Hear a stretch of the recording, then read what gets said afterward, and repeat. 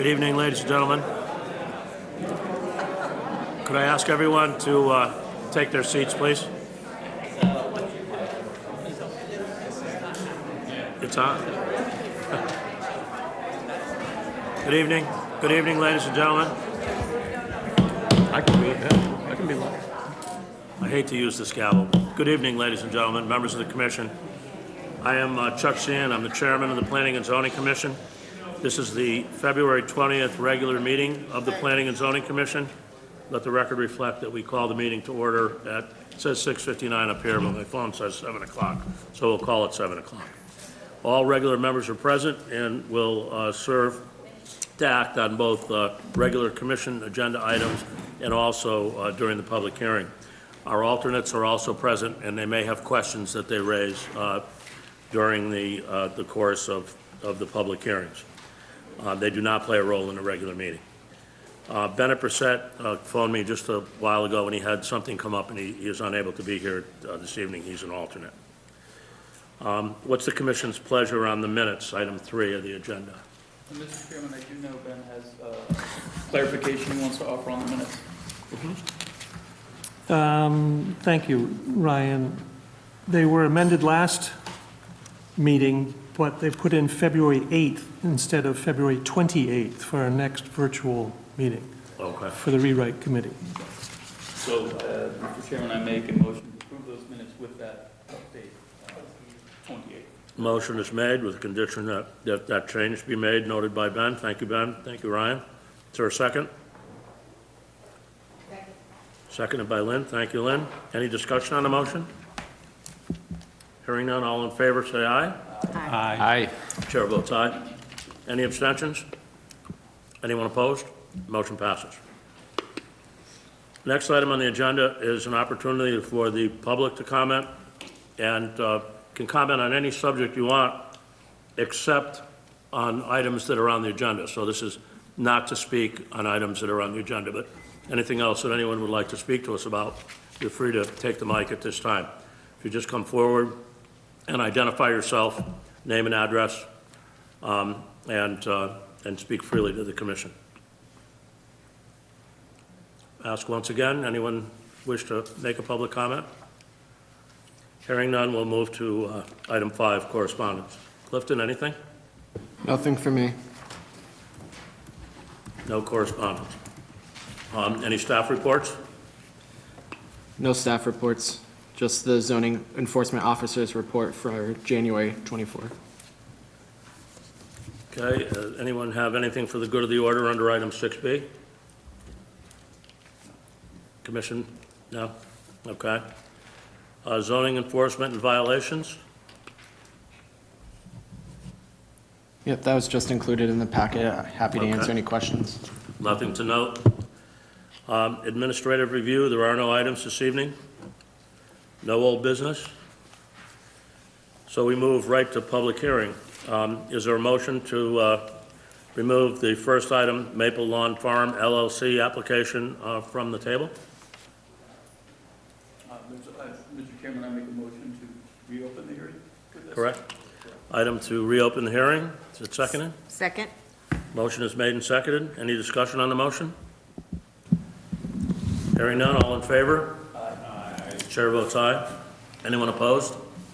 Any abstentions? Mr. Chair, I missed the initial meeting, or the second meeting in January 2nd, but I reviewed the 2.5-hour long YouTube tape of the hearing. Then you are approved to comment. I'm all and caught raise up. Thank you. questions during this hearing. Thank you, sir. Mr. Chairman, I was absent for the first portion of this public hearing, and I have not had a chance to review the tape for it. Okay.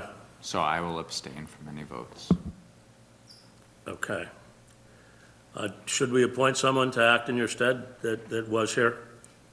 I think that would probably be more appropriate. So between Mary Ellen and Ben Philbrick, who would we appoint here, Clifton? I see the dates, but my understanding is that those dates don't necessarily reflect when they were last seated. It would be up to your discretion.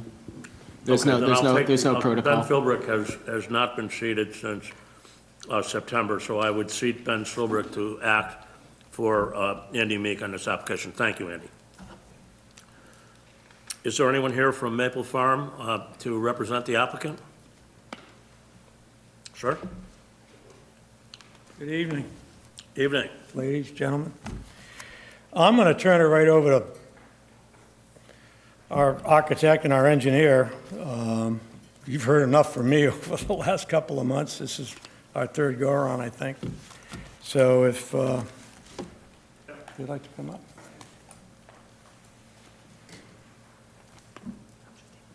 You got it? Yeah. All right. Have at it, guys. Yeah.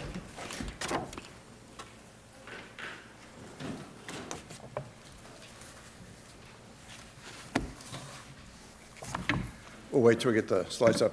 I'm Bill Birchie, a licensed architect, a licensed engineer in the state of Connecticut, and been with Mercer Birchie Vernot since, for the last 35 years, working in Evening, this sir. area.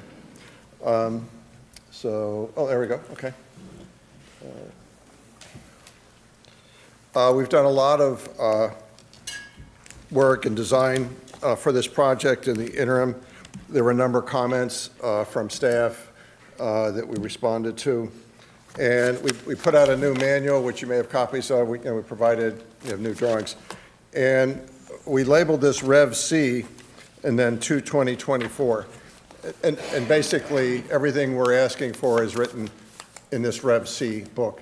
The only thing we've changed in the interim, we've reduced the number of people for some of the events, and we've reduced the parking, but we'll go through that as we go through.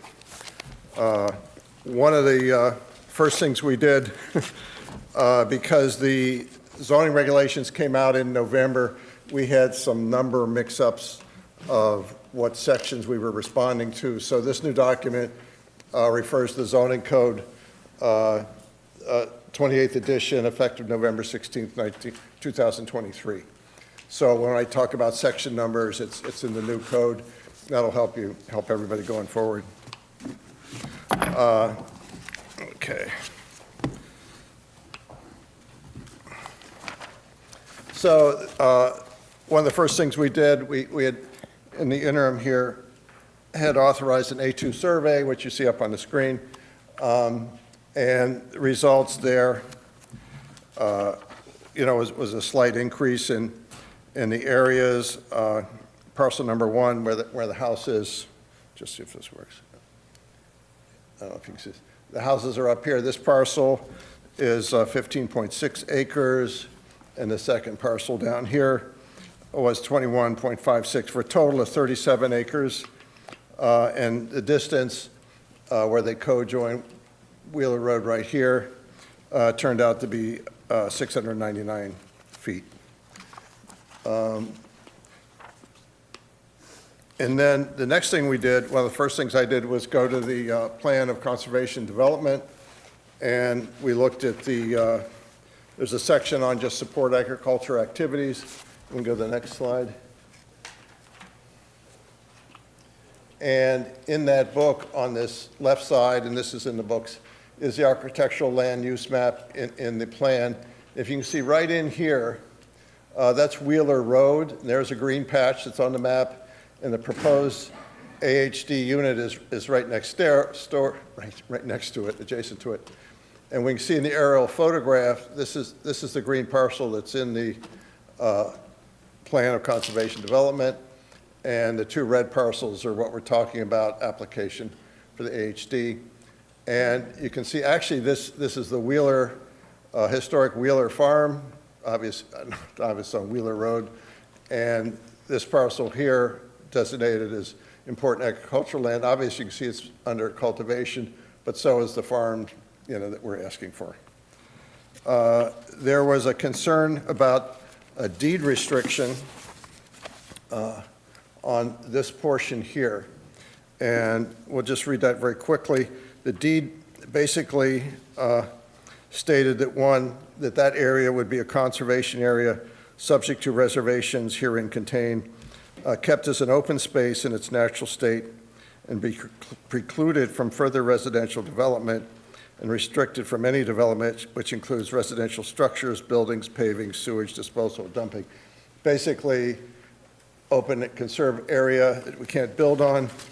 And then it says, notwithstanding the foregoing, The declarant reserves the right, however, for themselves and all future owners of the conservation area to undertake such customary conservation practices as traveling on, over a pond, across the conservation area, trimming, clearing, planting, cultivating trees, shrubs, ground cover, other natural growth, keeping, breeding, and grazing livestock such as sheep, cows, horses, or goats, cultivating and harvesting hay and forage, developing paths, trails, and pathways. So basically, the deed restriction said you can't build houses, any residential on this, but you can use it as farmland, which is our intent. And if we go to the next one. And then just, and you had that presented hang on. Oh, I skipped a page. You know, as part of the AHD, we listed in here, basically, starting in 1988, you know, there was sheep and hay operations, then continuously all the way up to 2023 of flowers, vegetables, chickens, waterfowl, you know, at this point in time. I think you had a long presentation the previous meeting, so we don't have to go through that. But that's basically, you know, what we're showing over here. So, you know, basically it appears to qualify, it's eligible for the AHD designation. The second part of the book, then, we'll just go through the application process. Requires us to present a master plan that you would approve, and if you approve that, then we submit a site plan. Later on, we have like 2 years to do that. And in order to answer a lot of the questions, we created, there's like 8 site plans with details, so you get an idea the engineering, you know, that we're going to provide for lighting and drainage and, you know, what have you. And we'll go through all of those tonight quickly. And the key of the master plan is section 15.7, and just we'll keep things organized. I'll just go through those sections quickly. 15.7A is about drawings. They're all prepared by engineers, architects, traffic studies. Those are in the document, and we'll see all of those tonight. If we can go to the next slide. And then the first slide here is in 15.7B, we're asked to talk about the existing site plan, which we see here. You know, in detail, there's setback lines. This is RR 80, and this is GBH 130. The wetlands we put in here with the 100-foot wetland areas, you know, noted. A little far away here, not great eyesight. And well, there's wetlands down in here and in here. There's wetlands down in here, and there's wetlands over here. And the upland boundary, just to be clear, comes across here. Now, right now, this is the main house, the historic house, 1770s. This is a very large barn with a residence in it, storage of equipment on the lower level of the barn, and then offices on the second level. And there's also a small barn over here for equipment, what have you. There's an asphalt drive that comes in and serves these 3 buildings, and then there's a gravel drive that's here, comes up here, goes through the stone walls here to serve the agricultural fields. So for 25 years, the farm equipment's been coming up this gravel road here. There is a pond down here. You've probably heard that. We'll go through that. Up here, we just coded the use that basically currently there's 75%, you know, shown in this white area, 75% of the total area we're proposing, 77% is pasture and crops, 15% is forest and pond, that's the 15% here, and 8%, the red, is just the residential area, pretty much, you know, reserved for that in the barns.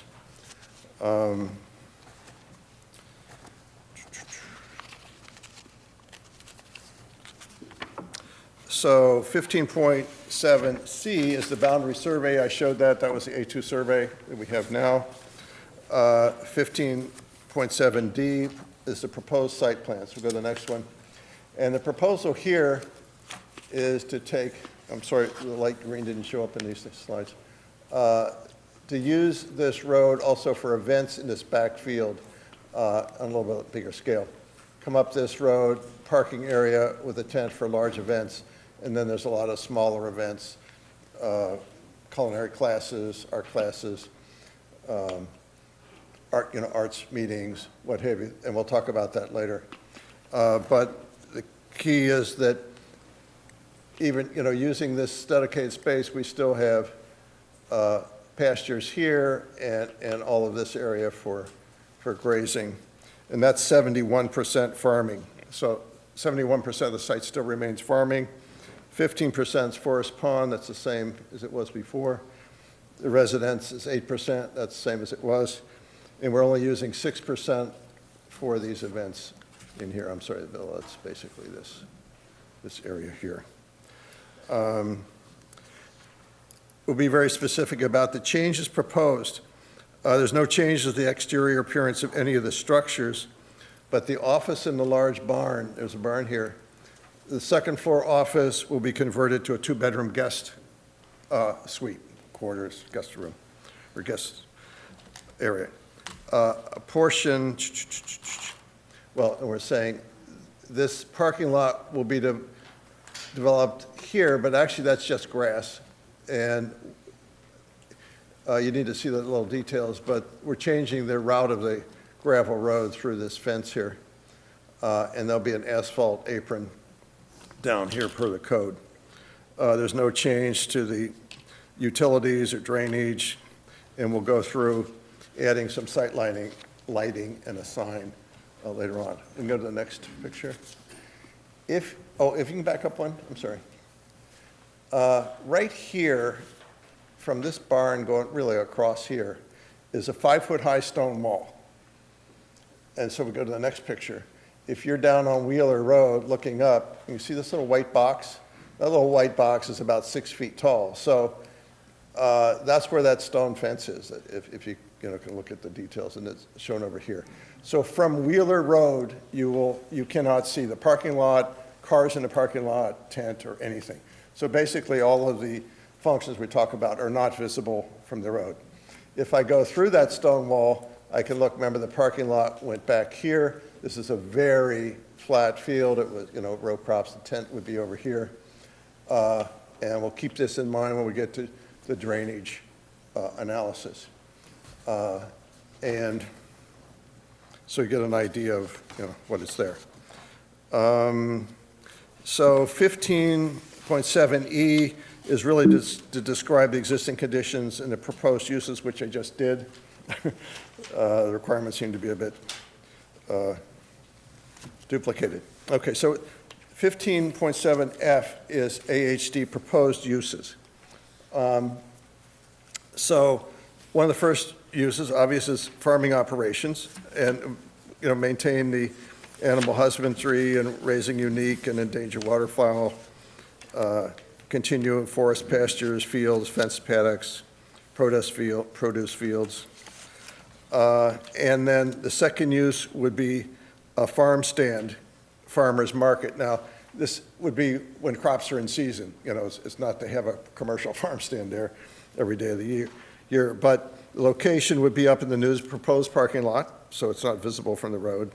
Site access is up that road that we talked about, that accesses the farm fields. Site parking is the proposed parking, the frequency. Farm stand in season could be spring, summer, fall, 7 days a week. And then if there was a farmer's market, farmers occasionally get into co-op, they want to help each other, maybe 1 day a week. Hours of operation, we are writing down 9 a.m. to 5 p.m. The 3 residential units in the house, there's 4 bedrooms, historic house. In the barn, there's 1 guest house on one end of it, and then a second guest house on the second floor up over the garage area, which have 2 bedrooms. That's a total of 7 bedrooms for the whole site. They would be owner-occupied or long or short-term rental or boutique room rental to support events. Maybe there's a wedding and, somebody wants to stay in the studio in the barn, the bride overnight, whatever.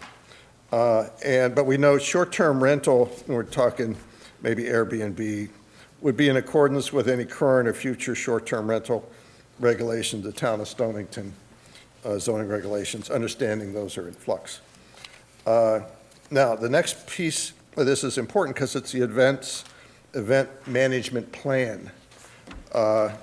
So this is how many of each of these events we'd have and controls that would be in this manual that people would, comply to. So small events, 4 to 10 people, that would be cooking classes, art workshops, small dining events, arts and wellness classes, arts demonstrations, writing seminars. Location of the small events, various locations, could be in the house, the labyrinth, but we're talking 4 to 10 people. Site access, again, that paved road from Wheeler Road. Site parking, back in the parking lot, can't be seen from the road. Toilet facilities, this is for Ledge Light. We believe that could be handled by the residential septic system, even given that we're added a couple more bedrooms. Frequency events, 3 events per week, and it could be year-round. Hours of operations, 9 to 9. Site lighting, and we'll go through the lighting. Site lighting on site parking and access drive will be turned on for the events extending after sunset, but all lighting will be turned off after 11 p.m. Slightly larger groups, 10 to 50 persons. This would be like a garden club coming, Mystic Garden Club or Stonington Garden Club. Little small groups, classes from community, from colleges or high schools, can enjoy the property, historic farm, original farmhouse, might be interested in that. It dates back to 1735, how that was built. So its location, various places around the farm, site access, paved road, site parking in the parking lot, toilet facilities. Again, we think the residential septic system will handle that, but we'll work with Ledge Light. We'll get to septic, because I've done septic systems, that can be worked out. Frequency events, 10 to 50, that's weekly, like 1 weekly. Season, spring, summer, fall, hours operation 9 to 9. Same thing with site lighting, turn it on if they go past light, turn them off, everything off at 11. And then the larger events, we reduce this size to 50 to 175 persons. And in addition to guests, if you had a wedding or something like that, we're allowing a staff up to 15 people. Because with a wedding, you might have a band with 5 people, you might have caterers with 5 people, you might have the wedding planner and, what have you. So pretty soon you got 15 extra people. That'll get into affecting parking. That was the tent in the field. Oh. Did you turn that off? Oh, it's flashed off. The event is out in the tent in the back, and the parking, is all here. Site access, again, from Wheeler, that paved road. Site parking, we assumed 3 spaces per guest. I guess when I get into parking, that's out of the Stonington, or out of the Stonington code. And then 1 space per staff member for about 75 spaces. Can I ask a question about where that equation of 1 vehicle per 3 guests came from? I have the reference, but, right here. Section 13.3.3, zone GC 60, TC 80, MC 80. Restaurant in those zones is 1 car for 3 people. Okay, but this is a different facility, really. This isn't a restaurant. Well, there's really nothing more dense than that. If it was a church, it's one car per 4 persons. This is more restrictive than most other things. Well, there's a lot of data published on facilities like this, event facilities, wedding facilities, and the number that's used frequently across the board is 2 to 2.5. Okay, One vehicle for 2 to 2.5 guests. I mean, we can adjust that. We have 88 spaces instead of the 74, so I'm sure we can make that correction. If the board's more comfortable with that. Okay, thank you. Definitely is. We were looking for that. We didn't find a number.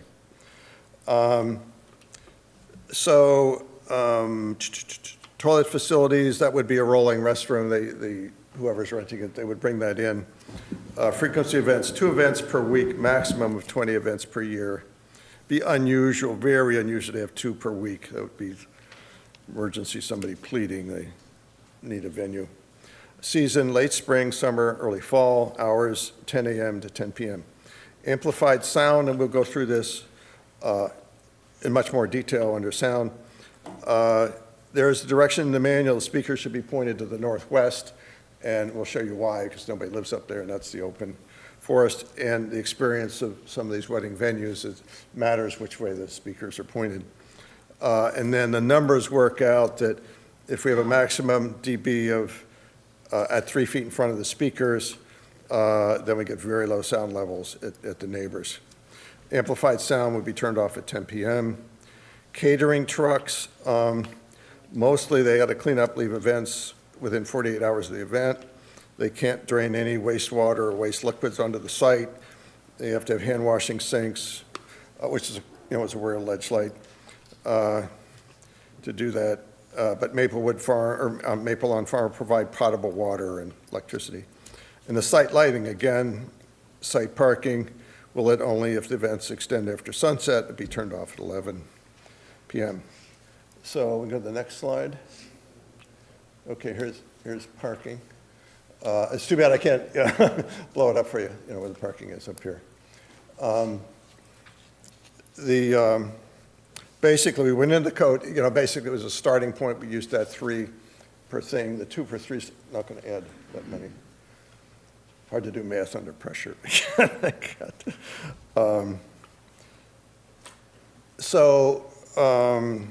I went through the numbers. 1 vehicle for 3 people, and then 1 for each staff, gave us 74 vehicles per hour. And that was the basis for the parking. And what we created down here, the code also requests a code 13.3.6 driveway throat in the Stonington code requests a 24-foot wide opening. So that's why we're putting a 24-foot wide asphalt apron right here. But this is such a low slope driveway where it'd be gravel up here. Use that for water control. Now, we contract to have a traffic study, and Glenn Mohammed is here. You can introduce yourself in the company to review the results of that. Good evening. My name is Guled Mahmoud. I'm a traffic engineer with F.A. Hesketh & Associates, located in East Granby. I've been with the firm for 6 years, and prior to that, I worked with the Highway Division at the Connecticut Department of Transportation for 2 years. Our office prepared a report dated February 9th, 2024 that was submitted in support of this application. I'm filling in for Scott Hesketh, who signed the report. He's currently at a different planning and zoning meeting. We were asked to review the existing roadway conditions and to determine the potential impact of the traffic associated with the proposed development. The site is located on the west side of Wheeler Road, north of Summers Lane.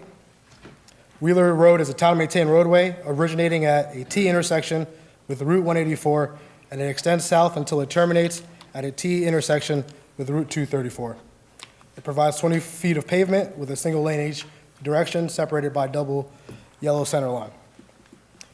To determine the impact of the site-generated traffic on local roadways, it is necessary to identify existing traffic on local streets in the vicinity of the site. The Connecticut Department of Transportation maintains a database of traffic counts for all state highways. Included within that database are count stations on Route 184 at the Stonington town line and another on Togwonk Road, north of Summers Lane. Unfortunately, there are no existing counts on Wheeler Road.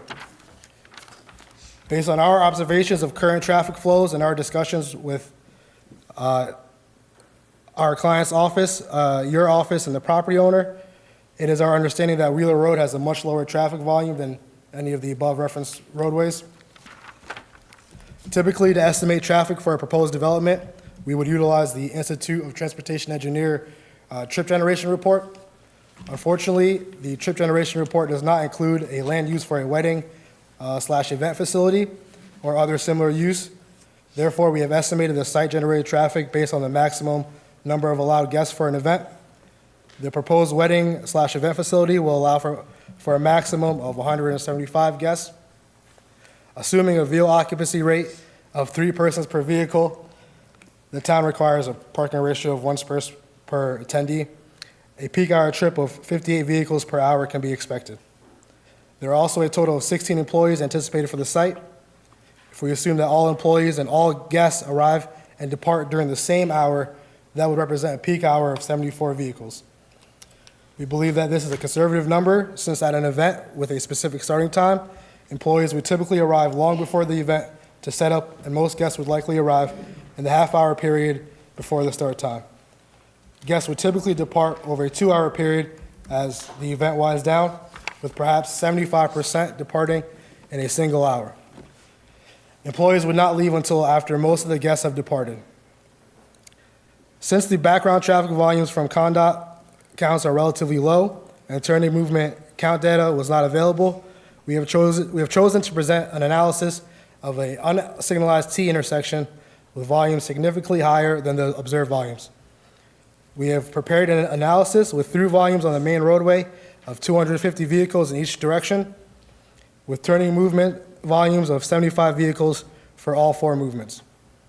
This volume of traffic is significantly higher than the combined traffic volumes that would be realized at any nearby intersection during either the entering or exiting peak hour of an event.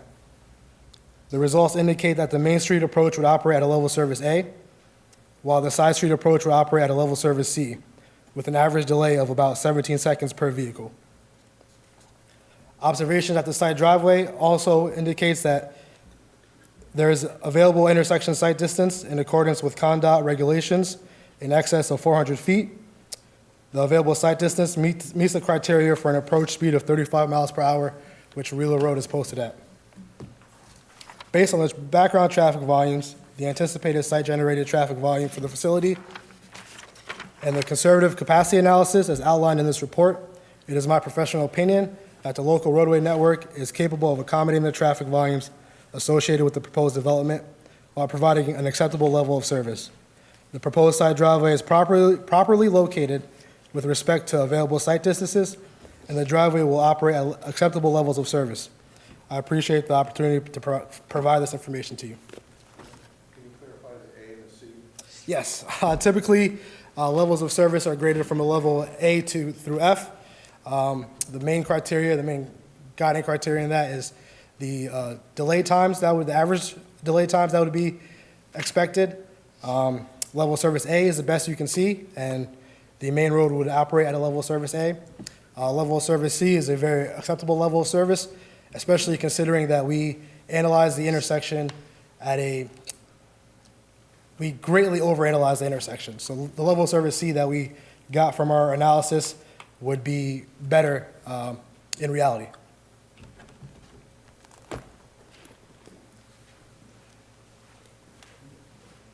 Oops, thank you.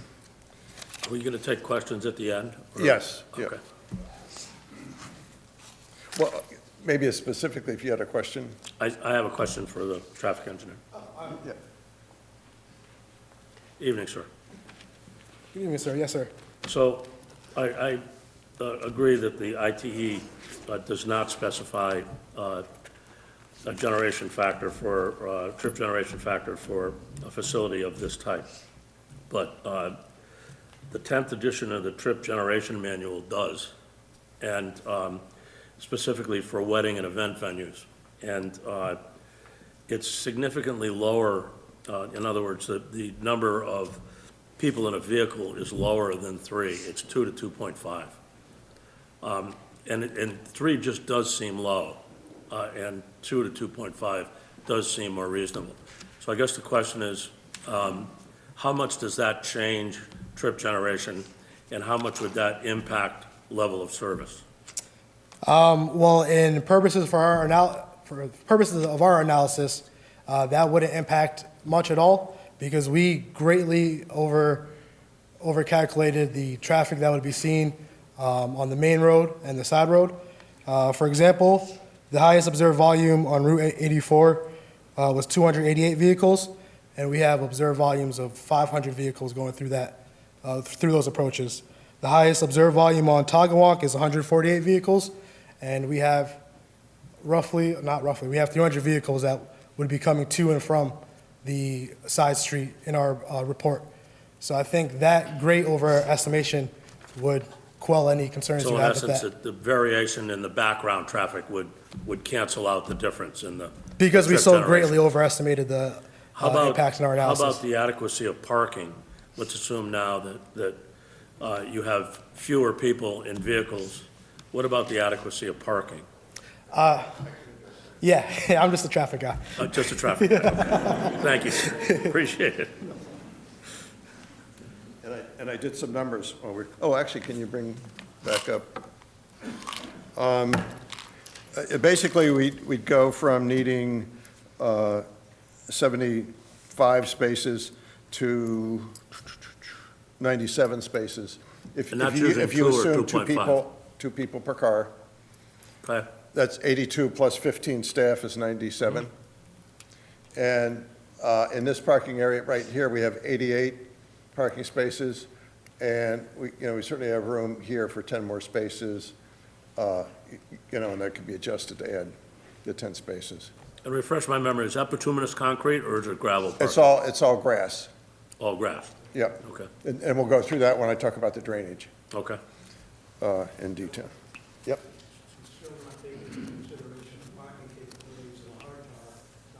That's okay, yeah, we're good. Okay, so parking and traffic. So we get to location of utilities, septic, water, et cetera, 15.7H, and we'll come, this is partly drainage also, but just next to the access driveway that's there now, there's a pole, underground electric comes in here and hooks into the barn at this point. There's already some power brought out along this wall for lighting, could be used for lighting. There's 2 wells, the well right here in front of the house. It serves the domestic use of the house and the barn. There's been a new well recently dug out here for agriculture, and then there's been a line brought across, and that could be used for, these would be like the catering trucks in here and the restroom in here. Septic, there's a feed from the house and from the barn into septic tanks here and a field here. I've looked at we've gone to Ledgelight and got to historic septic plans. The perk rates there, it's like 6 minutes per inch, so it's, a very good perk rate. The test holes look good. So this can be expanded, as needed, if that's where Ledgelight, takes us.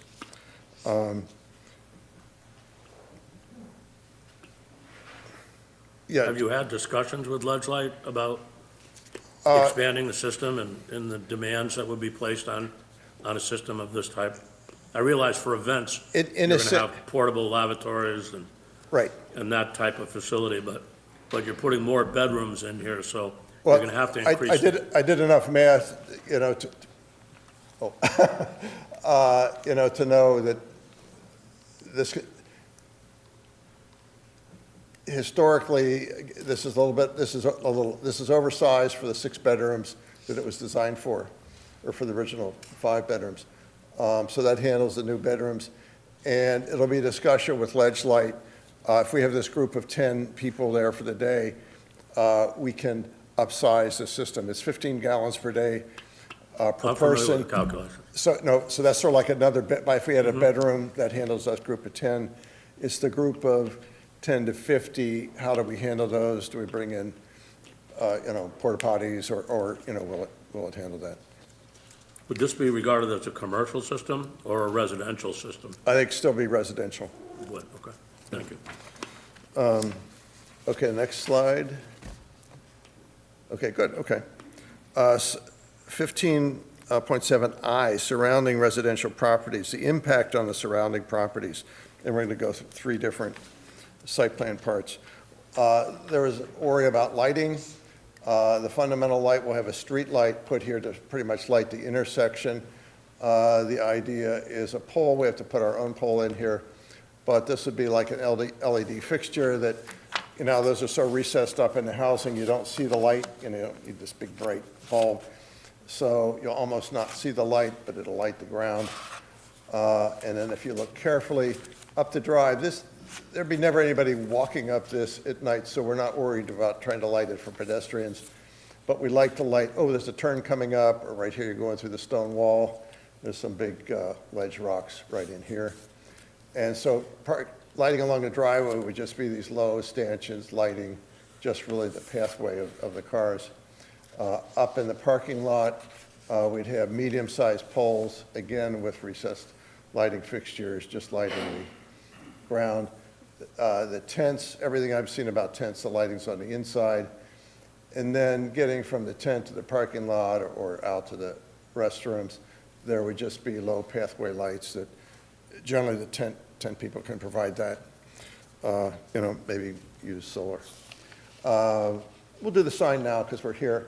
The Stonington regulations talk about a farm sign in a residential district. Can be 12 square feet. So this sign would be right here at the entrance, you know, hanging from a little metal bracket. 12 square feet, we use 10 square feet for this, and then we can hang on a board that says wedding or farm stand open or what have you, so it never exceeds 12 square feet. And then if it's lit, it requires to have the lights overhead shining down so that you're driving down the road, you don't see a light shining in your eye. Mr. Chair, is it okay if I ask a question? Yep. Yes, absolutely. I'm concerned about your light pole A at 34 feet high. That's kind of high, isn't it? And why does it have to be lit so often, so much?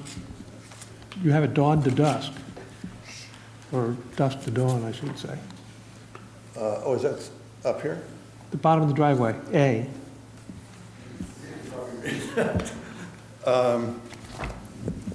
Oh, no, I think that's 24, I won't say 24/7. Basically, it's like a street light. You know, you drive down. But 34 feet?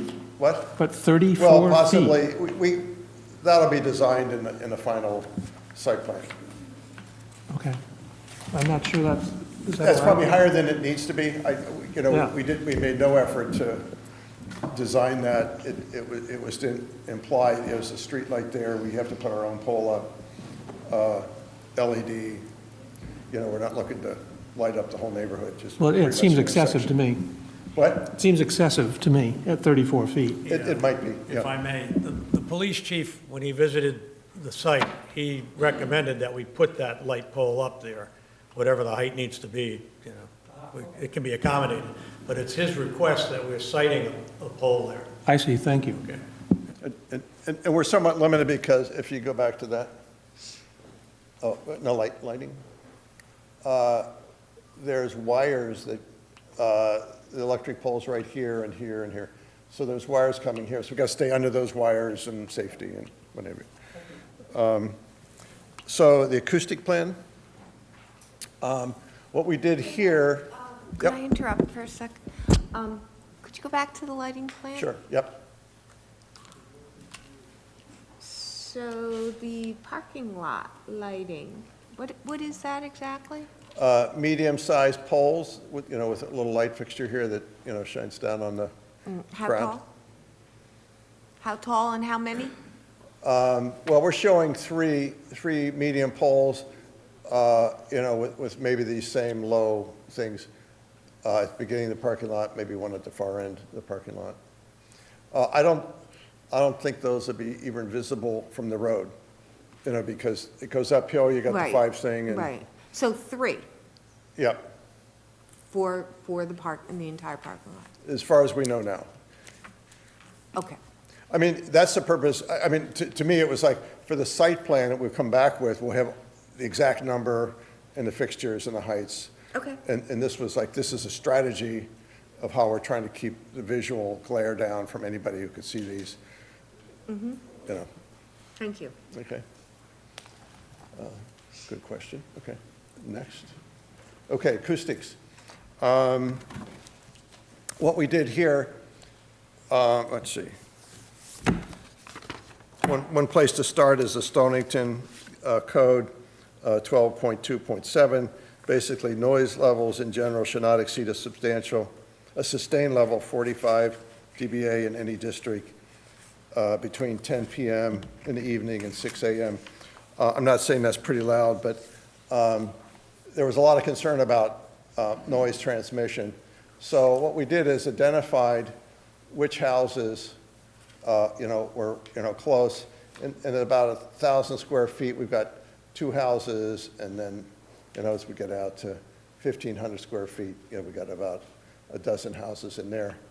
And we wanted to calculate the decibel. It was designing 2 things at once.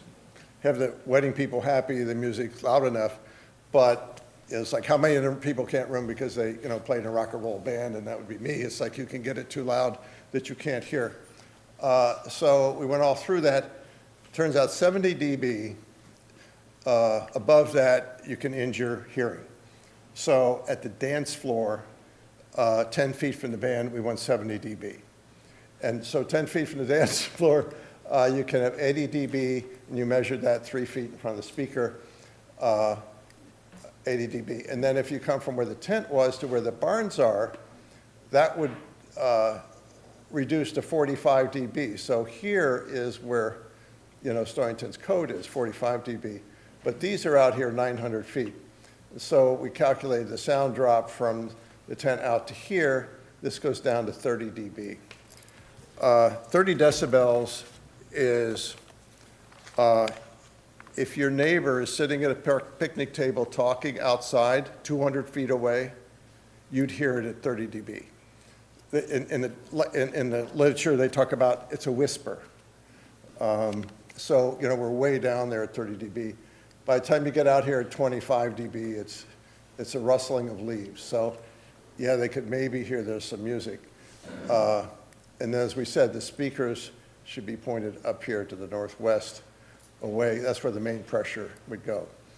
Now, actually, these numbers will probably be lower because, remember the picture, the aerial photograph? This was all woods, and we're talking summertime. But there really are no coefficients that you can guarantee it'll be reduced X dB going through woods. These are like 400 or 500 feet of trees.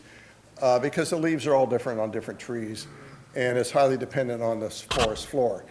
But generally, probably another 5 dB is going to be lost just going through the woods.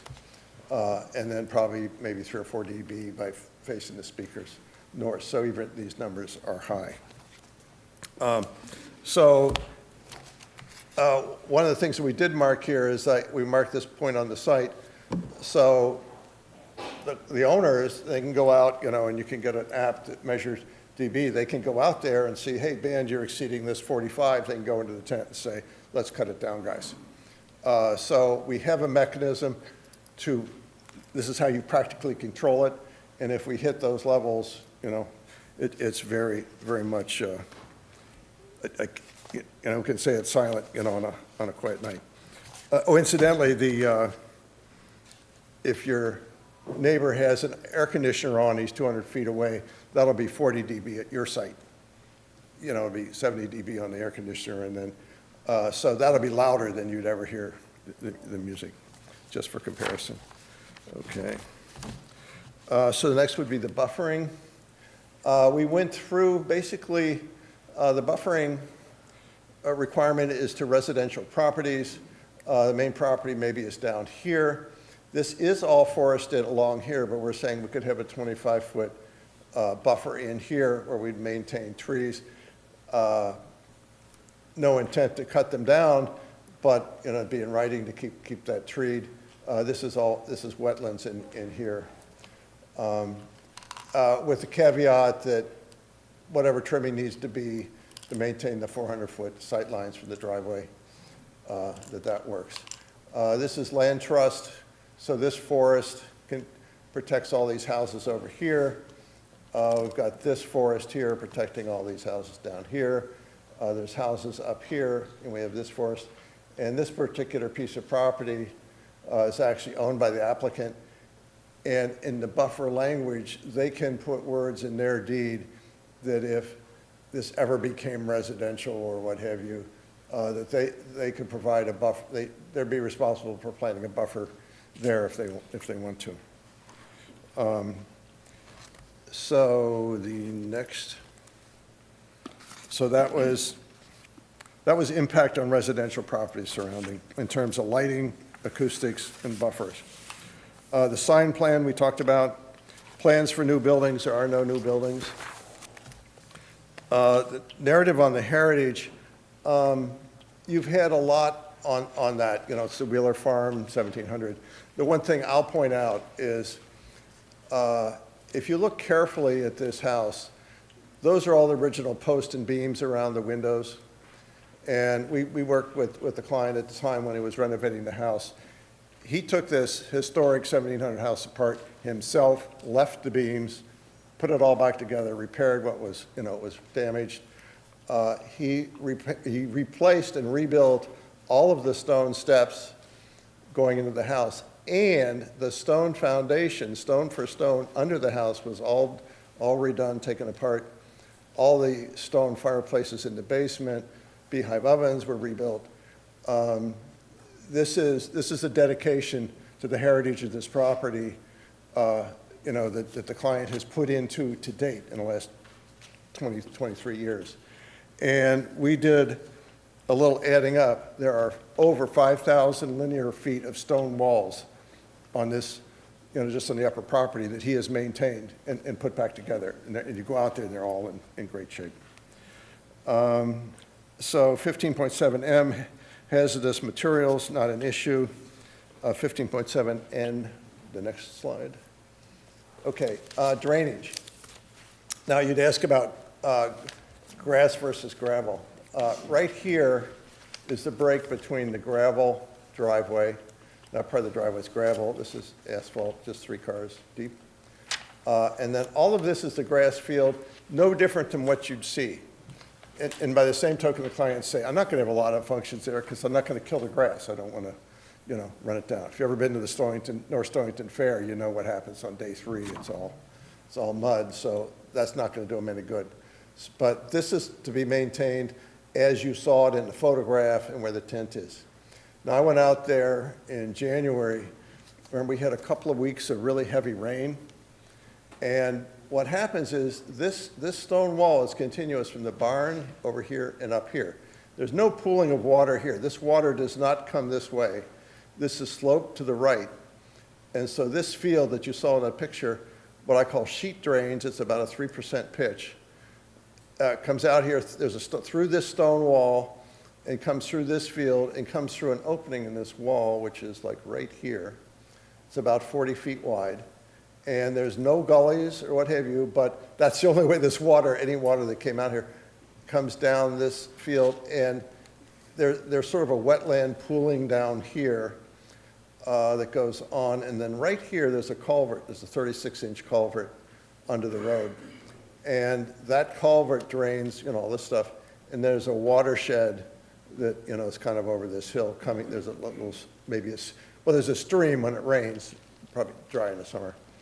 You know, and it all drains through here. 2 days after the rain, this was still running an eighth of its volume of drainage was still coming here. But there, you know, we're not adding any asphalt to accelerate drainage. It's just really not changing the drainage at all.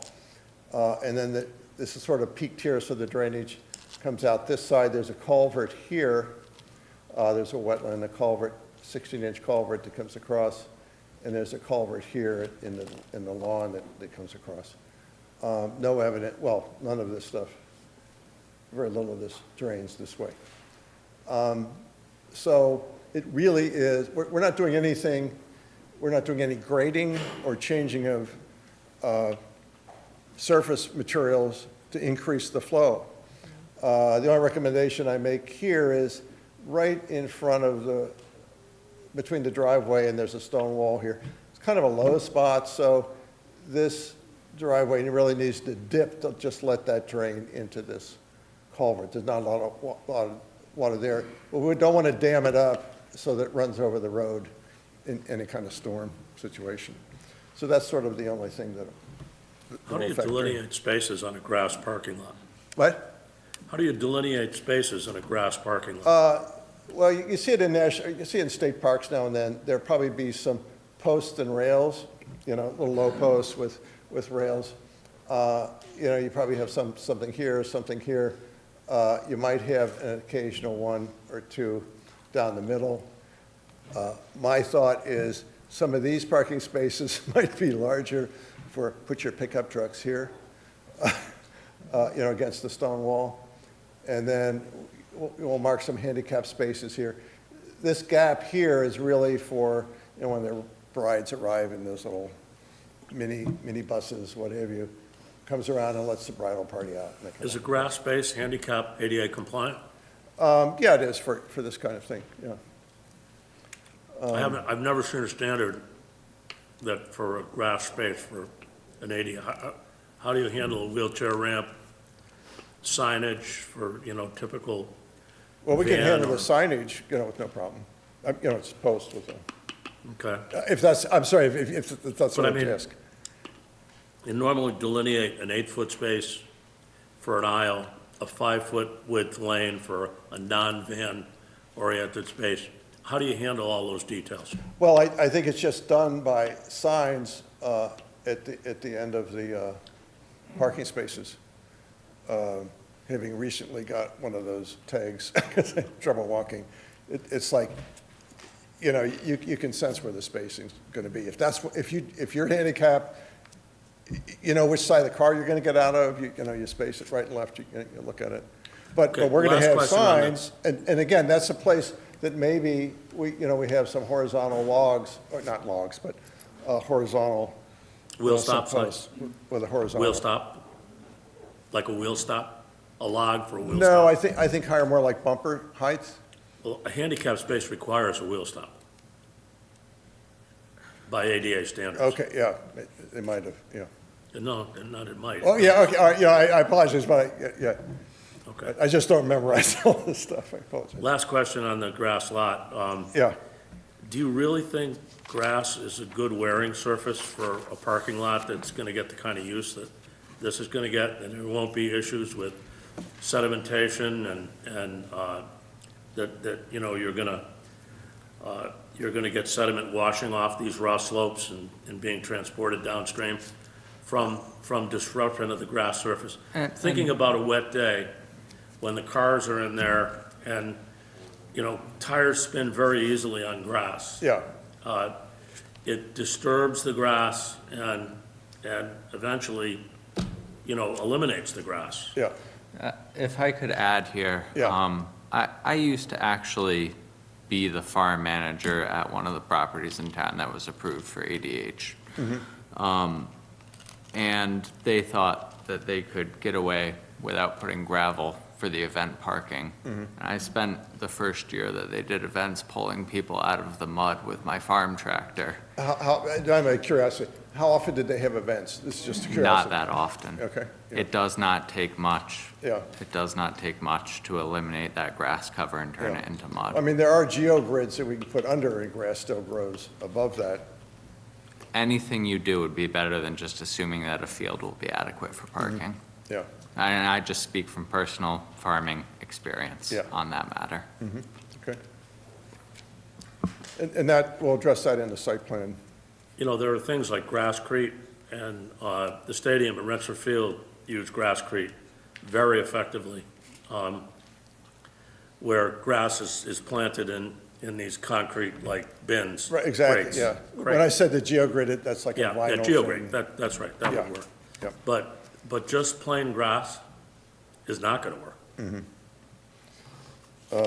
Well, I think there's enough evidence, that it doesn't work. Yeah. High schools and colleges have single events and decimate the campus when people park for one day. yeah, And it just doesn't work. yeah, So I think you're gonna have to examine some other approach to the parking. yeah, okay. Well, I think our goal would be to keep it grass, so I think the grid you know, like like Yeah, what I call the geogrid. that would be a good solution. Yeah, because I know he doesn't want to do it gravel. Because it's kind of anti-farm field that it feels like. Okay, and then 1570 is a 3D model. I don't know if we need that. Waterfront 15.7P waterfront properties. Doesn't apply. Now, I'll just say quickly, the next section, well, the next thing required was the impact statement, and you may have had a lot of this material. I think we virtually covered everything, impact statement. We have it as a separate section, 16.3.2 impact statement. It has a letter from a real estate agent. I think that was reviewed last time. There's a letter from the Southeastern Connecticut Council of Governments. That might be new. I don't know if we added that. They have no objection.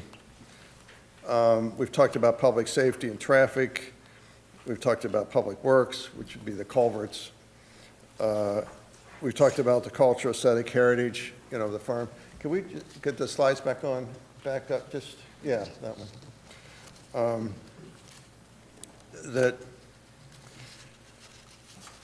You know, I brought this in the natural resources. I just brought this last one up because the history of what we're doing on this farm is for last 23 years has been to, you know, maintain the heritage, to build it up. You know, the owner's personally rebuilding the house, personally rebuilding the stone walls. He's interested in passing this to the next generation. He's not interested in, the easiest thing for him to do would be to sell it and walk away, you know, with lots of dollars. Because I'll guarantee you the house, you know, the value of the house and the barn would sell, and then they'd break up the property, you know, into different residential lots. So it appears that the Architectural Heritage District is a perfect blend for someone who is farming, is interested in the heritage of the farm, you know, the Wheeler Farm. So any questions, or we'll? I'm sure the commission has questions. Mr. Philbrick? Thank you, Mr. Chair. How do you approach the 13 questions presented by Ledge Light Health District? We sort of did, I mean, I don't have them here in front of me. I didn't see where you answered their questions. Well, in the Are they in our event package? manual, Ledge Light, the one I mean, a couple ones I remember. The one we remember was hand washing for caterers and whatever. So what we added was portable sinks that retain, you know, the wash water, and the caterers remove that water. They just don't dump it out on the ground. We don't dump it in the septic system. It was added sanitizing sinks that the caterers would bring, you know. That was one of Ledge Light's concern. They're concerned about the septic system. That'll be handled in the site plans. We'll meet with Ledge Light and say, okay, I mean, this is the case. We want to add an apartment. They're not going to let us add it unless we meet with Ledge Light and satisfy all of those. As an engineer, and I've designed septic systems, we're probably going to have to verify and prove to them what's there, and this is how big it is. I'm sorry, this is how we'd expand that. And it's really just a discussion with him of if we have an extra 10 people for the culinary class, do they want us to upgrade up to the septic system? Or do they want a separate outhouse, you know, a porta potty facility? I think, I don't know. I mean, those are sort of the two things. I don't think that I think they had some water supply questions too. Has the well number 2, which is used for farming now, been tested? Yes. To be used as a domestic water supply Yes, in a it's commercial potable kitchen? water. Yeah, It has been. it has been tested. Okay, you'd be wise to share that with them. Yeah.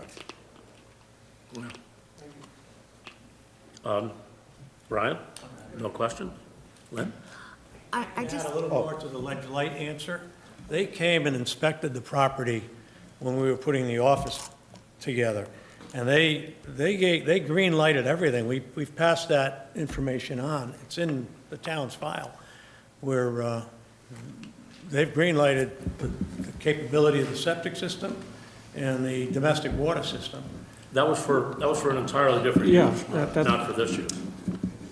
All of the requirements for the weddings, for the large venues, we've also stated that whatever we need to bring in the way of porta potties and the like, will be done. You know, if That has to be formalized. The Yeah. water quality testing for a commercial kitchen, is different than water quality testing for residential consumption. So, they get into the withdrawal rates from the wells and different types of testing. We'll do that. It's just an additional step you have to take with ledge light. okay, And fine. they're asking where you're going to wash your paintbrushes in a common sink Right, connected yeah. to the onset. I mean, there's 13 different questions here. Yeah, that's- There were serious questions. Actually, like- buckets. That is in the text here, and I was sort of quick over that. We've answered that. There is a sink in the barn, that just goes to a bucket for artists, for washing brushes. So you'd find that in the text, in that event use, that event manual. It's in,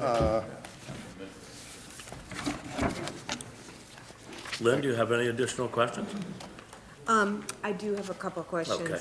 So could you just clarify for me, because in your booklet, it says 2 events per week, but I thought I heard you say 3. Could you just, 2? No, I'm sorry. Let's take a quick look. It's, I think it depends on the size. For groups 4 to 10 people, 3 events per week, because it might be a 3-day course. Okay, but if it was a larger, it would be, The 50-person was once a week, and the 50 to 175, the weddings, were maximum 2 a week, maximum 20 events a year. 2 a week? 2 weddings a week? I said just a maximum, and that's, 175, that's what you're saying? That's a lot of you know what, use. well, It's a lot of use. all I'm we can just- do is say that the largest number. In reality, 75% of them are probably, 95% of them are going to be somewhere between 50 and 125 people. 175 is pretty rare, according to caterers, working there. But we have to say a number, and we have to plan for the largest number. Sure.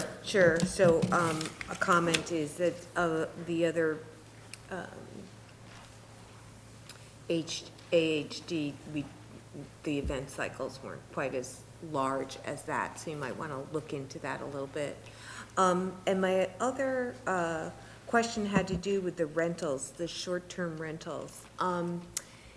They would be short-term, you would never consider renting for an extended period of time, so that they are more stable rentals, like an apartment, we actually prefer that. Okay, Yeah, especially it's a tax benefit for both the renter and for us. If you, Okay. 6 months in a day, there's no 15% hotel tax if you go for those kinds of rentals. So we Right. prefer that, and we've always had, I have a rental in there now, I've been there 6 years. Okay. She started 3 months a year. She's up to 12 months a year Okay. now, 6 years she's been there.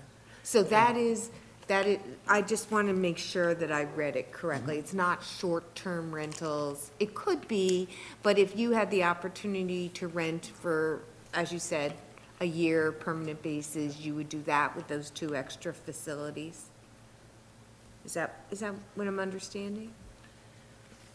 I think the know, only, the two the only time structures. it'd be a short-term scenario would be for the wedding party, if they needed to stay for a weekend for the wedding Okay. party. And we've got plenty of accommodation to do that. My wife and I live in a 6,000 square foot house with 4 bedrooms. Yeah, So, Yeah. and the historic nature of those suites, if you've ever seen them, are absolutely beautiful. marketable for that purpose. yeah. I just wanted to make sure I understood the additional structures that, Any further questions? yeah, thank you. You're welcome. Mary Ellen? Yeah, just to kind of go off of what Lynn was talking about. So if you have the maximum number of events that was listed there, so your 3 small events a week, 1 weekly 10 to 50, and 2 per week for 50 to 175. So you're talking about a maximum of 6 events a week. If all goes according to your plan, that I do agree that that does seem excessive, whether it is small 10 or 175. Our challenge is that we need a master plan to apply for the AHD, and it's like, well, sometimes the garden club's coming or the class is coming and we're not running the other things. But we've got to talk about, well, sometimes there's this and sometimes that. So we have to write, well, what if it was just small things every week? So we're sort of providing, the worst case is that these all don't happen at once. It's just some of these would happen, and if you show up, where'd these people come from? We didn't approve this. Why do you have a farm stand here? Right, so I think to the point is, if, we say, it's approved for X number of events, small, medium, and large, right? And it happens, which you would want to happen, we're saying that's excessive. So you might want to think about capping total numbers, either a week, a month, or even a season, which you might want to think about. Like if, I think I understand what, I Wow. think that they've got the proposal being for a maximum of 2 of these largest events in a week and 20 maximum of those events per year. I think what they're trying to say with that is they don't expect to have those, but I think that you should just commit to maximum of 1 per week. I think that would quell a lot of the concern. Yeah. On the large events? On the larger, yeah. And the reality is, if you're having a wedding in the shoulder season in the summer, and I've interviewed all the catering companies, the ones that are currently doing the catering at the 2 other Yep. farm properties, and they're saying you're going to get a maximum 1 wedding, maybe 2 weddings a month. is You're all going to you're have getting. happier clients if you do, yeah. And you got to let the property rest. Right. But again, you have to write this to what could happen. And the second event could be the fact that the wedding party wants to host, whatever you call it, rehearsal dinner for 30 people, so that's an event. You got 30 people the day before the wedding, and then. It is, but I think that limiting yourself to the larger, I forget what the criteria was, but these full wedding events. Yeah, that's fine. Limiting that to 1 a week, it's Yeah. going to make you happier in the long run. It's going to quell a lot of concerns. And that's the probability too. Yeah. Yeah. No, I'm fine with that. Yep. Anyone have any further questions of the applicant? I have one for Clifton, it might pertain to that, is in the site plan, development of the site plan, Clifton, we can stipulate number of events again there, can't we? You could stipulate it then. Meaning the master plan is more conceptual. hours. And so what I'm saying is we have another go at this for the actual number. Is that correct? Correct, yeah. The master plan's supposed to be the most intensive But we could pare it down. You could pare it down now, and you could pare it down later. Yeah, so. I think this was just for sake of discussion to give you kind of an idea of maybe things to consider. Yeah. For the Valenti property. We did. We did other things for the Valenti property, too. Yeah. Sir, you can't speak from your seat, okay? You have to come up to the mic and identify yourself. I think I said he wanted to say it Oh, okay, again. that's fine, you can sit down. Just identify yourself and, When you grow up with 9 siblings, you speak whenever you get up. so a couple of additional questions, and I think sure. we'll be through with our questions, we'll ask for a staff report. In terms of amplified music outdoors, the other thing we discussed, and Lynn will recall this, at great extent on another similar facility, I'm not going to name names, was that there was no outdoor amplified music allowed. And I frankly would be more comfortable. I'm not disputing your sound analysis, but sound analysis is subject to so many variables. I was part of the team that designed Rensselaer Field, and I work for the state in project oversight, and it was designed to be used for football games and for concerts. And the acoustic designers swore that no one would have any impact on the abutting property. Same kind of diagrams, you know, the circumferential circles and the dB levels in the periphery. And we hosted Bruce Springsteen when it was just a brand-new stadium. And we were going to give it the maximum test early on. And they couldn't hear the sound in any of the abutting residences in East Hartford, but the people in Glastonbury were going out of their minds because the sound bounced, it skipped. It hit the bottom of an inversion, bounced down, and had legitimate issues in Glastonbury. So I would be most comfortable, and I think the board would be most comfortable, they were in the previous case, with no amplified music outdoors, or no amplification at all outdoors of sound. Now, are you saying like say, outside the tent or? Correct, outside the tent. Yeah, Correct. we can add that, yeah. Okay. And But we didn't hit the in addition, we talked about this earlier, in terms of any site plans in the future, the trip generation and the parking lot calculations would use the 2 persons per car, not 3. Agreed, yeah. Okay.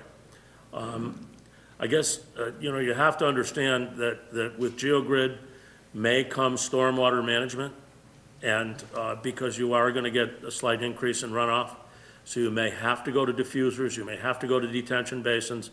That would be decided, stormwater management issues would be decided at the site plan phase. And the drainage plan that you've submitted with GeoGrid probably won't work. So as long as we understand that, you know, those issues, there's no topography on any of these maps, so it makes it difficult to, at least I couldn't see contour Yeah, lines. they came out kind of light. Okay. They're on the drainage plan, but Yeah, we print them in color. so I that- couldn't see the contour lines on here, Yeah. but regardless, all of those things will be revisited. Stormwater management, everything that we brought up at Ledge Light, Yep. all those things have to be nailed down. Parking, traffic, we're gonna revisit, as well as, you know, any sort of sound amplification. So, but the rule is no outdoor amplification of sound whatsoever. We've stated that in the document, that Okay. there wouldn't be any outside the tent or inside the barn I if the barn I was just used want to for make it small clear, events. because in your That's in noise, that document. in your I don't think noise it's in that model, document. you show a source of sound outside of the tent. And I don't, so there's a little bit of a contradiction. You show a speaker outside of the tent, and that speaker is emitting 80 dB, and it's outside of the tent, so I don't want any confusion. No outdoor music. He moved the tent Okay, that's fine. All after we right. did the sound thing. Any other questions? No other questions? I just have one, Chuck. I'm sorry, Gary. You know, the alcohol being served there, is there concern about that with all these events and? Concerned about alcohol being served. Well, that just comes with the responsibility, the same with the sound, you know, we're residents. I don't know if the other properties owners live on the property where they're hosting the events. We live there. I was in the business my whole life. I understand the responsibility you have for keeping people out of trouble, because they get you in trouble. Yep. So no, that'll be laid out in any agreements we sign with the catering companies. It's our plan to contract with a given catering company so that we're always on the same page. We're not going to be swapping players out. The people we're talking with are all local and good at what they do. So, no, I understand the consequences of the DRAM Act when that came into play years and years ago, and why it's in play. It impacts everything, your insurance. But we're responsible town people. And we plan to operate the same as we have for the last 23 years. I'm sure Yeah. you're very Thank you. sincere and earnest when you say that, but, you know, this is going to pass on to future generations, maybe, and maybe to some commercial operator. So, you know, I'd be more comfortable if we stipulate hours of operation and knowing that, you know, events weren't going to be going on until 3 o'clock in the morning at this Yeah, location. So we That's all. said that, and that's part of the improvement. Yeah. Okay. And we can turn off the alcohol earlier than the event end as well. You know, you can shut your bars down an hour or two before it ends. That Do we can want be to add done. that? Yeah, we can certainly add it, and I think they had, the latest I saw, 10 PM, correct? Was the latest plan. Sorry, well, 11's lights, so 10 PM would be, yeah, that's the event, that's done. 9? Mm-hmm. I like that. Okay. Thank you very much, both of you. You're welcome. Thank you. Staff report?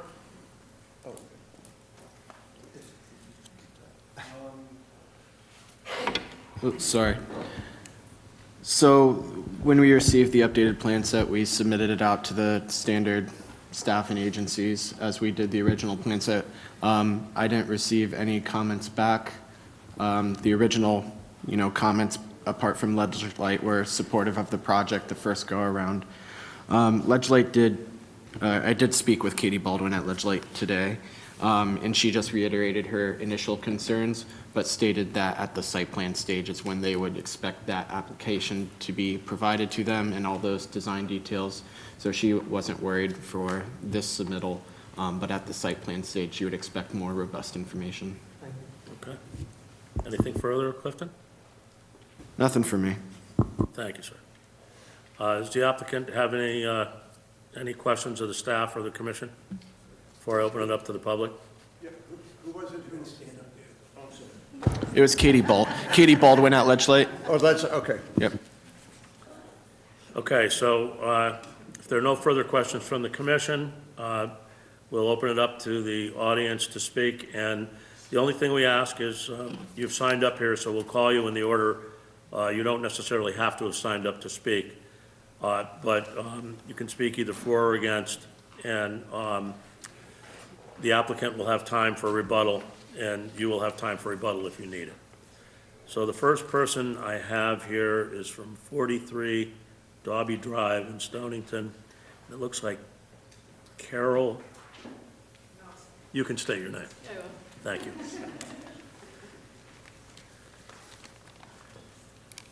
Good evening. Hi. Carol Nossick, 43 Dolly Drive, Stonington Acres, Stonington. By looking at the photos, I think the plan looks lovely. It looks rural, I think, not seeing anything from Wheeler Road. It looks like a pastoral event space. Having a farmer's market would be lovely. Garden clubs, as was mentioned, which I am a member of the Stonington Garden Club, but I don't remember being asked to have anything there. It is a quaint rural road. The problem is it's a quaint rural windy road, and I think that's a huge concern. Another concern is how would GPS direct traffic to this space? Would it come from 184, which is wider and a shorter distance in, or would it direct it from the highway Togwonk to Summers? I travel Summers and Wheeler Road 10 times a day, probably. Summers Lane is full of potholes, it's windy, and it fits about 1 3/4 cars. To add an additional 175 or 88, whatever the number was, to attend an event, I think is going to cause a problem. I was just taking notes while I was listening to this. And first of all, I'd like to thank the commission for doing your due diligence, because every question I had was pretty much brought up. Signage, it looks lovely. We don't want it large. The other thing is, in my opinion, I'm sure the police chief did suggest putting a light there for safety. I don't know, maybe they anticipate a little bit more traffic and problems on the road. 35-foot, thank you for bringing that up, floodlight or pole light is extremely high. A typical street light is 20 feet. That is 15 feet higher than a normal street light. As far as the grass on the ADA, I live off of Wheeler Road, and today or tomorrow, if I drove through my front lawn, the ruts would be on it until spring. Let's see, we have a high water table. Also, I was not allowed, when putting in my pool, to have an outdoor shower that did not drain into the actual septic, because when you take a shower, you use shampoo or soap. It was said earlier that the hand washing stations, the water could just be dumped in the ground. I find that unbelievable. You're correct in that assumption. Yeah. You can't do that. Let's see. Sound. Are generators going to be used? Are in cool nights, are there going to be heaters? Thank you for bringing up about the speakers. Some of my neighbors in Stonington Acres back up to the field that the tent or party area will be held in. Was any due diligence done as a courtesy in speaking with any of those neighbors? And asking some, the answer is no. I believe they were all notified, weren't they? Abutting owners? Well, we've got some Or here. no? They were notified. They were notified. So they do get correspondence. Well, I just asked somebody that's in this room, and that person said no. They did get notified. Okay. Maybe something was sent, but I don't, according to that person, they were not. Let's see. Also, as far as sound, there's a lot of, well, probably and potentially, you can't predict this. Which way is the wind blowing? We can hear 95 from our house. So we're certainly going to be able to hear music. The other thing was mentioned, about sound, that if you have an air conditioner 40 feet away from your neighbor, you can hear it. People in Stonington Acres, I have one of the smaller lots. I'm about 3 acres. Everybody else is much larger. We move into the area for the rural part, for the quiet, and not to be close to our neighbors. So, I think it's a nice concept. Oh, and the other thing is, sorry, I'm just all mixed up, but there was so much information. Let's see. I'll remember when I go back to my seat. I just think there's a lot. Oh, thank you for also bringing up the amount of events per week, the possible 2 larger events during the week. We all know those are Friday and Saturday nights. At post-COVID, you can't get a venue around here because now they are moving to Thursdays. Saltwater Farm is Thursday, Friday, Saturdays, and Sundays.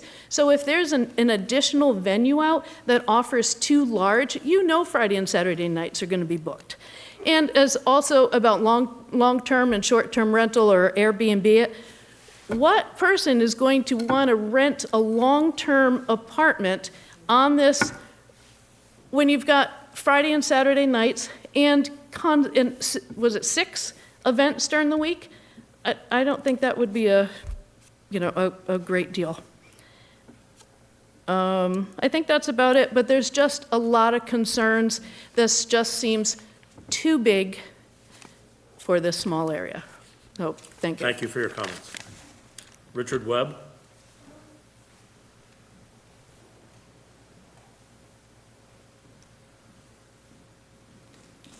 Evening, sir. Good evening, Mr. Chairman. My name is Richard Webb. Live at 445 Wheeler Road, just north, a little bit north up the road from the property. Recent relocation to Stonington 4 months ago, and we love the town and look forward to many years here. Welcome. Thank you. Part of the move was I recently retired. For 45 years, I practiced landscape architecture in communities all throughout New England, dealing with projects and applications very similar to what we have here tonight.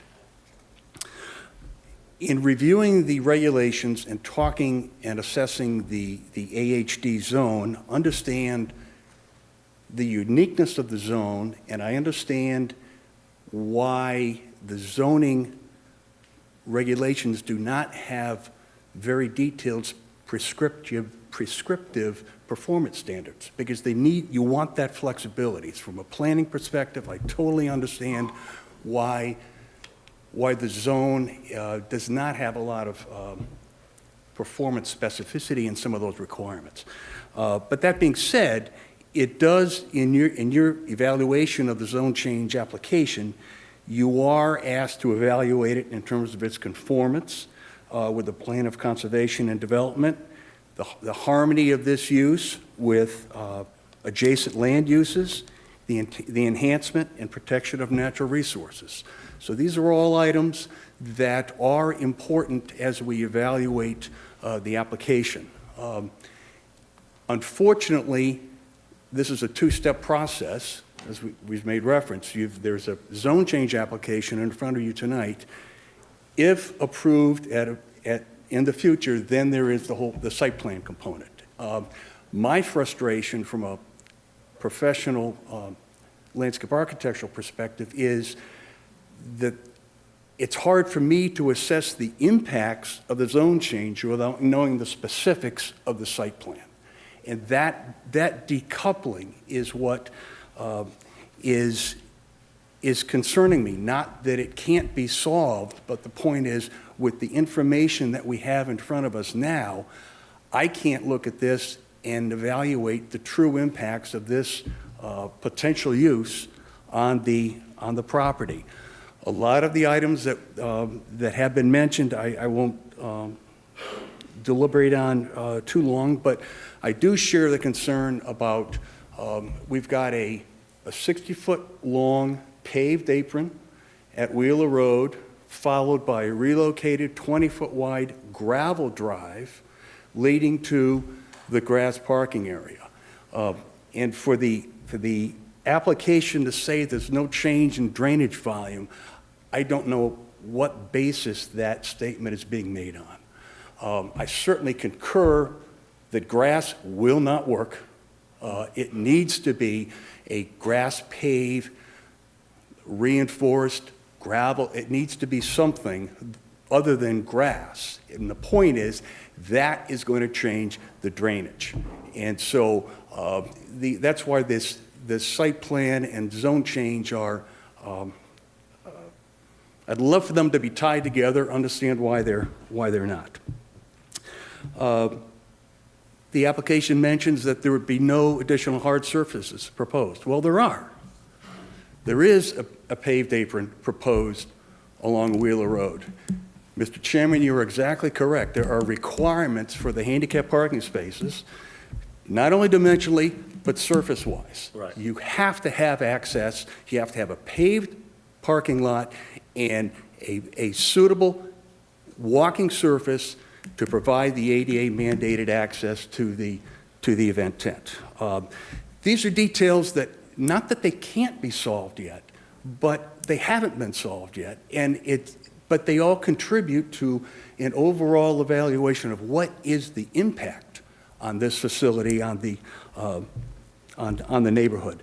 I was surprised to see concessions and restroom were located at the far end of the parking area, not immediately adjacent to the event tent. I won't call it a party tent. I'll call it an event tent. A caterer is going to want their facility right next to where they are serving the food. You do not want people walking in 100 or 150 feet at night to the restroom. With all due respect, a lot of people just won't make that walk. And we know what that means. We know what happens. Then they got an issue with ledge light. Then we got but then we got another issue on our hands. So I think, and part of this, one of the questions that I had regarding the tent is, does the tent go up and down every event? Is it a permanent tent? That can make an impact. Makes an impact on the vehicles and the trucks and the access to the facility and the wear and tear on not only the property itself, but the wear and tear and traffic on Wheeler Road and Summers. As we talk about the event management plan, in my mind, what is presented is a start to that, but it doesn't answer all the questions. Is there going to be, we get an idea of the number of events. One question I have is, who is ultimately responsible? And I'm not talking, the point is, during an event from 4 in the afternoon to 10 o'clock at night, is it the owner? Is it the caterer? Is it the head of the band? Is it the wedding planner? Or is it a professional who is charged with maintaining and managing the entire event? Don't know. But that's a question that I would have as we look to add a little more meat to the bone on the event management planning. Will a bond be posted to ensure compliance? The point is, we have guidelines. When we get out of our swim lanes, get out of those guidelines, how do we resolve that? How do we resolve that night, again, to the point of, if Glastonbury was going nuts when Bruce was playing, was there a vehicle to get that information or respond to that situation? A lot of embarrassment in the Hartford Courant front page the next day, for sure. Lighting, much detail, or I should say, detail on lighting begins to show the locations, some of the heights, nary mention on illumination, wattages, types of light, and I would argue, from a landscape architecture perspective, I would not be lighting a 20-foot wide gravel drive where wedding attendees are exiting with 4-foot high bollard lights. It's just, I'm sorry, I don't think it's a safe practice. The traffic report, it's very unfortunate that there are no traffic counts for Wheeler Road. Wheeler Road's a scenic road, but without traffic counts, it's really difficult to understand, is it level service A, is it level service C, how is this traffic really going to impact the neighborhood? And it's not as much the number of counts as it is the direction they're going, and I think the point was well taken. If you dial in this address, how does MapQuest get you there? And what direction are you coming in from? I think there needs to be more depth in this traffic report.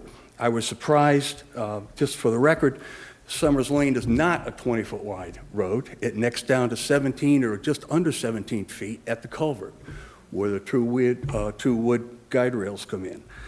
No mention of that.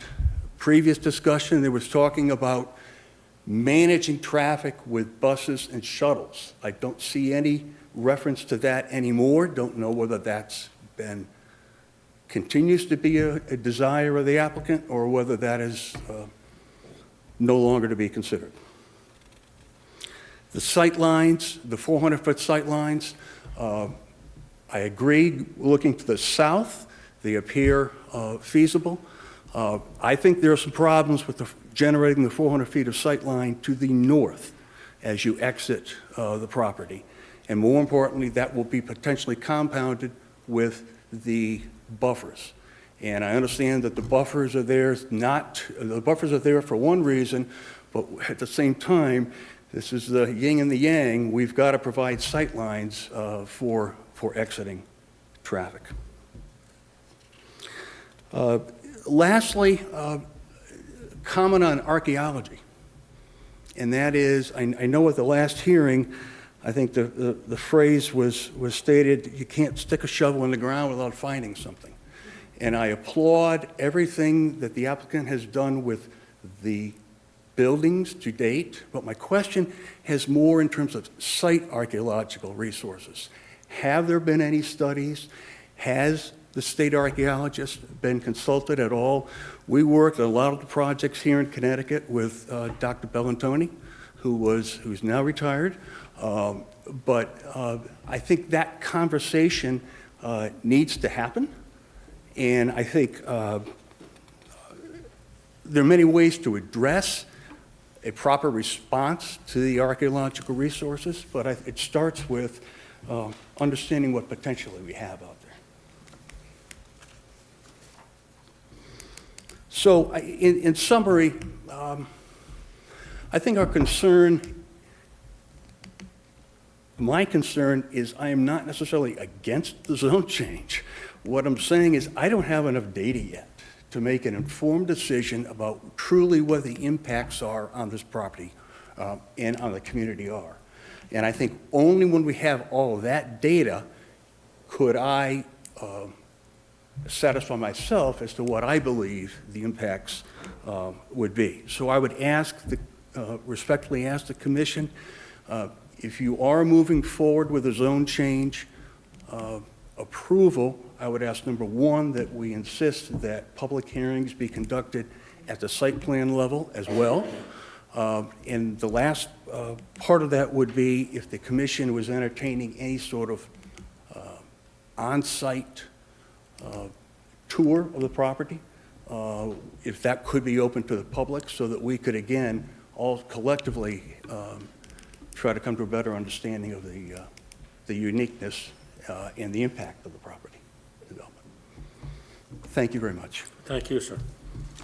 Just to address your comments, we do get a master plan associated with this, and I would ask that you take a look at it, because it does address, to a certain extent, a framework for all of the issues that you just talked about, and it's been revised significantly since this application started, and it's worked its way through the process and improved significantly.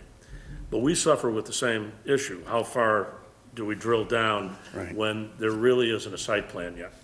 So I can assure you that there'll be public hearings for each site plan if this is approved. And I can assure you that all of those questions, stormwater management, traffic, lighting, the detailed foot candle evaluation of lighting at the ground level, lighting at the perimeter of the site, all of those issues will be addressed at that time.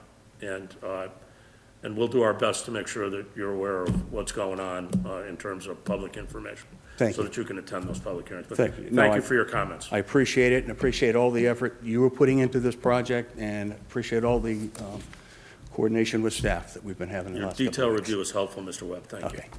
Thank you very much. Anyone else wish to speak on this application, either for or against? Does the applicant require, I'm sorry.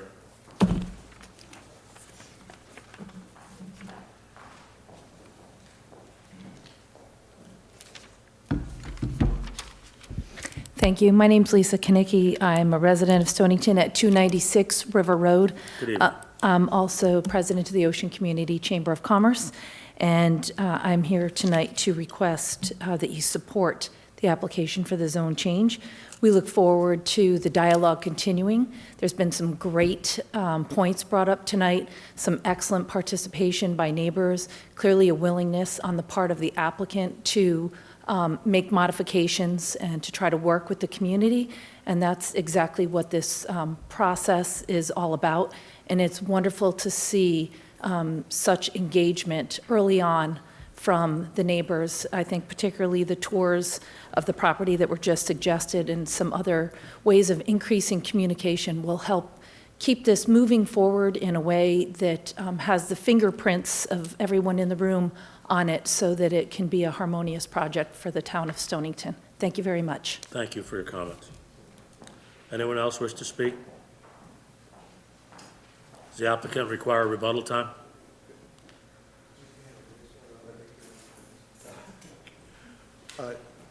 Just quickly, and they may not have heard me say it because I was running through it, but in terms of the hand wash sinks, it was to retain the wastewater. Right. And it says in the plan, the caterers would remove that from the site, and that no waste materials can be, by the caterer, can be put on the site. So you probably just didn't hear me say none. I think we all became intimately familiar with those facilities during COVID because they appeared everywhere.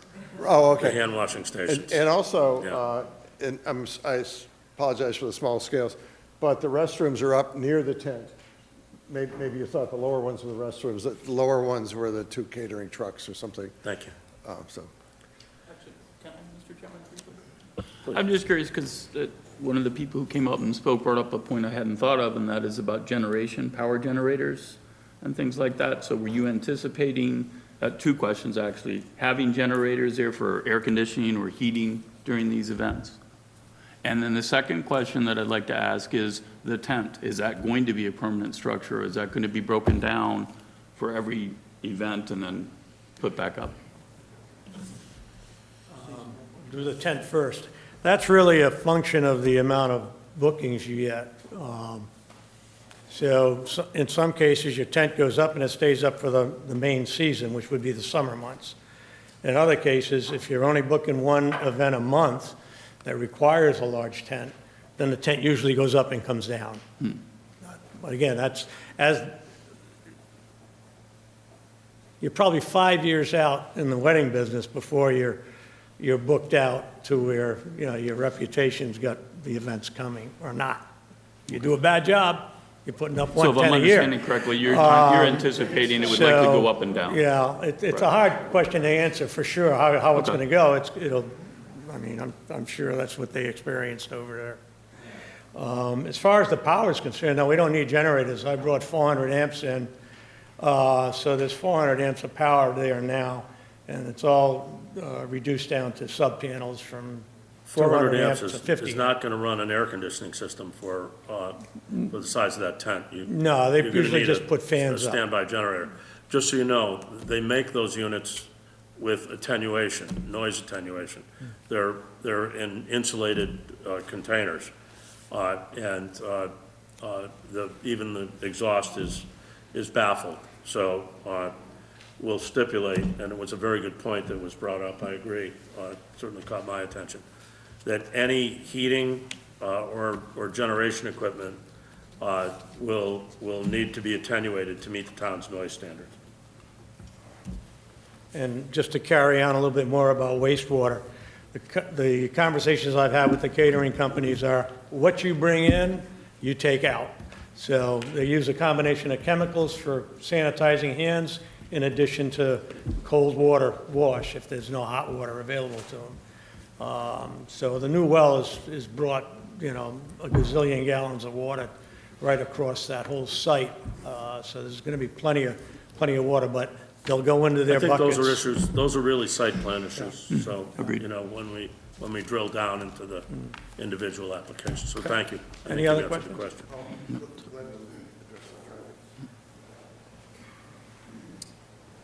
Yes, this is Glenn Mahmood again, traffic engineer. I'd like to address the traffic questions as best I can. The first question, in regards to which way GPS will guide vehicles to travel, seeing that this is a proposed event and wedding facility, it's very difficult to estimate where guests will come from. Guests of a wedding could come from Stonington, they could come from Maine, they could come from Florida. That is hard to calculate. As far as the comment about no traffic counts on Wheeler Road, we do acknowledge that there aren't conduct counts on Wheeler Road. We have not conducted our own counts. We did utilize the Togwonk counts. Correct me if I'm saying that wrong. Togwonk counts, which we are in agreement. We have questioned our client in your office what those volumes look like relative to Wheeler Road, and everyone is in agreement that Togwonk sees higher volumes than Wheeler Road. For purposes of our report, we not only use the highest observed volumes from the conduct counts, but we greatly increase them.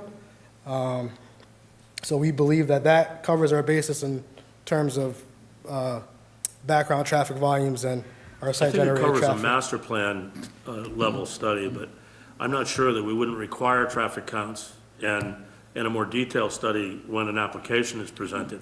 And our office would be happy to Then the accommodate. directional distribution and, an origin and destination of where potential folks could come, maybe could be more scientifically made based on the east and westbound traffic counts and the percentages of traffic going each way.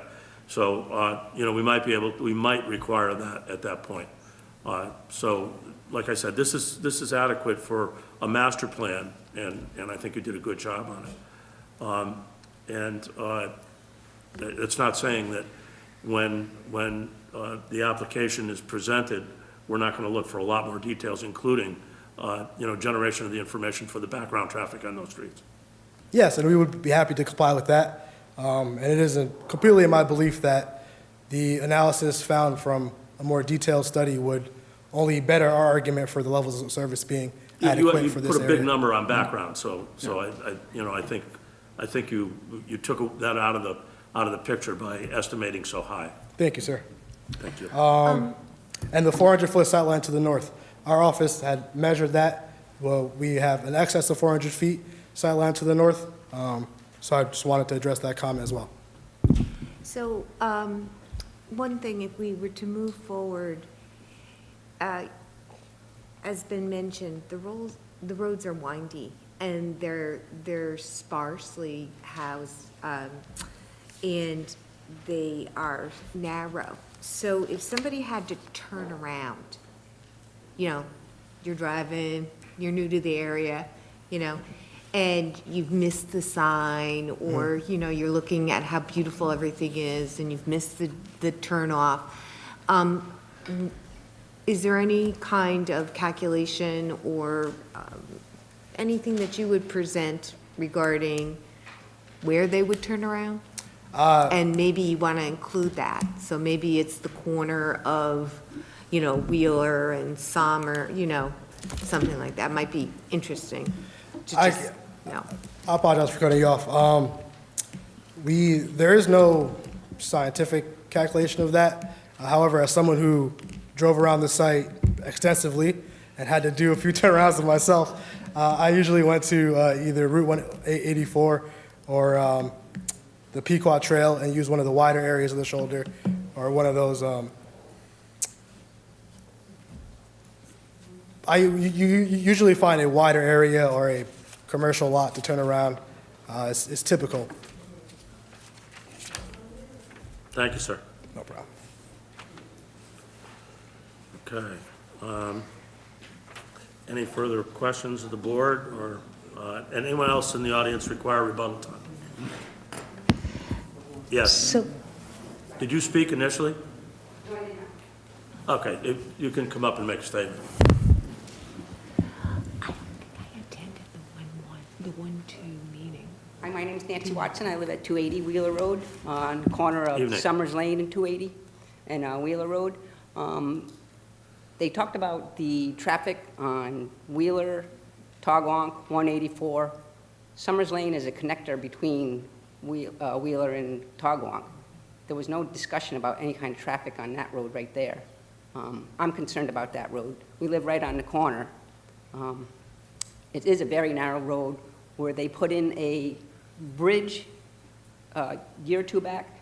They actually kind of narrowed the road when they put up the guardrails, so it's very narrow. It's hardly passable for 2 cars to go through that area.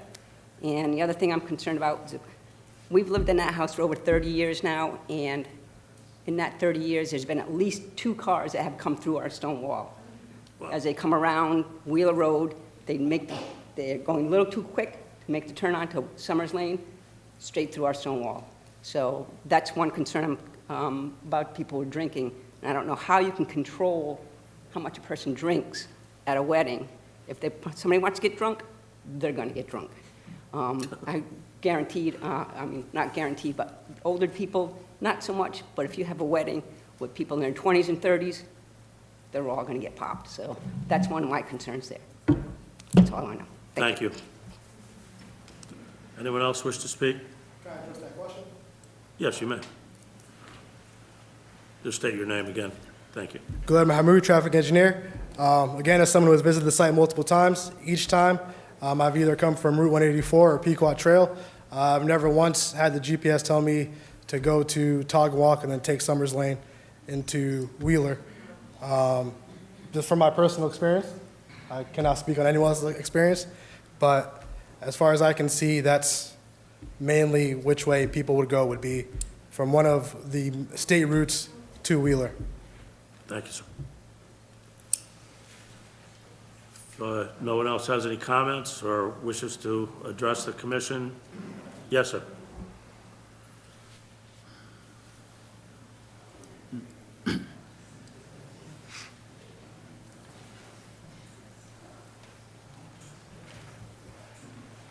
Evening.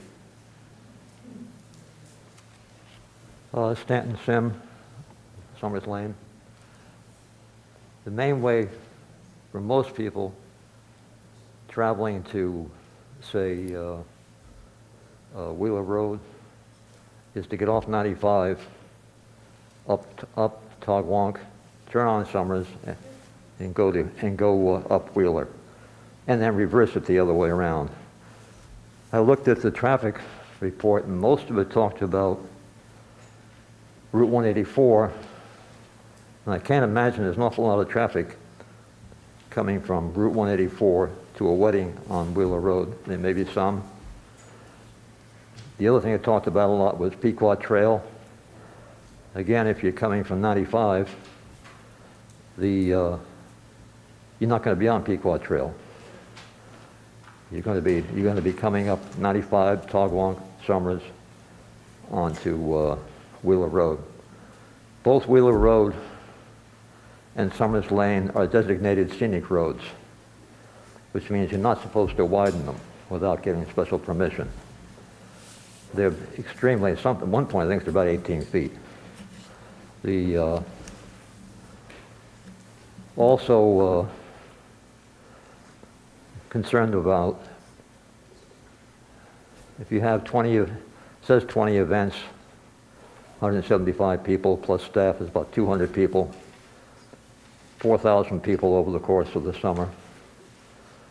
There's a stream comes right down through there. Someone wandering away from a wedding, as the fellow said, a woman said earlier about having been drinking. Be concerned about having him end up in the woods and maybe striking a match to see where they're going or what have you. There's never been an issue of large numbers of people coming through those areas. It really changes your concern in a lot of ways.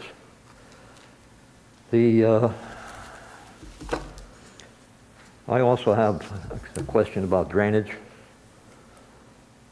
The Stony Brook comes down through this property, goes across the street onto property that they own, then comes into our property. And this past, when was it, a couple of years ago, they actually got enough water that it washed out Summers Lane, from the water coming down. It doesn't seem to address how much extra runoff there is from it says an 88-car parking lot and other activities. But I don't see it. I could be wrong. I haven't really noticed. I don't see much information about how much extra drainage there would be. Also, if this were a parking lot in downtown Mystic, it would be undoubtedly would be paved. I'm not saying you necessarily want this paved, but it also would have oil and water separators in the event that there's a leakage of gas from a car, leakage of oil from a car. Is that, and that's usually a requirement, is that addressed in this case, or is this case not? Parking lot drainage doesn't require oil water separators, unless they're under unusual conditions it might. It requires hydrodynamic separation, and that's more for the collection of particulate. It does do other water quality issues as well. But the stormwater management plan, the detailed stormwater management plan, will address all the issues that you're raising, which are very good issues. The difference between pre-development and post-development flows. All of the post-development flows, the delta between the two, has to be retained on site. So whether it's through subsurface detention in the form of like storm tech diffusers that will leach water into the ground, or whether it's an above-ground detention basin with some sort of an outlet weir structure that would attenuate the flow from the parking lot to the pre-development level. So those are all valid issues. They can't be assessed accurately or modeled accurately until you have a detailed site plan, you have all the contours, both proposed and pre-development contours, and you can model it scientifically. But there's very good tools to look at those issues these days, much more accurate than we used to have even 10 years ago. Stormwater's modeled now. And the difference between post-development and pre-development runoff can be assessed very accurately and detained on site. So if there are background problems in the stream now, they could continue. That's an issue for whoever, controls the stream in those areas. But they won't be exacerbated by this development because the delta between pre-development and post-development will be detained on site. And that's the stormwater plan will be done after the public hearing then? No, it's done, this is a master plan and a zone change. The applicant may or may not proceed with a site plan approval in the future where he comes in with a much more refined plan for each one of the elements that are in the master plan, like the parking facility and the tent, for instance. That may be the subject of a future plan. He would have to model the stormwater flows. He would have to go through all of the traffic issues associated with that parking lot and in a much more finite way assess each one of those issues. Okay. In the traffic plan, it seemed like they're figuring 56 cars in, 56 cars out for an event. Is that the case? I would ask the applicant to answer that.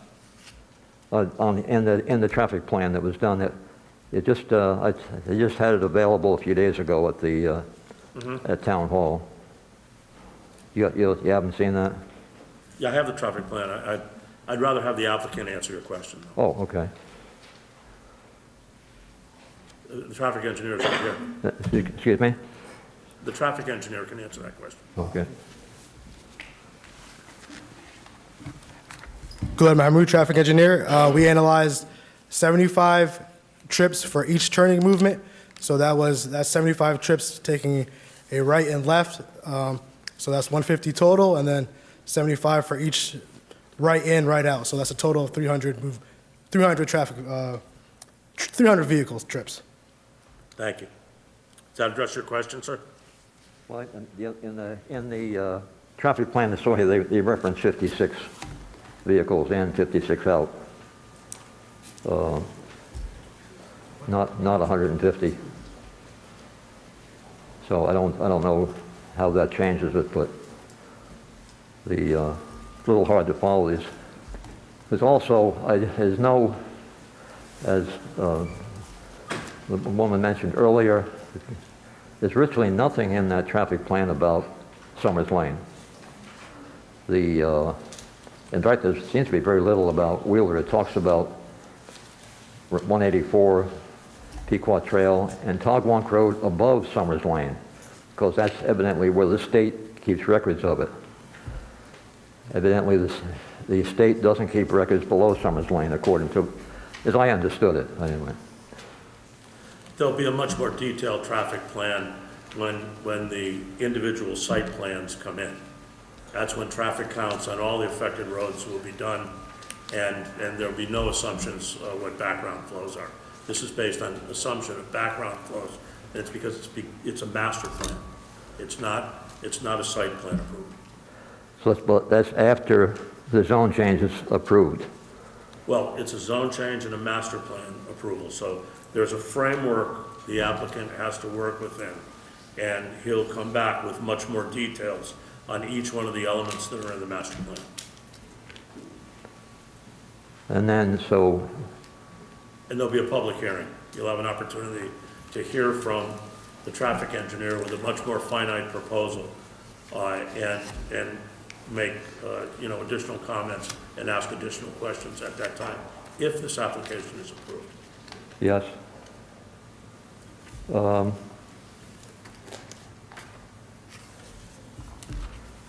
So basically, well, once you approve the zone change, it's that zone then. Correct. So whether or not you make it, the changes you make afterward is still the AHD zone. It will be, but this doesn't actually approve any activity. There's no activity. This zone change changes the zone of the property, but anything to be conducted in the new zone, or if it doesn't change in the old zone, is subject to the regulations and a detailed site plan and an application before this board that will be heard in a public hearing just like this will be conducted. Because what I don't really understand is that the AHD has very little detail as it's written up in the regulations regarding like- what can be done, what can't be done, how it can be done. Issues like stormwater management are global issues, and they're handled in the town's design standards. So I assure you, there's very specific low-impact stormwater design criteria that in the town's regulations that are applicable to the planning and execution of a project on this site. Traffic engineering, same thing. Okay. So there are detailed standards which apply and which future applications, should they come before us, will be evaluated by and designed to. Okay, the other question I had was, there's a map, not a map, a diagram about noise levels. And it says that the noise level at the speakers is 80 decibels. Right. Where does that number come from? Frankly, I don't know. You know, that's a very high number, and I don't know that it's permitted anywhere in town to make noise at an 80 dB level. And around a commercial airport, the noise contour is 65. So, 80 dB is pretty high noise level. But I think what they were trying to do was show that even at a very high noise level, the noise dissipates by the time it gets to the property line. But that was for an outdoor noise source, and outdoor amplification is not going to be permitted here. It's all amplified sound. Could you repeat that last part? Outdoor amplification? Amplified music or amplified speakers of any sort. If you had an auction, let's say, and you had an auctioneer talking through an amplified microphone, or you're listening to my loud voice, which you can hear without amplification, you could not do that except indoors at that facility. And that was modeled using an outdoor source. So what they were trying to do was take an extreme case and show that even in an extreme case, emitting noise at 80 dB from that source, at least in their model, there's lots of different factors that affect the model. It would be attenuated through natural means, foliage, trees, other things that buffer sound, attenuate sound, to 30 dB by the time it hits the first residence. That's what that diagram with the concentric circles was trying to show. So if you could repeat, I'm kind of lost on that, because no amplified sound is allowed outside? Correct. Outside the tent. The tent. Yeah, outside the tent, right. But there's no sides in the tent, it's outside. Right, so if, for example, there was an event where they had a tent and there was a wedding and there was a band, the band would have to be in the tent, and any amplification devices would have to be in the tent, right? That's what we're saying. So let's say they had an outside event and they decide not to have a tent. They wouldn't be able to use a microphone or have any kind of amplification for a band or just for an announcer or something like that. But what's the difference between being in a tent without sides than being outside? Noise moves up and out. And it would be further attenuated if there were sides on the tent, but it will be attenuated because it's in the tent. Okay. All right, and the other, and another, one other question I had was, We do need to move on here. Yes. So if you could Yes. limit it to perhaps one more question. I don't like to limit speakers, but we have another application here and an hour is getting late, so. it had, I'd have to find it in here, but it had, it listed weddings and it listed another type of event, large event. It didn't say, would that be like a music concert or what sort of large events are allowed in the zone? I believe the application said fundraiser, but it was a general statement. So it's just fundraisers or it's other things? It was just a general statement in the application. Okay. And that would be addressed in the site plan? Correct. Yes. Okay, thank you. When is the, when will the next hearing be then? There may not be another hearing. This hearing might be closed, and a decision needs to be made by when, Clifton? If the applicant doesn't request an extension, the public hearing needs to close tonight. Okay. And then at the site plan stage, the commission would have to call specifically for a public hearing because site plans don't typically have public hearings. So you'd have to specifically call for one. I'm sure this one would, though. Yep. Go for a public hearing. And approximately when would that be? Well, we don't know. There's no Okay. application for the site plan yet. I see. That's really the applicant's Well, discretion. that's further down the line though. Correct. Yeah. All right, thank you. Thank you for your comments, sir.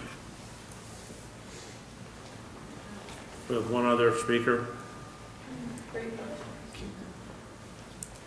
Thank you, Mr. Chairman. I'll be quick. I know the hour's No, drawing no, late. take My your name time. is Take your Todd Moore. I live on 186 Dolly Drive. I just would urge the board to vote against the zoning change. We've heard a lot of concerns from neighbors. We also abut the land. And these concerns, some of which have been addressed verbally here, some have been promised to be addressed in future site plans, I understand. I think I understand how that process works, but given the uncertainty in the application as it stands now, and given the fact that many of us have moved to this area because of its rural, dark, and quiet nature, I urge us to help preserve that, and I urge you to vote no to the proposal. Thank you. Thank you, sir. Anyone else wish to speak on this application? Hearing none, what's the commission's pleasure on this application? Mr. Chairman, I make a motion to close the public hearing. Motion to close the public hearing. Is there a second? I second the motion. Seconded by Gary. Thank you both. Mr. Chairman, I just have a question. I don't believe I was here on the January 2nd meeting, and if that's the first time this was proposed, I have to abstain from voting. Okay. We still have a quorum. We still have a quorum without Lynn's vote, correct? Okay. Thank you. Thank you. I'm just not certain. Okay. Any discussion on the motion to close the public hearing? All in favor? Aye. Chair votes aye. Anyone opposed? Anyone abstain? Motion passes. What's the commission's pleasure on this application? Mr. Chairman, I will make a motion to, I think, just to clarify with staff, I think we have 3 motions that we need to have for this. These 3 decisions on this. You can approve it all in one motion. Basically, in approving the zone change, you're determining that the plan is, or the proposal is consistent with the POCD, with the regs. So just by doing that singular action, you would be confirming it. So you don't need to make multiple motions. So what I would like to do, Mr. Chairman, is make a motion to approve the plan as submitted, that it does, in fact, is consistent with the Plan of Conservation and Development, that it is also consistent with the zoning regulations 10.5, and that it is, that the zoning map amendment application be approved with the following stipulations. One, that there would be no outdoor amplified music or sound generation of any kind. Two, that any alcohol that would be served going forward would be stopped, the service of that would be stopped at 9 p.m., and any event would be stopped at 10 p.m. And the start of those events would be 9 a.m. according to their proposed plan there. Also, number three, that any heating, air conditioning, or power generation equipment that would be used on this would be used with attenuated sidings to meet the town noise restrictions. Would you consider adding that traffic calculations should be revised for 2 people per vehicle? Yes. And that the parking lot will require stabilization of some sort? Yes. And that stormwater management will need to assess the pre- and post-development runoff conditions and meet the town's low-impact design standards? Yes, and that would be a total of 6 stipulations. There you go. So a motion is made with 6 stipulations by Ryan. Is there a second? I second the motion. Motion seconded by Gary. Thank you both. Any discussion on the motion? Hearing none. All in favor of the motion? Aye. Aye. Chair Aye. votes aye. Aye. Did you vote? Weren't you? I was seated. Oh, you were, I'm sorry. You were seated. I apologize. Got you in the spot. Okay, so Ben voted aye. Motion passes unanimously. Thank you very much to the applicant and everyone who attended this evening to speak on this application. Yeah, we're going to take a 5-minute break here. This meeting is called to order again at 9:25. Next application is GPP Fair Housing of Connecticut, LLC. I see Mr. Ranelli is here to represent the applicant. I did call it back to order. Do we need a motion to do that? Why don't we make it so that officially we reconvene? Yeah, So motion to reopen the meeting? Yep, Mr. Chairman, I make a motion to reopen the hearing for this application. Motion is made. Is there a second? Second the motion. Any discussion? All in favor? Aye. Who's seated for this hearing? Yeah, I want to make a comment that one of the members of the commission, Lynn Conway, disclosed that she was not here for the first session on this. I was not here either, but I watched the video. Lynn did not have an opportunity to watch the video, so she disqualified herself from consideration of this. And Mr. Philbrick will continue to be seated this evening in lieu of Lynn. Mr. Chair, could I state that I was absent for the first part of this public hearing as well, but I did review the tapes. Right, as did I. With that, the floor is yours, Counselor. Good evening, Mr. Chairman, members of the commission and staff. Thank you again for the opportunity to come back before you and present what we hope you will find responsive changes to the comments we received at the first public hearing on November 21st. Before I get started, I'd like to introduce the team I have with me this evening, and then just tell you our presentation order. So I have, first of all, the principal of Fair Housing of Connecticut, Mr. Gene Arganese, who's here. I also have our engineer, Sergio Cerenzia, from Cerenzia Associates, who's here. You'll hear as well from our aquifer expert, Robert Ferrari from Northeast Water Solutions, and our traffic engineer, Mike Dion from BL Companies, and our landscape architect, Josh Wheeler, also from BL Companies, and likely in that order. I also would like to thank the staff for their assistance between hearings, keeping the communications open and the flow of comments and reports and exchange of documents back and forth. I don't want to forget that. And also just some quick housekeeping. We provided, in addition to the materials that were in your packet, which members received, we also provided this evening just an update to the affordability plan.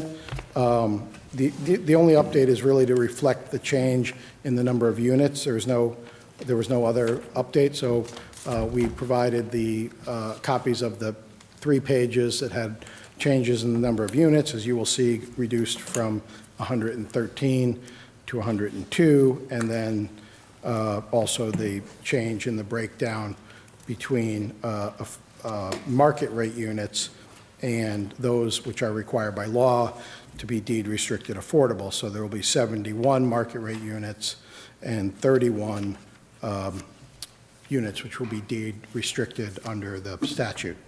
So we provided that. We also provided a short memo on the need for affordable housing in Stonington with several attachments which consist mostly of just the affordable housing, what's called the Affordable Housing Appeals List, which is maintained by the Connecticut Department of Housing, and we provided 5 years' worth of lists as attachments, as well as some excerpts from the town's own Plan of Conservation and Development and the town's Affordable Housing Plan, which was recently adopted, and other supportive documents.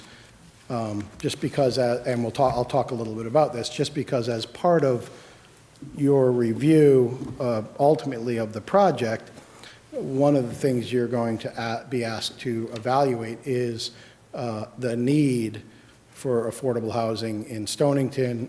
We all know there is an acute need. I think the town's recognized that in its POCD, but having the information regarding that need will be helpful in rendering your decision. So we've provided that into the record. We covered, I think, the current levels, affordable levels under the DOH affordability list during the last hearing. So for this evening, we'll try not to repeat our presentation and really address instead the responsive changes that we've made, but where the context requires or where you have questions, we're happy to provide more detail, but we just didn't want to reiterate everything we presented at the prior public hearing. So with that said, after the hearing, we carefully considered the comments and worked on these changes to achieve some of what we heard, but also to keep in mind that our goal is to provide meaningful affordable housing that's deed restricted for 30% of the units, because that's really the goal of the project under 8-30G. You'll notice our unit type is really a townhouse style rather than, for example, multifamily housing in mid-rise apartments that would be rental, because another thing that we've heard in our discussions is that the town would like to see ownership opportunities, and that's what we're trying to provide with this model, as opposed to apartment-style opportunities. So based on the comments at the hearing, we made a number of changes which our technical experts will take you through, but in short, I'll hit the highlights. We reduced density, eliminating essentially 10% of the units. So we reduced 11 units to go down from 113 to 102 units. We also used that opportunity to eliminate those units in strategic locations based on some of those comments. So for example, we used the space that we gained from eliminating units to increase the green space that's available, to reduce the impervious cover, to reduce, in turn, stormwater volume, also to increase some of the turning radii for emergency vehicles, and to increase visitor parking, among other things. But the point was by strategically choosing those locations, we tried to address the comments that we received. We also added sidewalks and separate walking paths, really to access from any unit on the site, any other area of the site, front to back, and sidewalks along the front as well. So to increase the travel ways for walkability, we added those sidewalks. As you know, we have, under the existing plan, we are eliminating existing septic system and kitchen waste water systems and connecting the site to public sewer, which will immediately lead to a significant decrease in pollutant loading into the groundwater protection area. We've improved the stormwater management system over existing conditions to accommodate the proposed stormwater flows. Between the hearings, we dug test pits, which you'll hear about, to confirm the stormwater plan can accommodate the projected flows, and we've incorporated well-established, time-tested stormwater design and technology, by which I mean the actual equipment in the stormwater management train that this commission has used in projects or approved in projects in the groundwater protection area in the past. We also analyzed, and you'll hear about this, the nitrogen loading from the proposed project, and we'll demonstrate that this will be a net improvement over existing conditions in terms of the site, water leaving the site, but also in terms of the groundwater protection area. As I said, we added open space, enough for a second play area or gazebo or other community use. We reduced the paved area so that it is less than the paved area of the existing site. The overall impervious area is still increasing because of the roof, the volume of impervious roof, but we are adding 102 units, 102 homes, so that I think is to be expected. But in terms of surface pavement, we've reduced that to the extent possible. And again, we've added 16 standalone visitor parking spaces in addition to the, I believe it's 26 designated visitor parking spots for a total of 42 spots. So while our initial design we think was workable and acceptable, we think based on the comments from the commission and the public, we have meaningful improvements to that design. And keep in mind that this project will deliver on another equally important goal of the town, which is to provide housing opportunity to everyone. In terms of that housing opportunity, as I mentioned before, and in the memo we provided, there is a need for affordable housing in Stonington.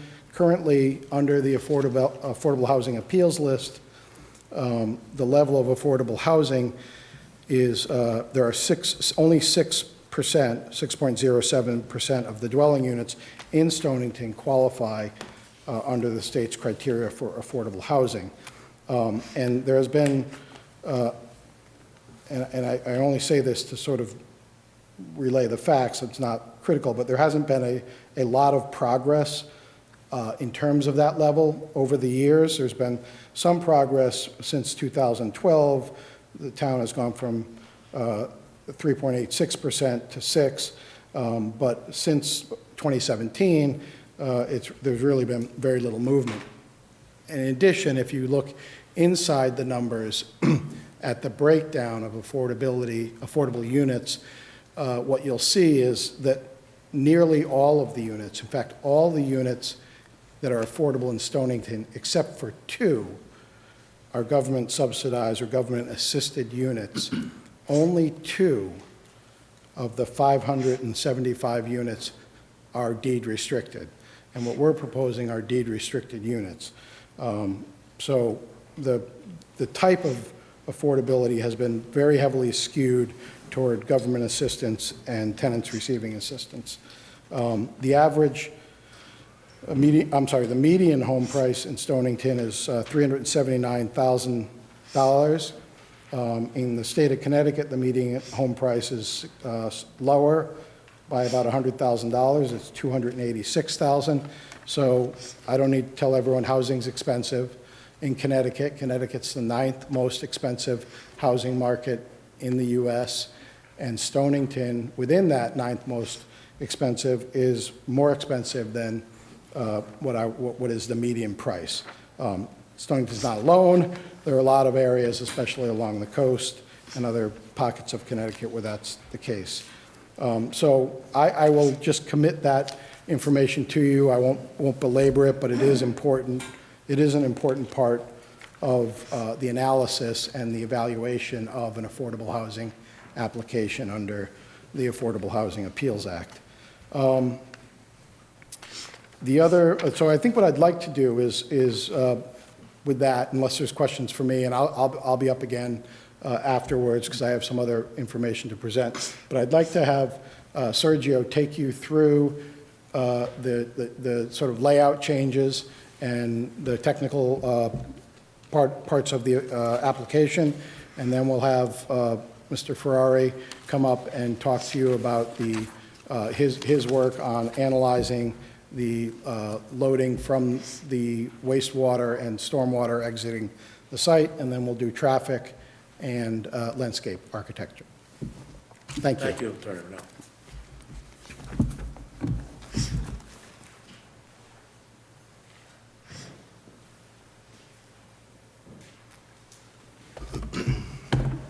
Good evening, sir. Good evening.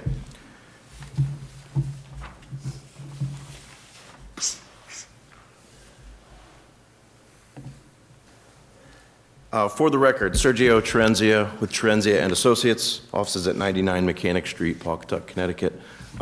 As Attorney Ranelli identified, I am the principal and I am president of Cerullo and Associates, who is the site civil engineer. I prepared the land surveying and the site civil plans that are before you this evening. Before I get started, I just wanted to give a little background where we've been since we've been here last. Many meetings with town staff, a lot of back and forth commentary. We've been to the police commission a couple of times to get their comments. Architectural Review Board. We've spoken with the fire chief on a few occasions. So we've made a pretty significant effort in making sure that we've talked to the appropriate staff members and trying to come up with a solution to the comments that have come to light. The plans before you this evening were largely from the last round of comments from your town planner and your town engineer. We took those into account and did a pretty significant redesign of the site, removing the units to the south of the property and making some significant changes to the stormwater management on the site.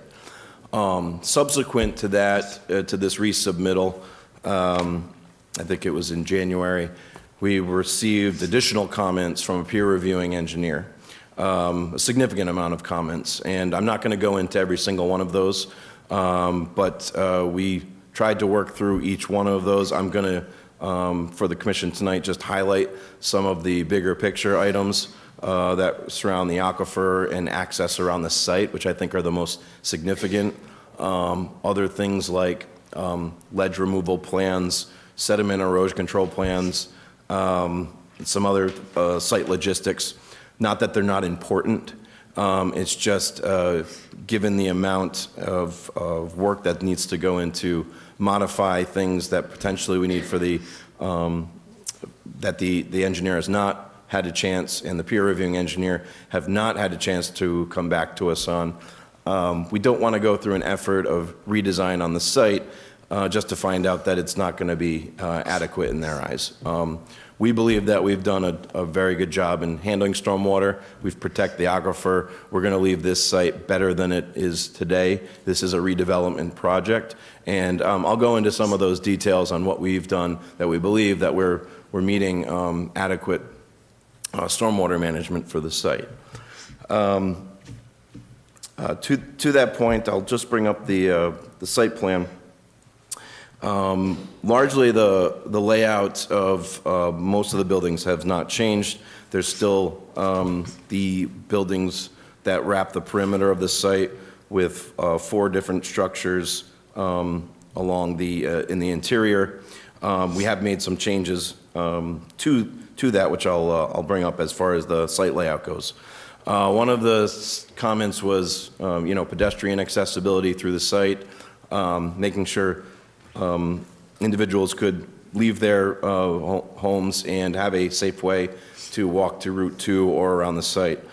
We have incorporated walking paths behind units as well as in between the units where you could walk out the back of your unit and you have a safe passageway to get through and to Route 2, and also we've incorporated a sidewalk along Route 2. It's there so that there's connectivity. That's one of the things I believe in your plan of conservation and development, that you're looking for walkability and sidewalks. Hopefully that will connect maybe all the way down to downtown Pawcatuck someday. These sidewalks won't really connect to anything in this particular instance, but there is opportunity there. Those will be subject to DOT approval. We also have put in a turnoff or a bus turnoff, and once again, that's going to be subject to Connecticut DOT approval once we get to that step. They don't entertain the application until the town has made significant that we're going to be able to get an approval through the town. But we have every intention to go there. I believe one of your stipulations this evening, should you decide to approve this, is that if there are significant changes from DOT, we would have to come back to the commission. We are not sure if that turnoff would be preferred. My traffic engineer can get into a little bit more of that, but as far as school buses go, the safer alternative might be just to stay in the road because it's a traffic control mechanism where traffic needs to stop. This would probably be more attuned to if there was a formal transit bus stop or other type of ride share or something else. And maybe it's not such a long area, but this could accommodate a bus. We also, down at the southern portion of the site, Attorney Ranelli alluded to the fact that we had much more intensive development here with some pavement units on each side. We've removed that, and it has added some green space to the site plan. My landscape architect will go through the size and what potentially could be allocated in that space, but that does remove a certain amount of pavement, which does bring our the asphalt pavement to reduce less than existing condition, as Attorney Ranelli alluded to. So largely this area could be programmed to the Homeowners Association to their distinct desires to use that location. We haven't put any programming in there, but it could be anything from types of sports courts, picnic tables, and just open grass fields. We also have an area up in the northwest corner that would also be a small, slightly smaller area that could be programmed as well, say something like a playscape towards the back of the property as opposed to the front near the road system.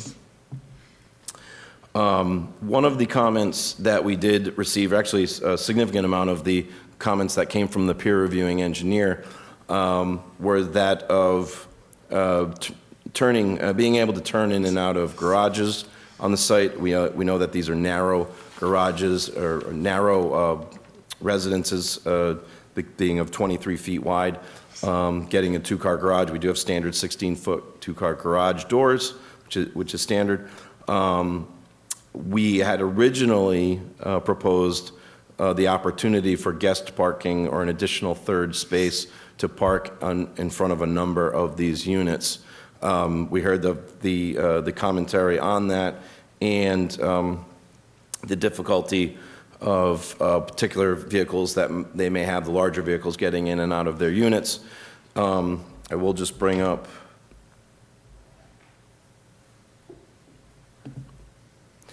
we filed a new turning movement plan, which you see highlighted in one of these squares. These light blue hatched areas are going to be no parking lanes. So we've wholesale buildings 1, 3, and 5, and then a few select other areas that need it. There won't be any parking allowed in front of those units. The opposing sides, buildings 2, 2, 4, and then the ones along the perimeter selectively will still have that opportunity to park in front of them. And the buildings that are not allowed to have that third space in front of them, we have accommodated the guest parking at a 1:4 ratio, so we've met the requirements for the additional guest parking of the ordinance. I had conversations as late as this late morning, early afternoon with the fire chief. He did not express any further concerns with access of a fire apparatus. We have identified, and this is the Pawcatuck fire truck, ladder truck, the largest truck that they have, and we have identified that it can navigate throughout the site, and we've also shown multiple turning movements for passenger vehicles in and out of garages that they can make it without having to make multiple turns. Backing in is no problem, also pulling in ahead of straight in is also feasible. So I believe that a large portion, or a good portion of the comments in Mr. Trinkus's, the peer reviewing engineer, had to do with turning movements and making sure that we had adequate accessibility to get in and out and around on the site.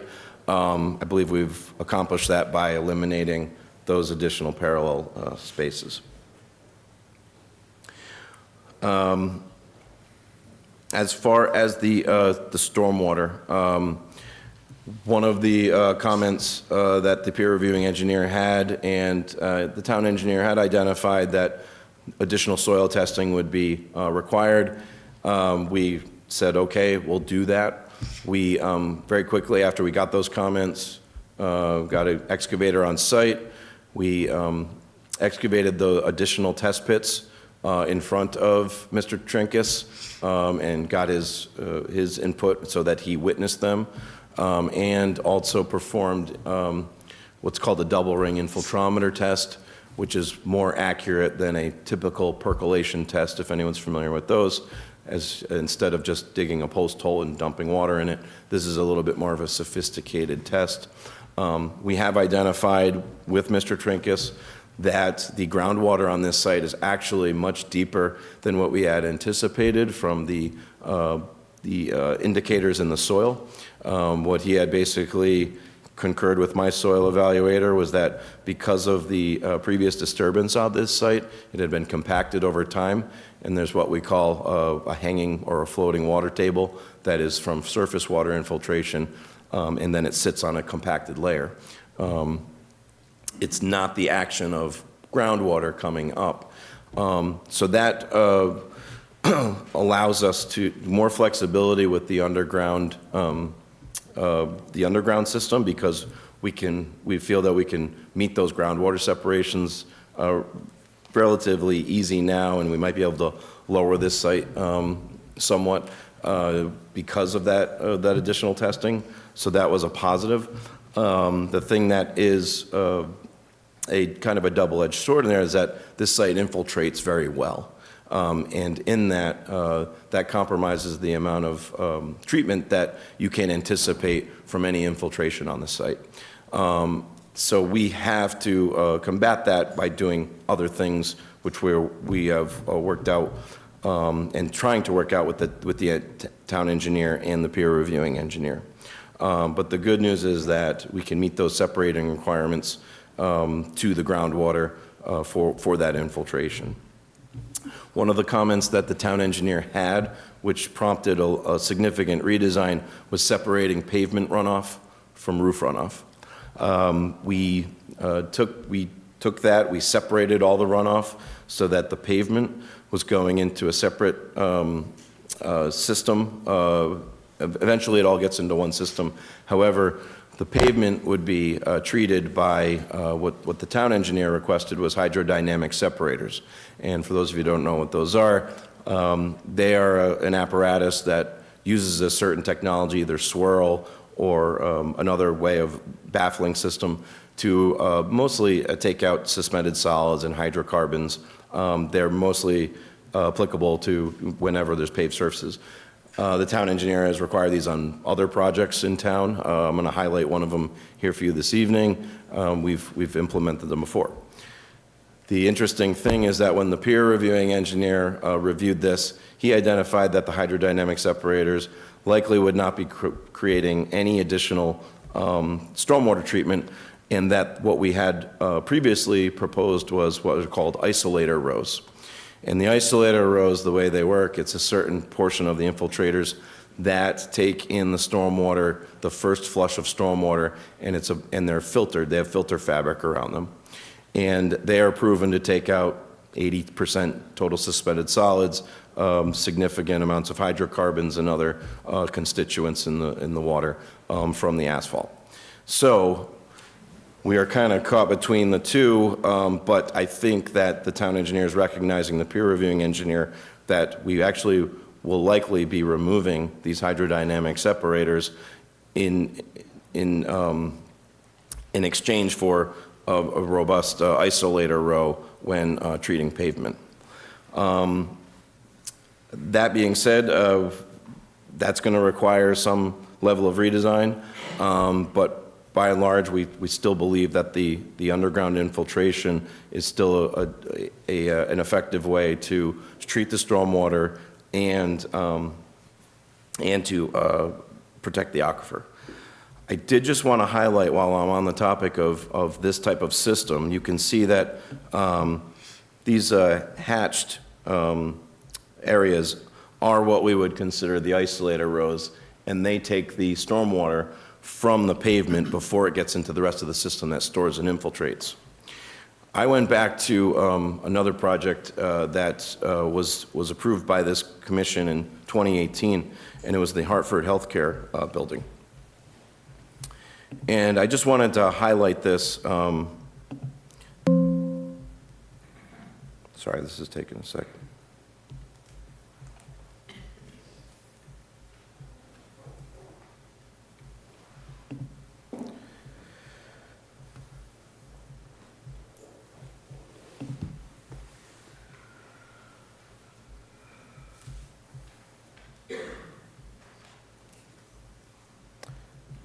Looks like it's having trouble reading this file.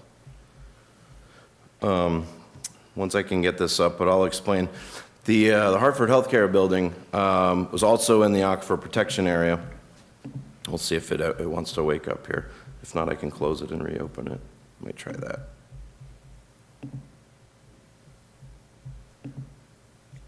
I'll see if I can bring it up.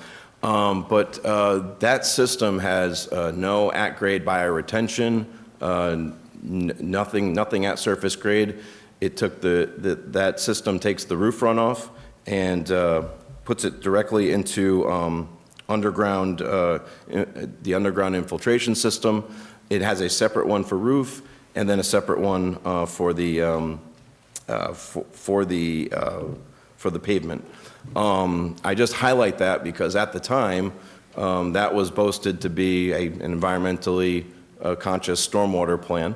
I'm not saying that there's not room for improvement on our stormwater design, and I'm going to go over those things. But this commission has approved, and not too long ago, a system similar to this. So we are using the exact same technology, the same exact infiltrators, the isolator rows, and it was approved in an aquifer protection area. So just some food for thought there. The other comments that Mr. Trinkus kind of highlighted in his report was the atmospheric deposition of roof runoff.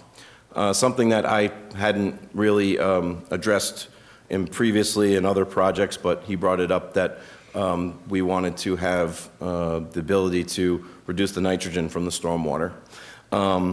As such, we did look into, and we are looking to include some above-grade planter beds potentially in the back of the units. So the roof runoff right now just goes into a pipe and is piped right to the infiltration system. What we can potentially do here is these green highlighted areas, I don't know if you can see them very well, we would put an at-grade planter bed along the foundation and put a modified soil in there with plantings. That water, the runoff from the roof would enter that system. It would percolate, go through through that planter bed, and there'd be an under drain that takes that water away, but you'd get the benefit of that biosystem in some of the treatment of the roof runoff. So we're looking into that, and we're also looking into using some of the green space that we have, albeit we don't want to use all of it because we still want to have the recreational benefit. This area down in here, potentially doing another type of bioretention or rain garden system. So we know that those are popular ways of treating stormwater, LID technology. So we're hoping that the combination of both will attenuate the pollutants from the site to protect the aquifer even further. Mr. Ferrari will get into a little bit more detail on the overall site reductions and of mostly the nitrogen attenuation on the site, as well as any he can get into his report on his evaluation of the aquifer. One of the also site logistics that was brought up was snow removal.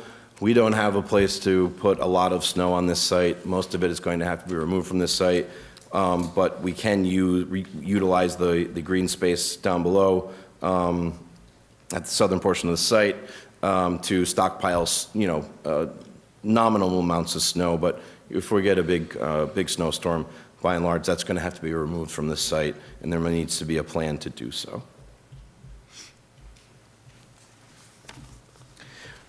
We believe that we addressed all the Water Pollution Control Authority comments the last go around. I think Mr. Trinkus came up with some additional items that we need to address with the sewer. The sanitary sewer, we fully intend to address those and make sure that the system is in compliance, with the Stonington Water Pollution Control Authority regulations. And we'll work closely with your director, Dan Smith. He's always very open, getting us comments. We can bounce things off him or get things verified with him, and along with the other utilities to the site. As I mentioned, I've spoken to the fire chief. The last time I went to the police commission meeting, they didn't have any further significant comment. They did express still concerns about the density and getting around the site, and I left it with them that if there was any further comments, that we would definitely work them out with the police chief and the fire chief, because I know they had been speaking to those to address those concerns. Some of the comments that Mr. Trinkus had were more technical in nature. As I mentioned, a lot of logistical things, some things about how the stormwater was modeled. There's different ways of modeling stormwater, and I'm sure we can work out those details with the town engineer.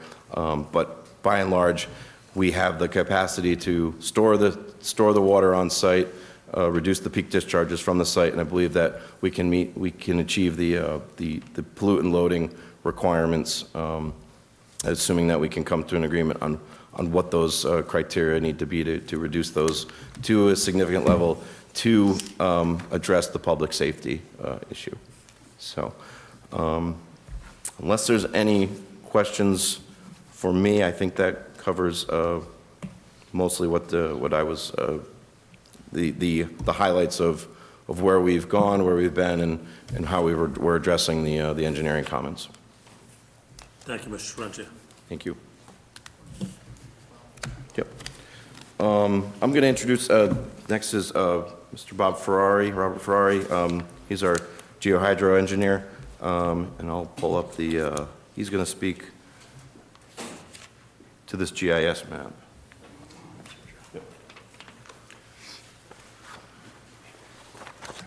Good evening. Evening, sir. My name is Robert F. Ferrari. I'm a registered professional engineer. My company is Northeast Water Solutions. It's based in Exeter, Rhode Island.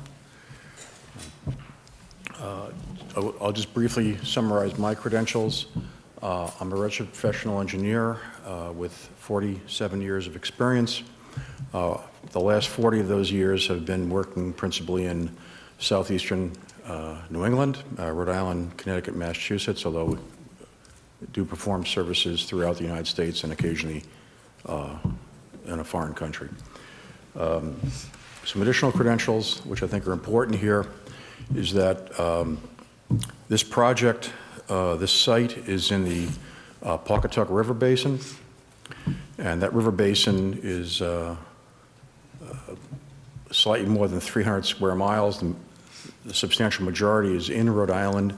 The aquifer, the sand and gravel aquifer, actually courses most of the rivers, the tributary rivers to the Pawcatuck, as well as the Pawcatuck River, flow through some pretty substantial sand and gravel deposits. So the aquifer is largely connected throughout the entire drainage basin. And the reason that's important is because, among other things, my firm operates approximately 100 public water systems, including several systems, significant systems in the Pawcatuck Basin. We've also done work on the Connecticut side of the river in the basin. We've done projects in Stonington, North Stonington, principally. One of our roles is that we are the de facto water department for the town of Richmond, Rhode Island, which is 10 or 15 miles east of here, a little further upstream on the Pawcatuck. And Richmond has a groundwater protection overlay district, very similar to what Westerly and Stonington have, to protect their well field. And most of the communities in the Pawcatuck Basin have overlay districts. So our job is, or my role as the chief engineer is, in fact, to be reviewing proposed development plans with a particular eye on protection of the groundwater.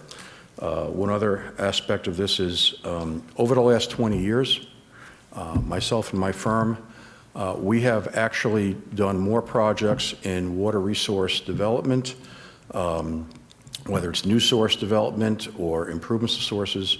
We have done more in the Pawcatuck River Basin than all other engineering firms combined, and that's a lot of work, and that's over the last 20 years. So we have a lot of experience in this area, and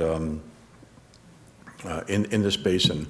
One of the other folks in my firm who assisted in this development of our work here, he worked for the Westerly Water Department for 30 years, and in fact was responsible for the oversight, operation, and maintenance of Westerly's well fields, including the 3 White Rock well fields, which are on the other side of the Pawcatuck River, north of this project site.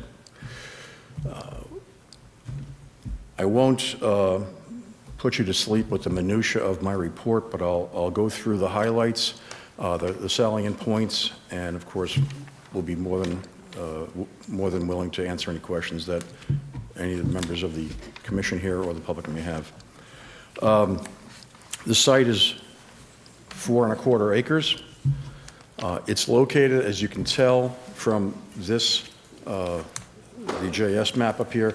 This is the project site right here. This is the Pawcatuck River. The site is, depending on where you take your measurement, we're about 1,000 to 1,200 feet west of the Pawcatuck River. We are at the western edge of the Groundwater Protection Overlay District in this area. Okay, if you go further north, it does extend further to the west, but in this area here, it roughly ends right about here, the Groundwater Protection Overlay District. The westerly has 3 White Rock well fields. They're along White Rock Road, and they begin about this area here and they extend further north over Route 75. Okay, let's see. Can we get this back?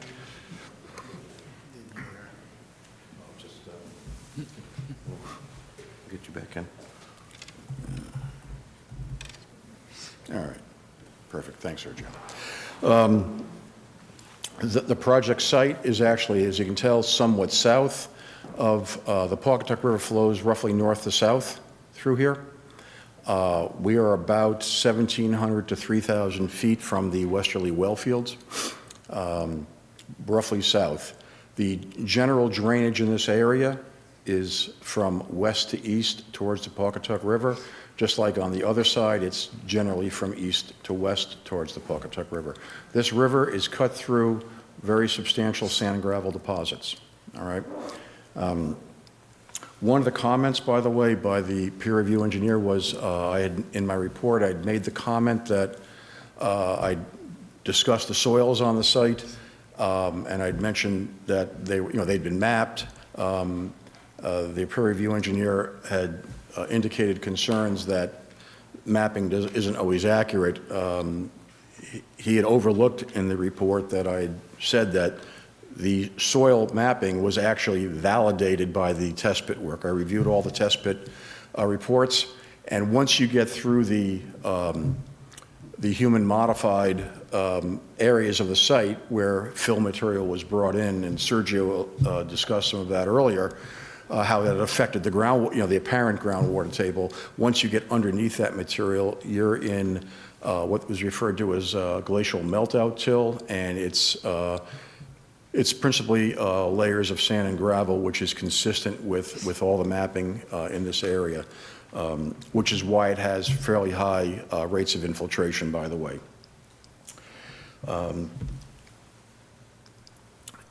As I said before, the river basin is about 302 square miles in total. The lower Pawcatuck River Basin is just under 100 square miles. We're in the lower Pawcatuck Basin, which outlets, at westerly into Rhode Island Sound. This site, numerous studies have been done of the drainage in the Pawcatuck Basin, and using the average values for precipitation, for groundwater recharge, base flow recharge, etc. Typical site recharge is about 1.1 million gallons per day per square mile. This site, being only 4¼ acres, is, I think it's 0.0066 square miles. When you calculate out the recharge on an annualized basis, this site adds about 0.0068% of the recharge to the lower Pawcatuck Basin.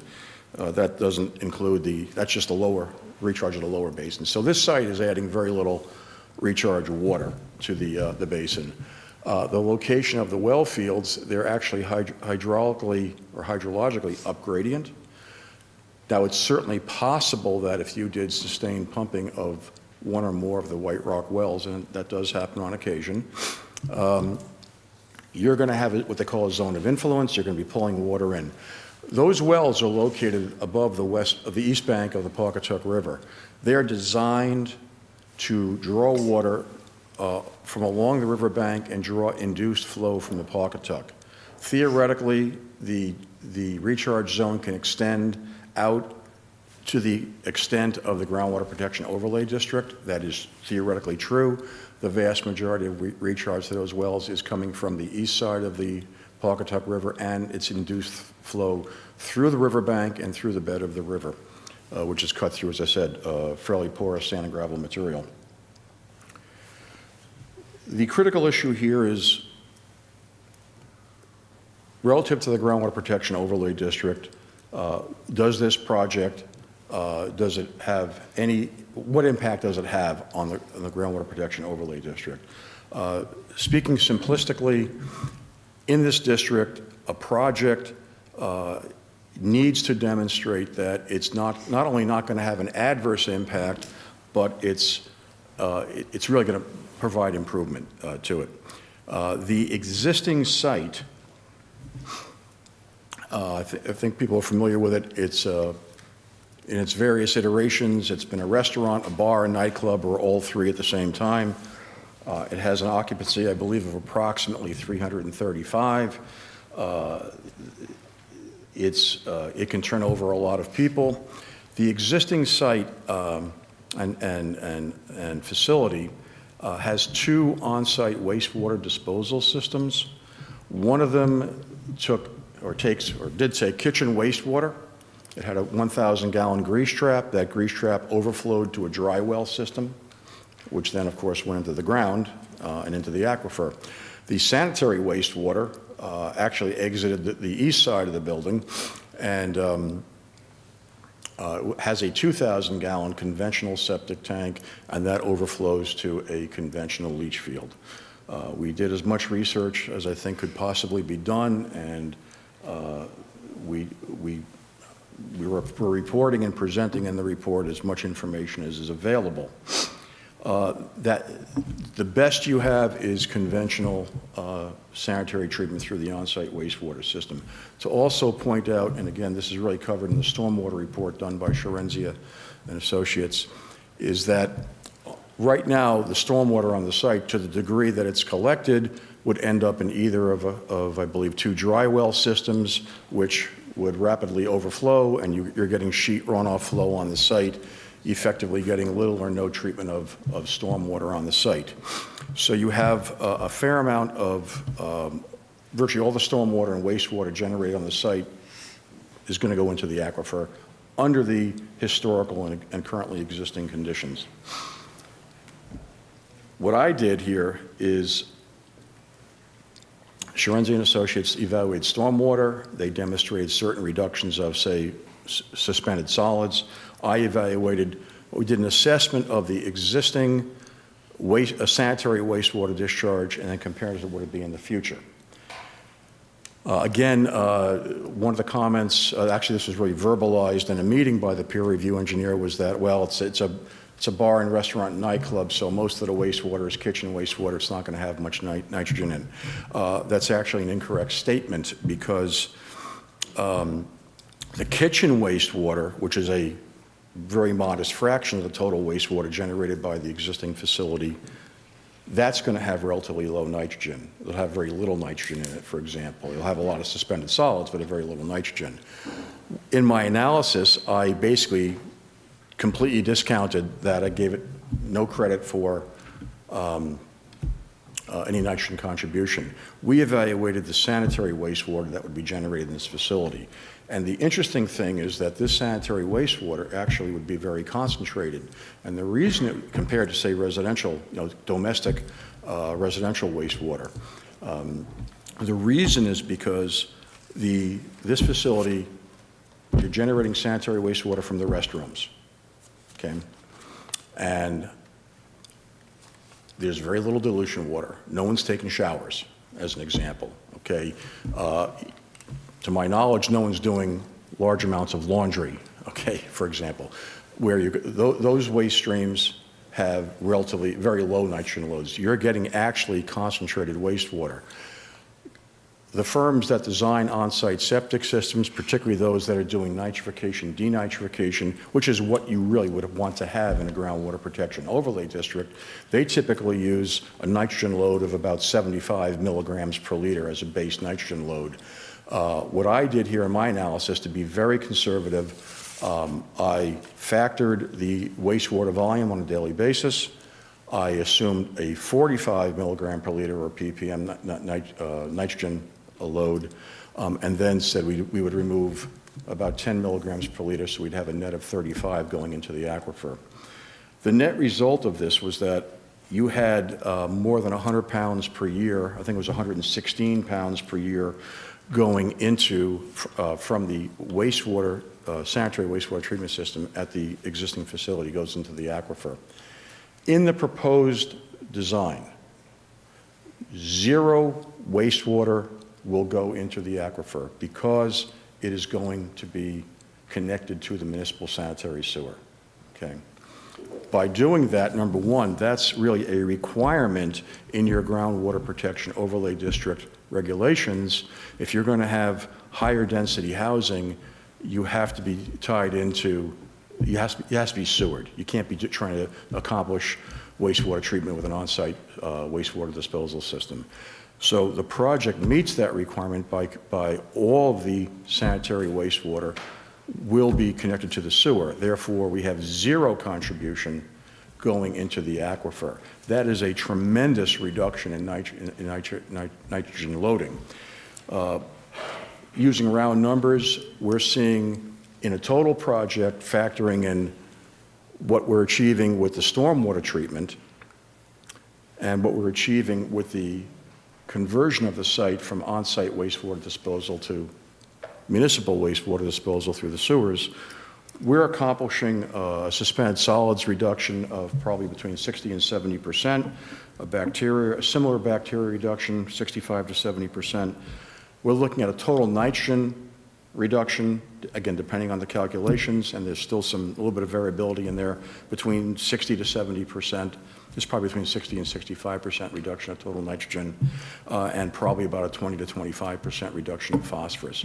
Those are the primary pollutants of concern. They're not the only pollutants of concern, but they're the primary ones. And that's actually, compared to what you have now and compared to what we're proposing, that's a massive reduction in contaminant load going into the aquifer. Whether or not you think or believe that that wastewater and stormwater generated on site is actually getting into the westerly well field, which ultimately supplies Stonington, the Pawcatuck region of Stonington, this is a tremendous improvement, a tremendous reduction. Other things to think about here are that right now, also in that wastewater in the existing facility, you have all kinds of cleaning chemicals. You might have fluorowaxes, you might, all the wash water, you have disinfectants, sanitants, detergents, et cetera, because they wash dishware in there, for example. All that's going into the wastewater right now. That's 100% removed because all of the residential wastewater, all the wastewater generated in every one of those 102 proposed residential units ends up in the sewer and ends up in the wastewater treatment, municipal wastewater treatment facility. So that, another aspect here is there's no hazardous waste on the site. There's going to be a pesticide management program because we're going to have some open space area where there's going to be, vegetation, grass, whatever. We propose a pesticide management program.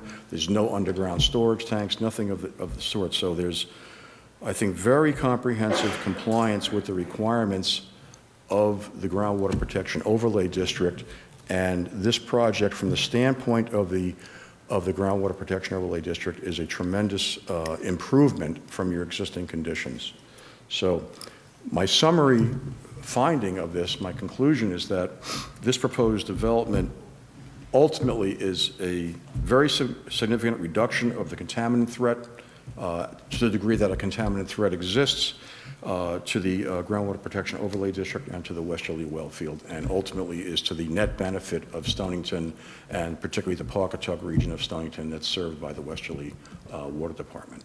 So that summarizes my presentation, and I'll be more than happy to answer any questions that anyone might have. Yes, I have some questions. So you did say the drainage goes from west to east. As a general statement, yeah. May I assume that means surface runoff, surface drainage? Well, it's both surface and ultimately it's surface water drainage. It kind of meanders around a little bit, But the groundwater drainage in this area, ultimately, the drainage, but whether it's surface water drainage or groundwater drainage, is ultimately going to go towards the Pawcatuck River. Right, so my first question was, you meant surface drainage when you said drainage. Well, yes, surface drainage, yes, that is correct. Okay. But it also applies to groundwater also. Because my next question is, can you give an educated guess as to which direction the groundwater does flow? And apparently you think it does flow towards the river, towards the east. The groundwater, again, without getting into groundwater modeling, which I don't think we need to do, the general direction of the flow is going to be easterly from this site. Again, towards the wells? Well, towards the Pawcatuck River, but we're south. We're between 1,700 and 3,000 feet south of the wells. But the water could be traveling underneath the river as well. Yeah, that is theoretically possible. So it does go towards the river. So it could be going towards the wells. It's possible that it could be going towards the well under sustained pumping conditions. Right, which would be August. Presumably, their peak pumping is going to be in the summer period. and Late probably summer when you're worse than drawing August. all that groundwater. Presumably, yeah. Yeah. That'll Okay, probably be thank the case. I do not have any questions. All right, Alan? No questions? I do have some questions just for general clarification. The comparison of what's going into the groundwater now versus what would go in with the proposed development, that I assume is like pretending that that is still an operating business? Well, yeah, if you want to say pretending, I mean, something is going to be there at some point again. That's what it had been, okay? I'm just curious to compare that because that building cannot be what it was without going through a process similar to this. It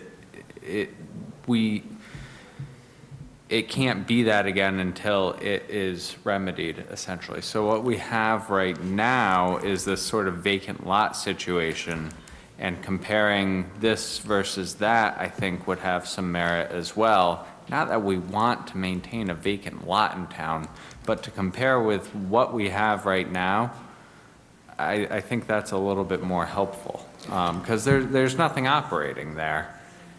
Well, that's true at this moment, but Right. you had an operating facility for decades, okay?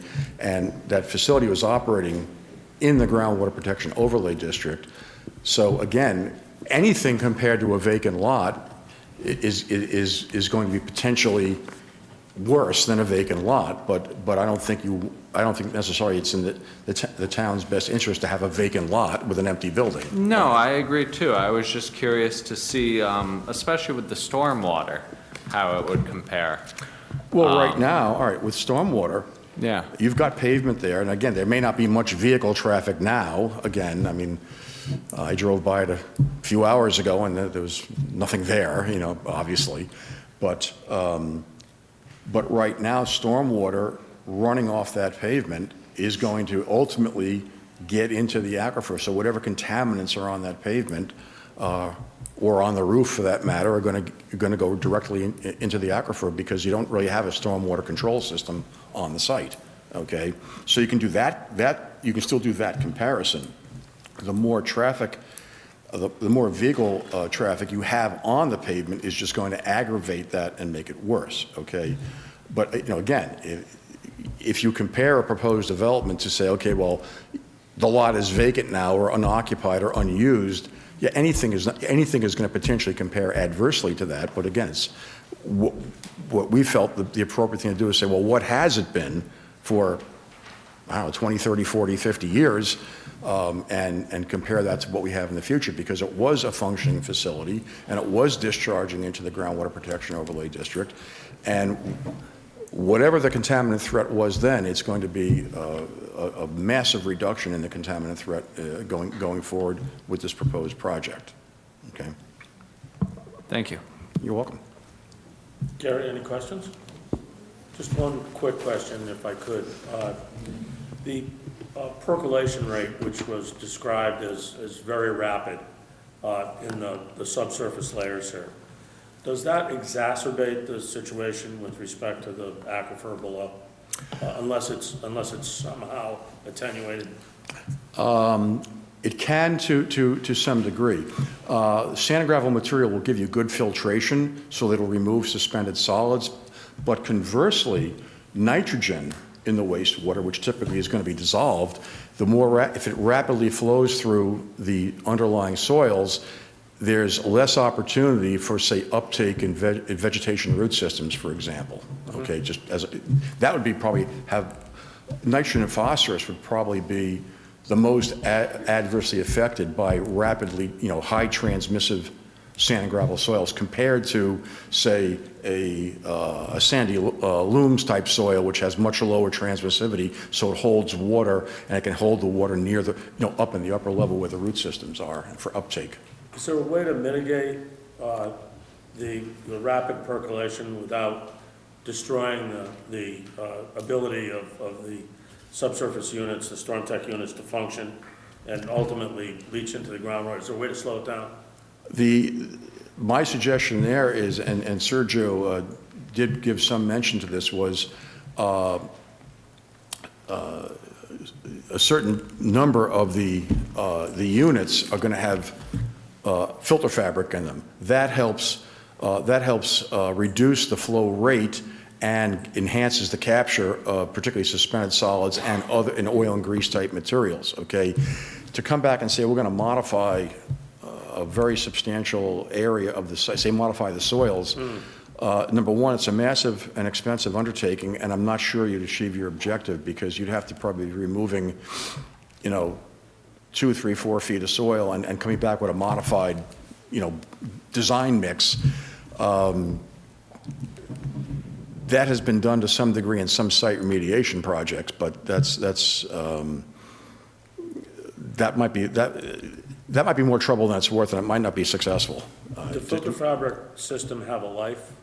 A lot of geotextiles, theoretically, they do, but it's pretty long life. In my own experience, because we've done a lot of geotextile work in rehabilitating sand and gravel wells, is that typically, if you specify the right material, it can easily have a indefinite life. Because they're inert relative to, say, bacteria attack in the soils and bacterial degradation, and they're inert chemically and things like that.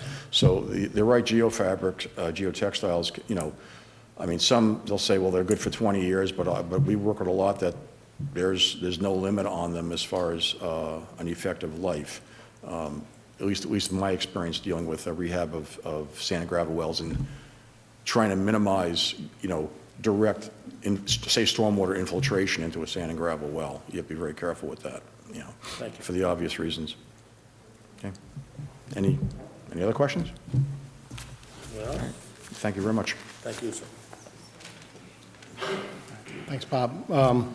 Just before we go to traffic, just in response, it is now, the site is not in use now, but it is the historic use of the site, and the owner has not abandoned that use, could resume that use, I would say without zoning approval if it doesn't trigger any zoning requirements. So, but the concept is, it's very typical to model existing conditions based on the most recent use, and that's what we've done here. I think everyone knows for now the nightclub is recently shut down, but that's the reason we use it as the model, because it's paved, it has these existing structures. So just to be clear, we are well aware that it's not operating, but that's the reason why we use it as a basis of comparison for the site. It's not, in other words, it's not an undeveloped site. So I just wanted to make that clear. Thank you. We'll have our traffic engineer will walk you through some response to the traffic comments, and then our landscape architect will address the new green spaces and other issues. That's okay. We want to start at the beginning, right? Yeah. I think that should do it. You could toggle back and forth. Good evening, sir. Good evening, Commission. Yes, thank you. Mike Dion with BL Companies. I'm a professional engineer in Connecticut and professional traffic operations engineer, and I promise to speed this up a little bit for everybody. It is getting late. I don't want to run through the whole traffic study again. We did that before, but I do just want to reiterate and go through some of the comments we heard last time. And just to remind everybody why we do a traffic study, it's, to determine if there's any impact to the existing roadway network due to the development, and if we recommend any mitigation if it's needed. One of the comments brought up was the difference between spring and summer volumes out there to make sure that we were using the highest. So what we did have is we had, there was a hotel study to the north of Veterans Way that actually counted Veterans Way in March, so we had spring counts there. Our counts were done in the summertime, so when we looked at the difference between Veterans Way and the very next intersection where we did counts, northbound, there was no change in the volume. So northbound was exactly the same. There might have been a 1%, 2% different one way or another, but we balanced everything up. The Saturday southbound actually had a 23% difference in the summer. It was higher in the summer. So we had utilized our counts anyway and balanced the intersection at Veterans Way up to meet our count. So we were using the most conservative numbers. Typically, traffic impact study is done to Institute of Transportation Engineers standards. That is basically the handbook for traffic impact studies. Connecticut DOT follows their recommendations in the studies. And typically, what IT says to do is, if a site generates more than 100 new trips at an intersection, you analyze that intersection in your study. It's a guideline. So technically, with a study of this size, where we're not generating 100 trips at any intersection, other firms probably could have tried to get away with just doing the site driveways. We took this study a lot further and did from Veterans Way. We did our 2 site driveways and the 2 streets across the way that are right next to our site that we would feel would be the most impacted. What we did do is, we also updated the study to reflect the 102 units instead of the 113 that were there before. Obviously, there's not going to be a huge change to the numbers because it is just taking off 11 units. But you can see that there's less than 50 trips generated in any, or less than 100 trips generated in any peak hour. We have AM peak, 47 trips, PM peak, 57, Saturday, 68 trips. One of the comments that we did here too was, how are all these trips going to leave the site? There's so many, 68 trips leaving the site at one time. That's not actually true. You see that we've got like about 35 trips that would be leaving at the one time. How we look at that and how we generate how people are going to leave, I can simplify the math and just round that up to 40. We have 2 driveways. That's 20 cars leaving each driveway during the peak hours. That's spread out over an hour. So that's basically 1 car every 3 minutes leaving the site. Now, is that how it's going to happen? No, typically you might have 3 cars show up at one time and then have 5 minutes of no cars leaving. But the programs and all that we use to analyze this take that into account, and they vary the arrival rates at the intersections. We also looked at the crashes that were out there. This came right from the Yukon Crash Data Repository. There were 6 crashes. I note 3 years there, but it's actually 5 years. I went back 5 years. There's 1 crash you can see on the bottom left. I think it was at the lane merge. It looks like somebody went off the road, came back on, and hit somebody. The middle diagram on top shows that there was a car that went off the road, lost control. The diagram on the far right is a rear end collision, but it shows that somebody was stopping for an animal in the road, stopped short, somebody rear-ended them. And the bottom one is a car taking a left and somebody rear-ended them while they were waiting. Just because there's only 6 crashes in the 5 years, there's no discernible pattern out there. I could say if there was, 6 rear ends at the same location, you could try to come up with a pattern and see what's happening out there and why, but there's no real discernible pattern out there for why these crashes are happening. Right up on the top right corner shows you that I did grab the data from just above Glasgow Road down through Manor Street. I know it says road on there, but that's from the the GIS map. So it's this 6 crashes were right along there, basically from the last 6 years, or 5 years, I mean. And as I think was we're alluding to, there's no real crashes showing a history of cars trying to leave the side streets to come out and go take a left or a right and getting hit. And just to review the traffic operations that we did come up with out there, again, level of service is based on delay. The program provides a seconds of delay per vehicle at an intersection. And with level of service A obviously being the best, just like you're in school, down to F, which is failing. Level of service D in Connecticut at intersections is considered acceptable. So you can see at the intersection of Veterans Way and Liberty Street, there was no change in level of service in AM or PM peak hours or Saturday between no build and build. We did go and take a look at the intersections, as I said, right off the site, the new site driveways and Manor Street and Pine Street on the opposite side of the road. We do have a level of service degradation at Manor Street and Pine Street. In the PM, it goes from a B to a C.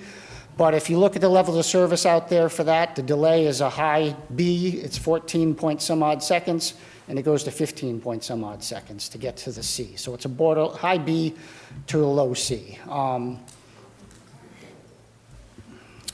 Again, just reiterating from the study, 12-inch stop bars we're projecting and stop signs at the site egress drives.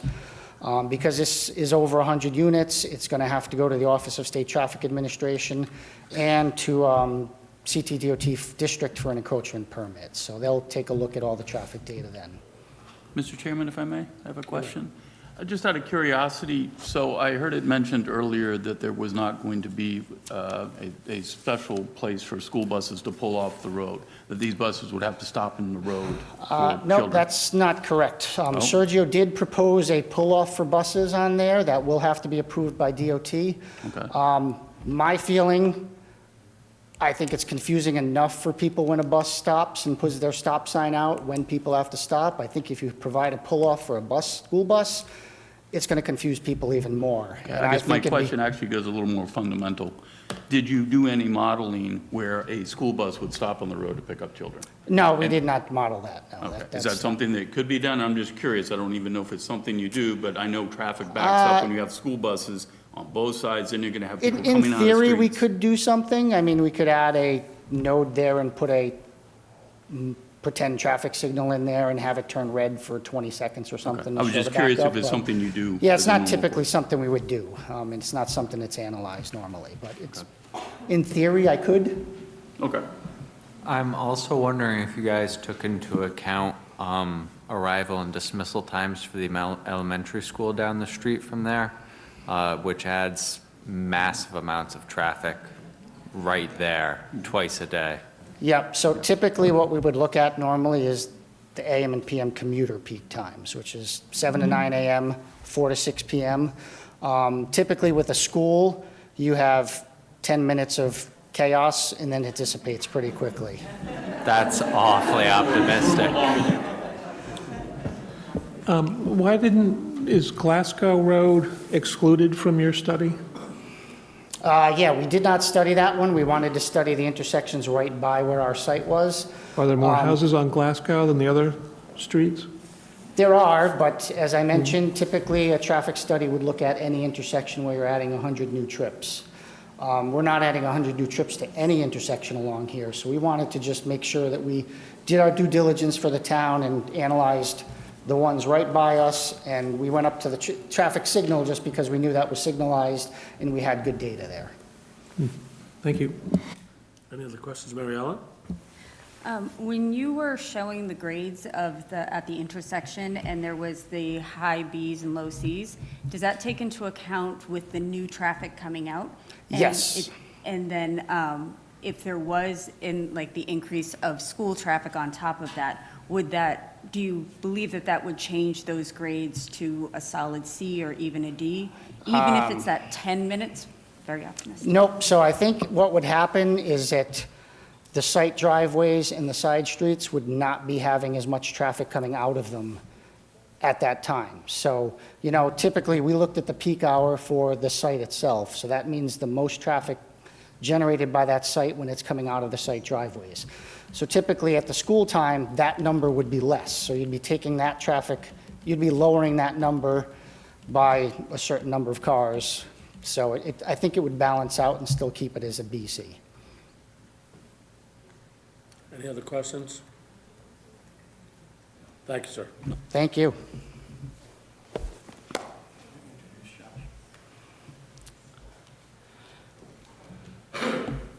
And landscape architecture is going to come next, Mr. Josh Wheeler.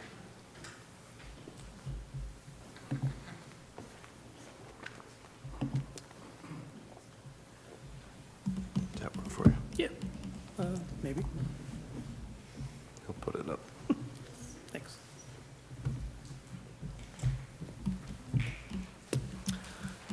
How you doing? My name is Josh Wheeler with BL Companies. I'm a licensed landscape architect.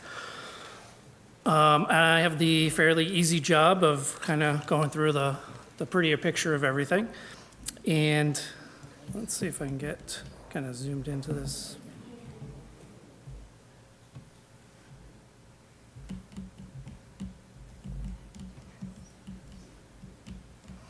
All right.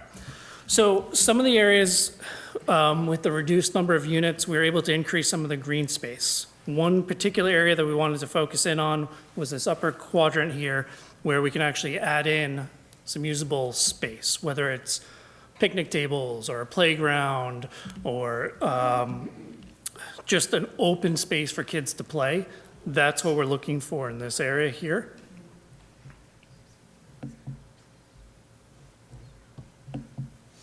Sorry.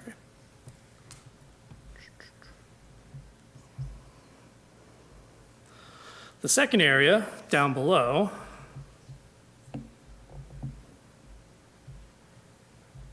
sorry. There we go. This area here is actually fairly large. We are able to accommodate, it could be a pickleball court, could be a sports court. There's a substantial area that's kind of hatched in. There could be another playground area. It's off the road a little ways. Picnic tables, open lawn space. We know that there's some area that's going to have some snow storage off to the side here, but the general usable area is fairly sizable. We're looking at almost 7,500 square feet of space down in this area that can be utilized. We also have another space behind these units here that is roughly 3,000 to 4,000 square feet. There's a little bit of slope on one end, but the area directly behind the units is fairly flat. We've increased the amount of plantings around the site. We've added a lot of trees to the site. And overall, we've increased the amount of green space and plantable space to roughly 25% of the site.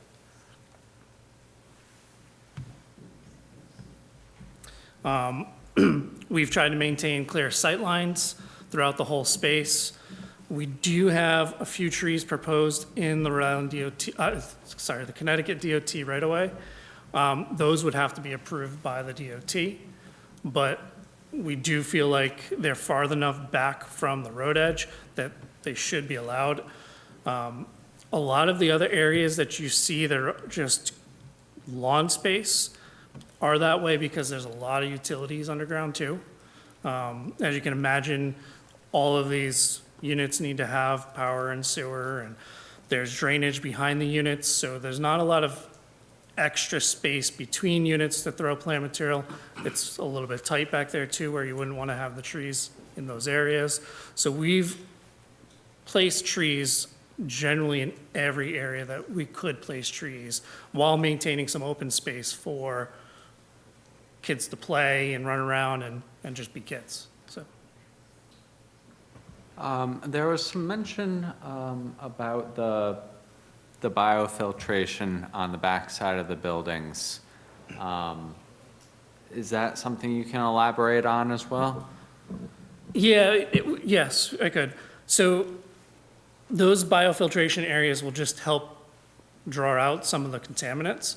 They could still be used by the residents for plantings, if they wanted to do a small herb garden or something like that in there. And instead of it being lawn and where those planters are gonna go, it would be a planter, so. Right, that's what I was getting at, is this some sort of like raised planter situation, or would they be at ground level?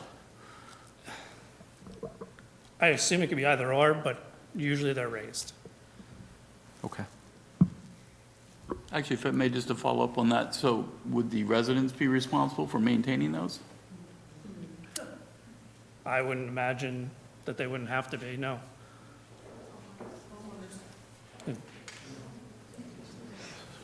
Matt Ranelli. Yeah, so and so Jared can add if he wants, but this idea came about through the discussions with Mr. Trinkus about additional ways to reduce nitrogen. We're of the opinion that those planters are not going to make a significant reduction compared to the overall reduction we're achieving. Sergio can give you the numbers of the projected reduction, but I think it was about maybe a 6% reduction in this, on the stormwater side. And so we prefer to have, to not have them, but they could be, to answer your question, it really could be something where they're either maintained by the homeowners association or for those owners who want to have an opportunity to garden, put in, cut flowers or other things, it would be that type of space. So it really was an idea that came out of this interaction with the consulting engineer, and we could make it either way, but I think our initial reaction is that given that the overall reduction here is really being driven by the lack of sanitary sewage waste on the site, and that the stormwater numbers are relatively in the same ballpark, that we would rather not have them because there are a lot of individual If I units. may, I was just trying to clarify who would be, if they existed, who would be responsible for maintaining them? Yeah, So I understand what the right. intention is. So the answer is, we're not proposing them. We would accept them as a condition of approval, and if you did that, we could make them the responsibility of the HOA, or we could offer individual owners who like to garden the opportunity to maintain their own, kind of like, the garden club does for flowers at the intersection. Okay, that's all I wanted to understand. Thank you. Any other questions of the landscape architect, Mary Ellen? What's the amount of space between the back doors of those units and then the play area for children? The lower side, the southern side? Yes. You're looking at about 15 feet. Ben, any questions? Mary Ellen, any other questions? Anyone else? Lighting, did we see the lighting? That would be Sergio. Thank you, sir. Yep. We originally submitted a photometric plan. We've modified it. I don't know if you've seen the modified photometric plan. I can bring that up. It really doesn't, it's not going to show you too much, but I do also have the lighting specifications. Give me a moment, I can pull up the...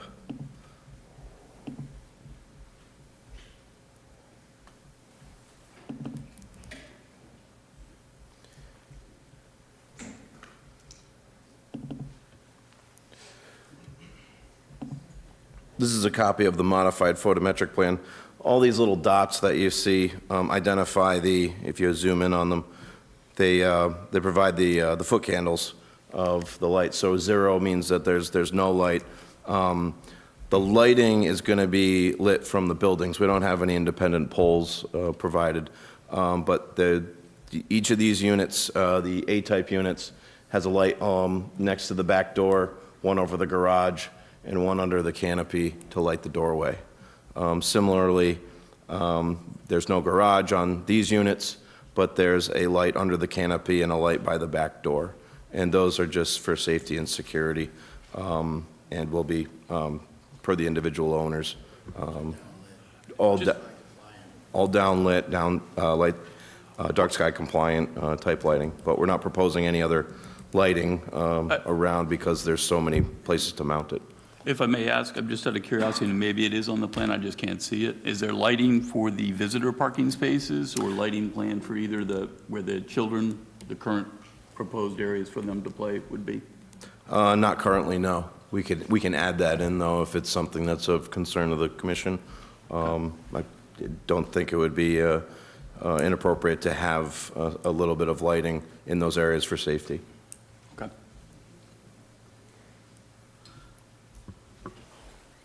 Secretary? That's it. Any other questions? Counselor? Mr. Chairman, just two more quick notes, and I know we want to get to the public. At the last hearing, the question did come up, what's the projected school-age children count here? It's not really normally a zoning-type question, but what I did, and I'm happy to provide it, the Southeast Council of Governments prepared sort of a study of residential demographic, what they call multipliers, and using the type of three-bedroom homes in the sort of category selected, it roughly comes out to about 28 school-age children. If you add infants, it goes up a little more. But that, just to answer the question that came up at the last hearing, and I'd be happy to provide Clifton with a copy of that. He may already have it. And you can look at the numbers yourself. And then the second thing that I just wanted to emphasize after Mr. Ferrari's presentation, clearly there was a lot of attention to the groundwater protection area and this, the overall sole source aquifer, which, as Bob pointed out, is about really a 300 square mile system with several sub-aquifers within it. We have taken that very a careful look at that. We agree that's under the sort of 830G rubric that, of course, water supply is what's called a substantial public interest. But the question is, is there a likelihood of risk to it? The case that was brought up in the last public hearing, one of the cases that was mentioned was what was called the Fairfield 2000 versus Town of Newtown Planning and Zoning Commission. And I just wanted to address that briefly. That case was really in some ways the opposite of what this case is. Both of them we're in a groundwater protection area. That's in an aquifer protection area, but semantics aside, that case turned on, the issue there was the developer was not connecting to the sewer treatment system. So the issue was loading from sanitary sewer waste, and in particular, what the developer was proposing there was a mechanical treatment system, as opposed to, like in your house, you would have really, sort of a natural process that your waste goes through. In dense areas where there isn't sanitary sewer, public sanitary sewer, they use these mechanical systems. And the issue for the court, and the issue that they focused in on, was the potential for failure of that system, of the mechanical system. And if it failed, the likelihood of a concentrated slug of untreated sanitary sewer water. So that's kind of the opposite of what we have here. We are taking away the very water the type of waste that was at issue in Newtown. So yes, it's the cases of interest because it talks about protecting the water supply being a substantial public interest, a legitimate concern of a commission. But if you read the case, the rest of the facts don't resonate with what's going on here, where we are actually removing the very type of waste that in that case the court was concerned about. And even then, the court really wasn't concerned about, if you read that case closely, wasn't concerned about the overall annual load of nitrogen or other pollutants. It was really worried about that event where there was a sort of a catastrophic failure, where you would get a concentrated release, or a release of concentrated wastewater, as Bob was saying, you have this concentrated water, and that it would all flush into the system simultaneously. It wasn't a concern about a load, and even in that case, that was sort of a daily gradual load. It was the highly concentrated load in the case of mechanical failure.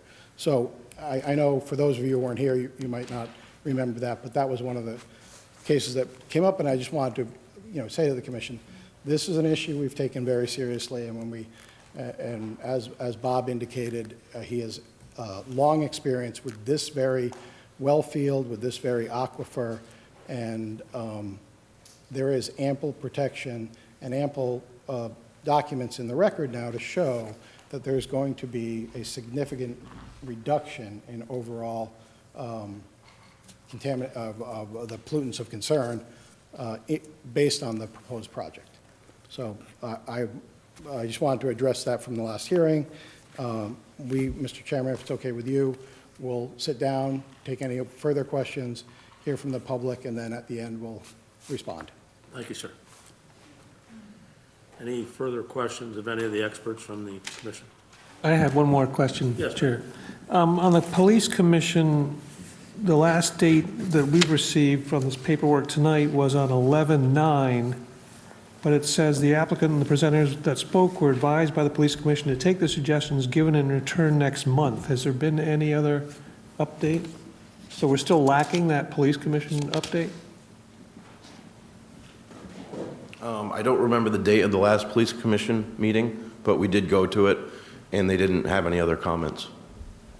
They didn't? So nothing since January, November? November 9th? I think we went twice after that. I don't recall the dates, but we went to the last. They just didn't provide any comments, so it doesn't go in the response summary. Thank you. Ariella? I apologize if this was already addressed, but it seems like there was some pretty major concerns when it came to trash removal, as well as mail delivery and having a singular place for mail delivery, as well as what that would look like with dumpsters or not. If you have any sort of update on that, that'd be great. Yep. So with regards to trash removal, the B-type units, I can bring those up. We would, hold on one sec.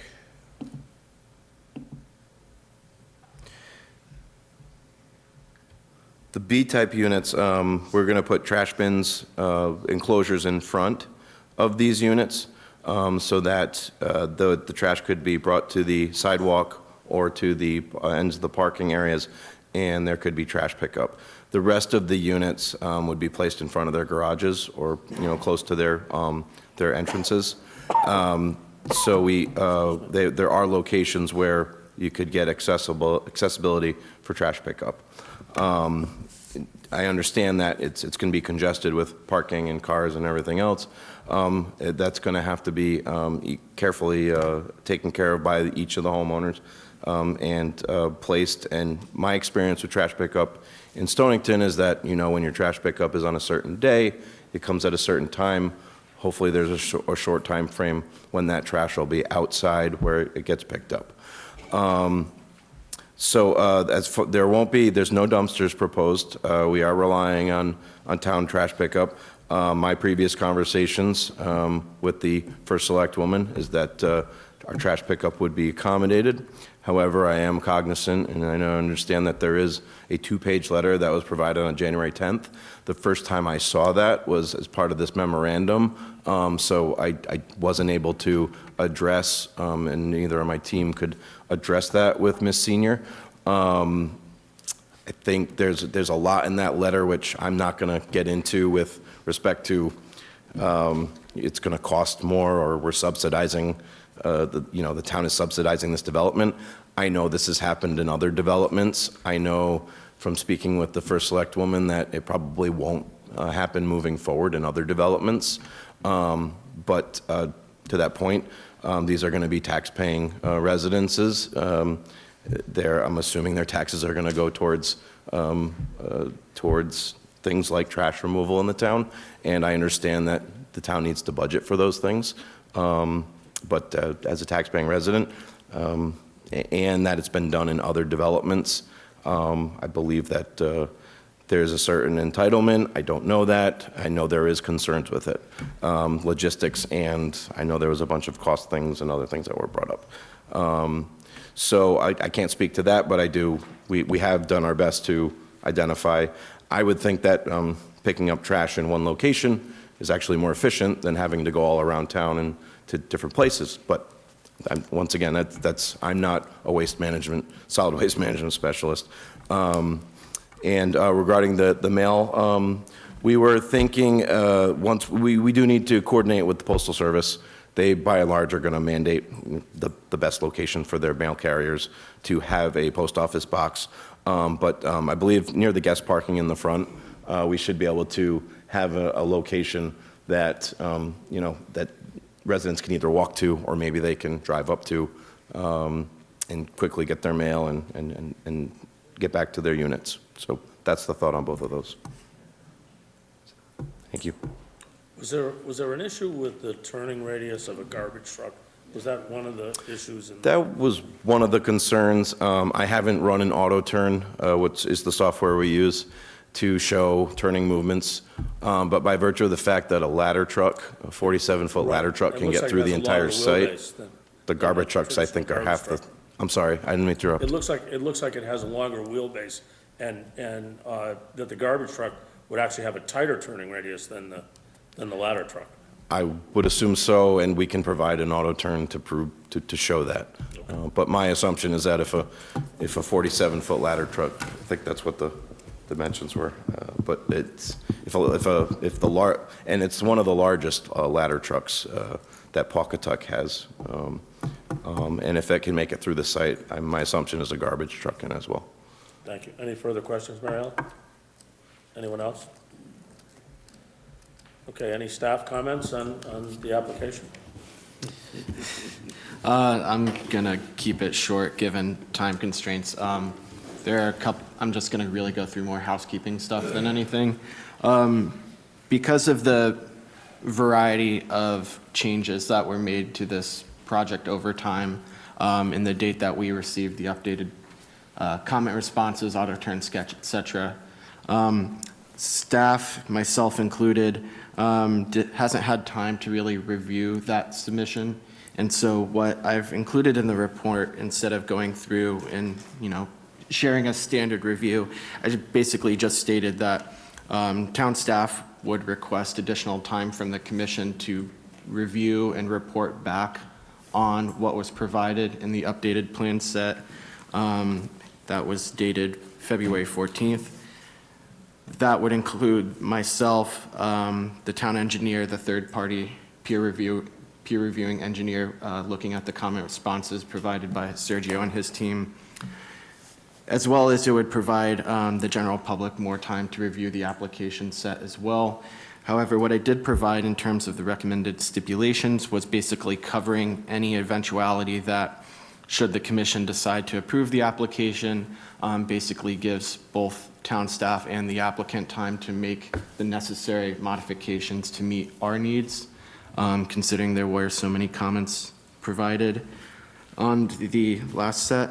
Another housekeeping item is that this application has been extended a few times, and it's coming up to its allotted 65 days of available extension time. The applicant has 9 total days remaining after this date, so that they could request for an extension of the public hearing. If that were to happen, we would have to schedule a special meeting sometime before February 29th or on February 29th. And so just for everyone's record, I looked at scheduling opportunities to if, when, and where we could do that.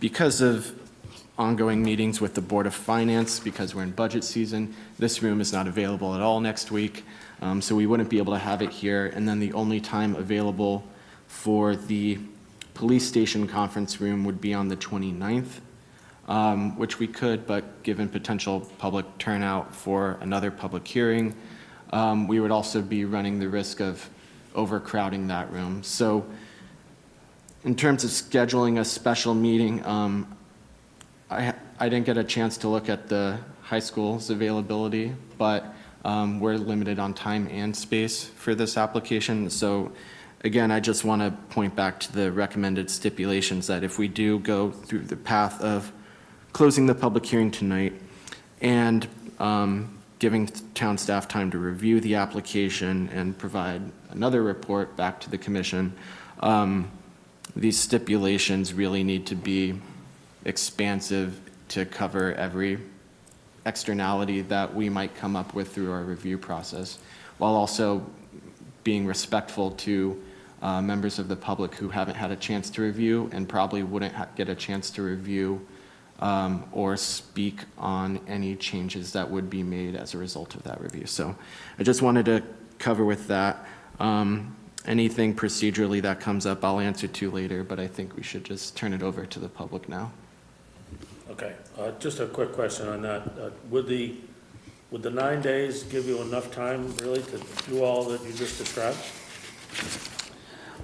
Potentially for myself, but with the peer review and the town engineer, I can't speak on their behalf, and I don't believe that 2 total weeks would be enough time for us to review. So we would be extending into the March special meeting and the March regular meeting to get a full report back, which we are planning to do regardless of whether or not the public hearing's open or closed. But scheduling a special meeting for next week, I'm not going to have a response for you by that time. Mr. Chair, my question would be, if we close the hearing tonight, we can still accept staff input? Yes. But no public comment after that? Thank you. Would be unusual. But, again. And the applicant wouldn't be able to make severe amendments or modifications. They would be able to amend based off the staff comments, but they couldn't come back with a revised, complete update. So we would have to work with the applicant to basically get the all that information solidified before bringing it back to the commission again. Thank you, Clifton. Okay, so before we move to public comment quickly, I have 7 people signed up, and I don't want to jam anybody because I know you have serious concerns, all of you, and would just ask that you try to keep your comment to a reasonable amount of time to give everybody a chance to comment and give the applicant an opportunity to rebut and still keep it to a reasonable hour. So, first person who has signed up is Farrah Garland.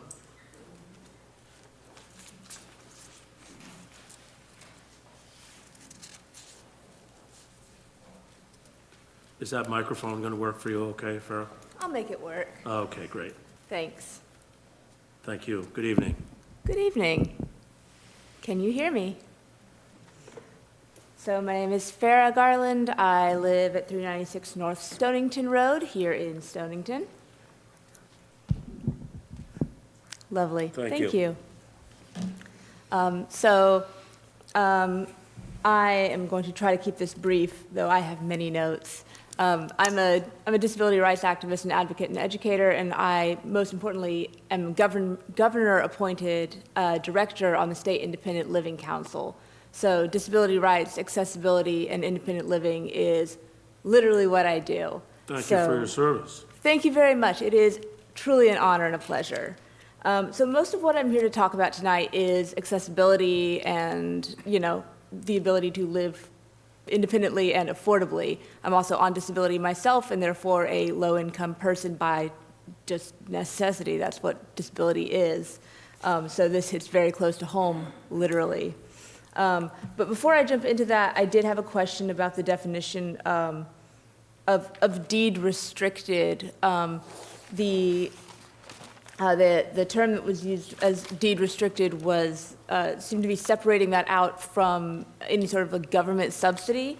But my understanding from a housing attorney at the Connecticut Legal Services is that deed restricted housing is housing units that are government subsidized and set aside as affordable housing. So I was just curious about that differentiation. But that aside, onto accessibility, back and forth, apologize.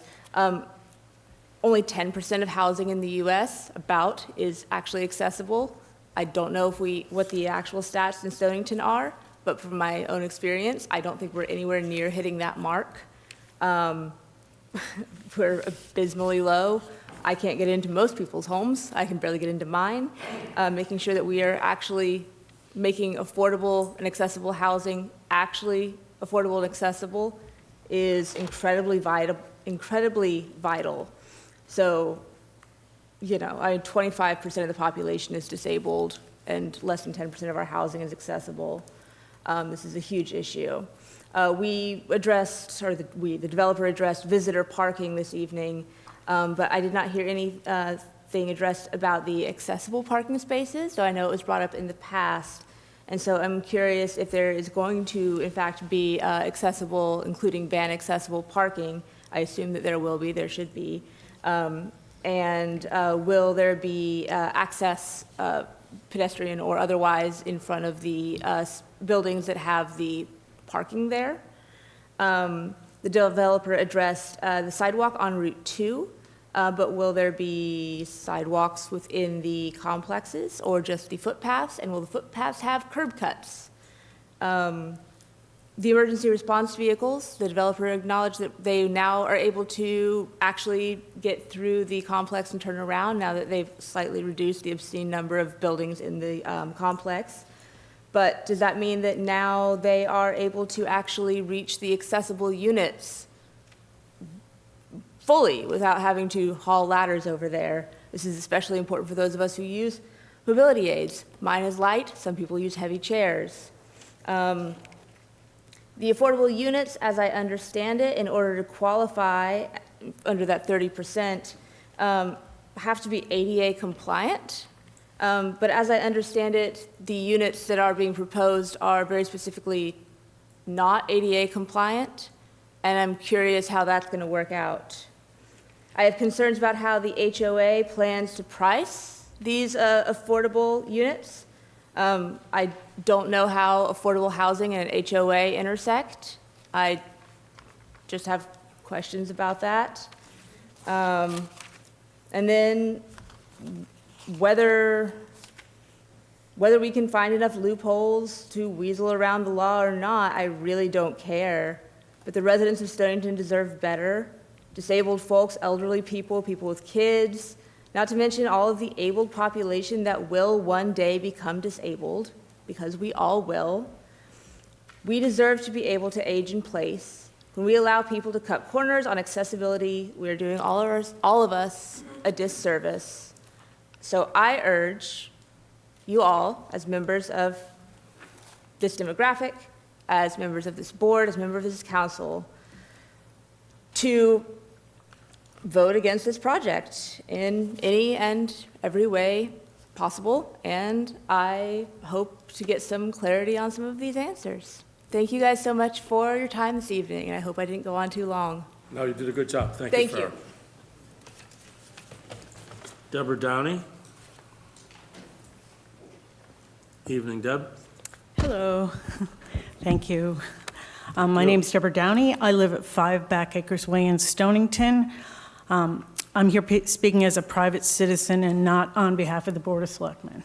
We understand. I'm also speaking as a scientist with undergraduate degrees in geology and biology and a master's degree in hydrogeology, which is the study of groundwater. I'm a licensed environmental professional with 35 years working in Connecticut, although I have other years working outside of Connecticut.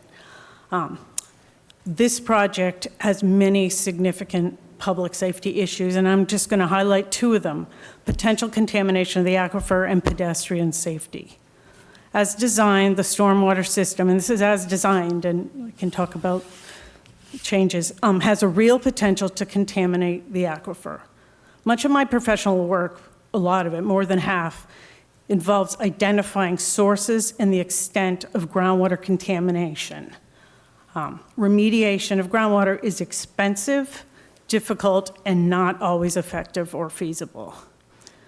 This site is not just in an aquifer protection area, but it's in a wellhead protection area for this important sole source aquifer, one of the most sensitive areas with respect to the protection of groundwater quality. You were right when you mentioned that the well could pull in that direction. It can pull under the river. It can pull from that distance during sustained pumping. Stormwater runoff contains a wide array of contaminants, hydrocarbons, polyaromatic hydrocarbons, including known carcinogens and toxicants. They are the most common organic compounds in roof and parking lot runoff. Vehicles, especially vehicles parked outside, are primary sources of hydrocarbons. They're also sources of metals, including copper, chromium, nickel, lead, zinc, mercury, and cadmium, and other chemicals, vehicle fluids, vehicle wash water, etc. Architectural metals, roof runoff, de-icing agents, and pet waste are other common contaminants in stormwater. De-icing products are especially concerning in aquifer areas and have become a major problem in Connecticut, and the DEP has a special group looking at that right now. DEP and EPA, who have spoken to both of them about this project, state that in aquifer protection areas, subsurface infiltration, such as what's proposed for the site, is not appropriate for paved surfaces and should only be used to infiltrate clean roof runoff. Runoff from paved surfaces should be directed to above ground type land treatment structures, bioretention systems, surface swales, depressed grass islands, infiltration basins. Impervious surfaces should be minimized.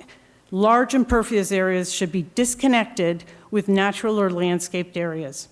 Subsurface infiltrations are also not appropriate with areas of shallow groundwater, and granted, they did some additional testing, but I question whether they put in monitoring wells to actually determine the true depth of water, not just test pits, or in areas of shallow bedrock, because there's only a narrow opportunity in areas of high infiltration as well for pollutant removal between the ground surface and the water table. In wellhead protection areas, the stormwater should be subject to primary treatment to meet water quality standards for all the compounds entrained in the runoff. Infiltration of untreated stormwater can flow directly into the aquifer in a wellhead protection area, potentially contaminating groundwater supplies. The town hired a third-party engineer who provided over 130 comments on the design. Many of these address possible impacts to the aquifer from the proposed design. The recent narrative, which was provided to the town last Thursday evening, responding to those comments, is not complete. It mentioned infiltration tests and assessment of groundwater levels, but did not include any data. And I'll skip because you already talked about providing it. The proposed stormwater system requires ongoing maintenance to prevent failure. Notes on the plans provided by the applicant and information on the StormTech website include multiple references to various maintenance which is required to allow the system to work as designed. The notes reference sweeping roadways twice a year, system inspections at least twice a year, and cleaning the system once sediment accumulations observed. The engineer retained by the town also found that the proposed system has limited small diameter ports for inspection and noted that the manholes are confined spaces and accessing these areas requires specialized training, safety equipment, and an engineering knowledge. He also identified drainage pipes that lack the minimum pitch required to function properly.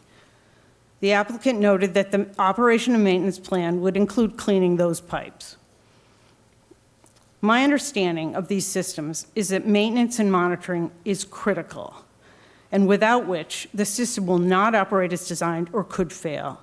Failures of stormwater treatment systems, especially those involving below-grade infiltration, are usually catastrophic and are often not obvious until that failure occurs.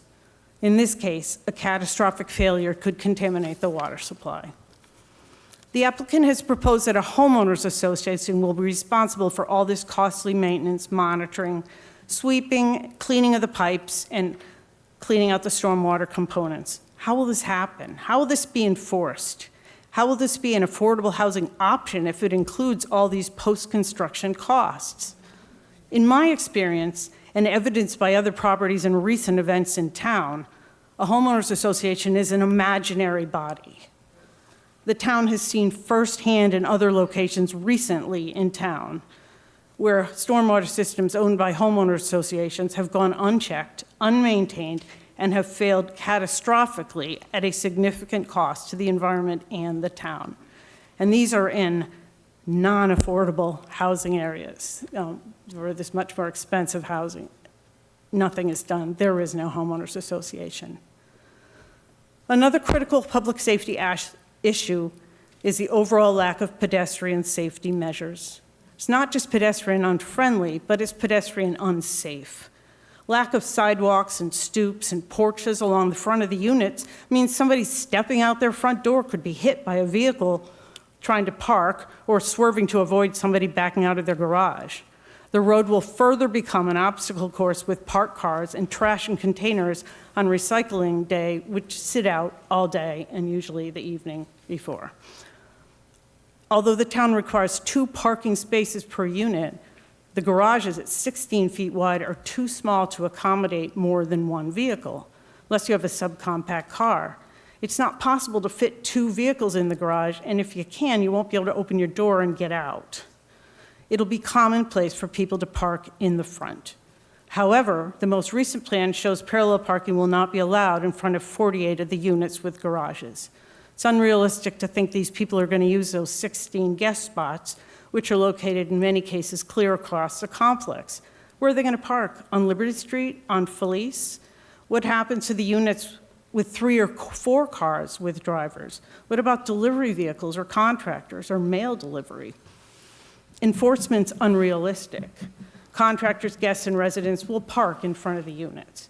This will restrict access for emergency vehicles and solid waste truck. And think about it, is there ever just 1 fire truck that shows up? And there's always 2 trash trucks, so trash and the recycling. The traffic study doesn't anticipate vehicles lining up to pull in and out of the complex, and this will only add to the dangers that pedestrians face. And while a school bus pullout on Liberty Street has been proposed, CTDOT has previously denied a request for a pullout on another local state road. It's also important to note that the traffic study did not include the Glasgow-Russell neighborhood, which is located directly across the street and is much larger, with over 50 homes, than the Pine or Manor Street neighborhoods that were included. We can do better. Affordable housing does not need to mean unsafe design. My son lives in affordable military housing, connected townhouses with garages just like what's proposed here. He and most of the neighbors use his garages for storage because their cars don't fit in it, or maybe they can put 1 car in it. Parking is available to him, though, on the adjacent roadway, and there are sidewalks and a pedestrian-friendly design that allows you to step out your door without being hit by a vehicle. Take a drive through Navy Housing in Groton, you'll see something similar. 2 weeks ago, the commission saw a proposed master plan for a residential development right down the street from this one. It included primary stormwater treatment with an above-ground basin, rain gardens, bioswales. It also included sidewalks and safe pedestrian access, appropriate resident and guest parking, and a proposal for 20% affordable units. The commission is tasked with maintaining public safety. Residents rely on your decisions to ensure safe drinking water supply and safe site design. Approval of this plan could lead to contamination of this valuable sole source aquifer, which supplies well over 50% of the water supply. It could also lead to pedestrian injuries and most certainly a significant cost to Stonington taxpayers who will end up footing the bill for the maintenance and repair. Drinking water is one of our most precious resources. Past contamination and saltwater intrusion have already reduced the size of the aquifer. We can't just assume clean water will always be there. We need to be vigilant to prevent additional damage. And what we've approved in the past, so what? We know now more than we knew then. We don't need to repeat past mistakes or set a dangerous precedent. Within the aquifer protection area, we have to insist on low-impact design, primary stormwater treatment with less impervious surfaces and proven systems that are not cost prohibitive to maintain and repair. And finally, the town should not accept a development that proposes maintenance by a homeowners association without a long-term bond or escrow to back it up. Thank you for putting up with my long speech.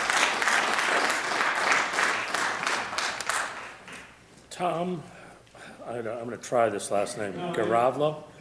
It's a wonderful town, Cerullo. Oh, Girallo, I'm Yep. sorry. Thank you. I'll get it right when Ally speaks. Yeah, There you go. far safer in those Far shoes. more Yeah, important. You know, Far more I urge that, sir. All right, my name is Tom Cerullo, 23 Russell Avenue. I know tonight's been longer than the Springsteen conference, so even as a trial lawyer, I'll try to be brief. Mr. Ranelli brought up the case before. I'm going to come back to that in just a second. The theme of tonight, the phrase that stuck out in my head was a sidewalk to nowhere. Yeah, we'll put in a sidewalk, but it doesn't go anywhere. That is emblematic of this entire project. Everything that was just brought up with the last couple of speakers tells you exactly what's going to happen. I didn't plan on speaking about this, but sometimes you hear something and it strikes a chord. This project is going to funnel a bunch of children into the corner where you can play pickleball on the edge of Liberty Street. That is a horrendous idea. That's the green space. You want a safety element for 830G. We're going to concentrate all these kids who have no backyard, no front yard, sidewalks running through the back of their backyard. We're going to say, go ahead, go play on the corner right here near Liberty Street. And by the way, involve a ball so that can go into the street. Great plan. Huge safety concern. I'm a father, 3 small boys. I can see the end of that story, and I don't want to see it for other children in this community. I can't believe that is part of this design. I didn't plan on speaking about that, but I had to. Like I said, Mr. Ranelli brought up that case. My wife and I brought that case to your attention in the last meeting. And you always can tell when it makes somebody nervous when they get into the details of it like that. All that matters for the case is that it told you that if you have concerns about the aquifer, you have permission to deny these things and a lot of protection in which to do so. I am smart enough to say the following. Listen to her. I said it last time, I'm saying it again. Every part of the aquifer was just mentioned by somebody with a ton of credibility. So we're going to flip to the other side. We heard a presentation from Mr. Ferrari tonight. I listened carefully. I've read his reports. There's a case for this too, turns out. It's interesting when you hire expert witnesses as a lawyer. You've got to pay them. They've got to do stuff for you that you need. And Mr. Ferrari's done plenty of work in the public sector over the years, I imagine, probably before this board and before I was here. He's provided testimony, I brought copies for you, in a case in Rhode Island where he was working, I believe, on behalf of North Kingstown. And I want to read to you some of these important quotes. He was specifically discussing a sole source aquifer, specifically a sole source aquifer, the HAP aquifer. Can't say my last name, I can't say all of the initials that go into the HAP aquifer and get it right, so I'm not going to try that. But what really matters is Ferrari emphasized the ecological effects of overstressing the HAP aquifer are pretty serious. He didn't disagree with the conclusion that the municipal system can provide adequate pressure to the proposed development, but he indicated that this wasn't responsive to the issue of overstressing the aquifer.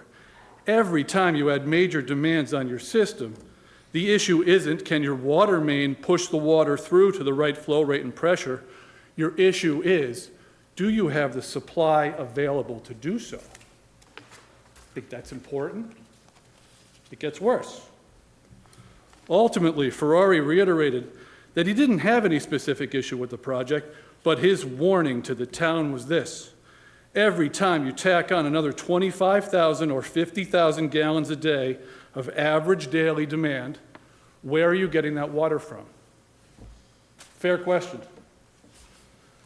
I note in the township notes here, and I brought a highlighted copy for you, in talking with the WPCA, the water flows happen to be 25,000 gallons per day on average, or 50,000 gallons per day at peak. Every time you add 25,000 gallons or 50,000 gallons, you've got to be asking yourself, where did that water come from? Not my words, not Deb's words, Mr. Ferrari's words, here on behalf of the applicant. I have copies for you. You may have it. You may look at it yourself. Full testimony, full context is there. I didn't leave anything out. Those are the highlights. The court in that case was begging them to listen to him about warnings he was giving to his town. Last time I was here, I was going to speak about this, and I fell for it once. I won't fall for it again. The affordability plan was turned into you tonight.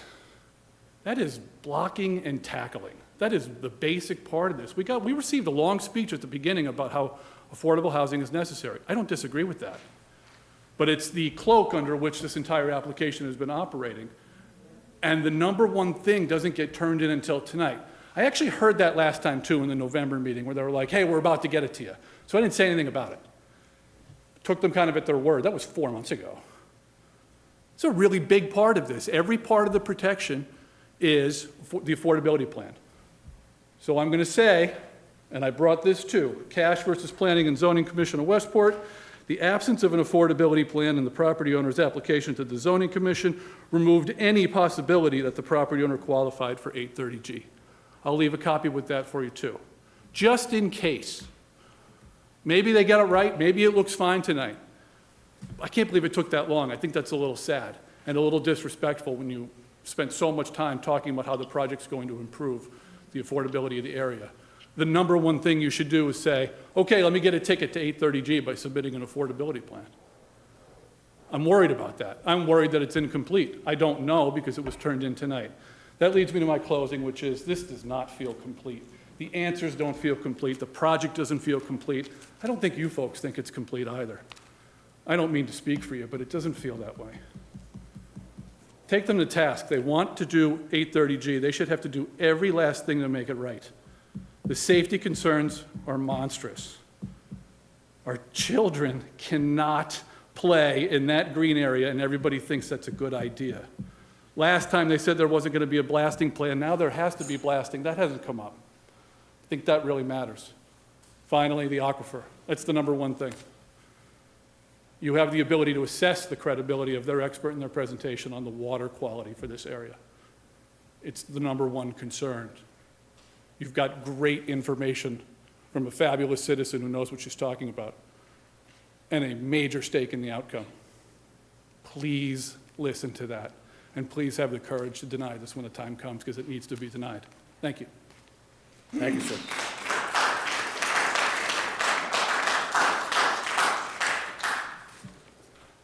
Ally, same last name. I'm sorry, I'm not trying to be a wise guy, even though I sound like one. Hello, I'm Sharyne Cerullo, and I live at 23 Russell. Thank you again for allowing me to speak. I was going to talk about a couple of different things, and I know that Debbie had touched a couple of stuff, but I want to reiterate. The traffic study, once again, I stood here in November, and I said Felice and Glasgow, North and Kelly were not included. We are now here. Felice, Glasgow, North, and Kelly are not included. I don't understand how we don't include abutters on Glasgow and abutters on Felice. I don't understand. I also don't understand the whole parking situation. Where are people going to park? We are talking about the garages being narrow. Mr. Terenzi already said that. What happens when we can't get 2 parking spots in? They claim that there's only 28 kids who are going to be school-aged. So who's living in these? Are we talking one person's going to live there or 2 people with 1 vehicle? There's going to be multiple vehicles. They're going to be parked all along our roads. Then, now our children who wait for the buses cannot get to the bus. And that, again, is another concern. The snow removal is another issue.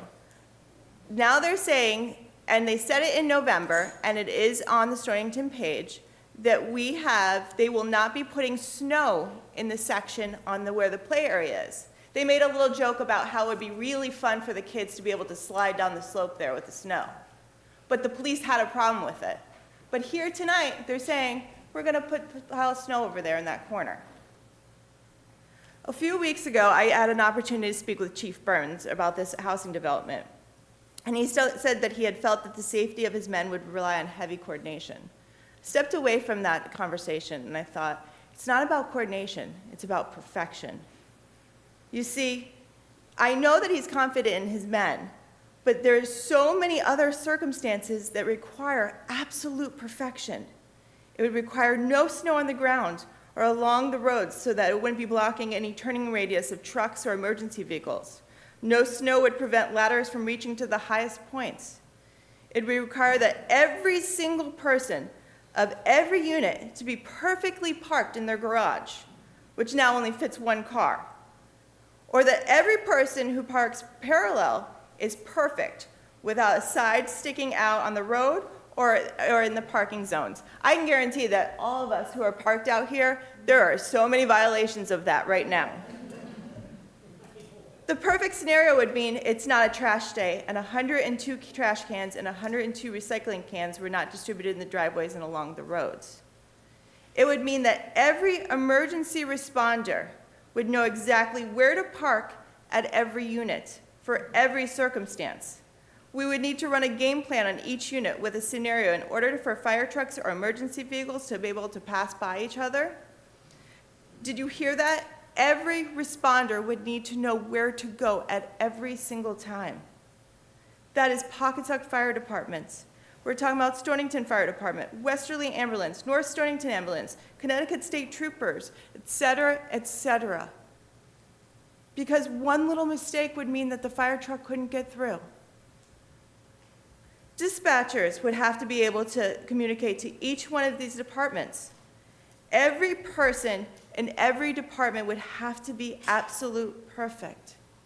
And if that doesn't happen, someone's going to get injured. GPS has to be also perfect on top of that. And we all know how GPS is around here. GPS has to be perfect in navigating 102 units. I bring this up for a specific reason.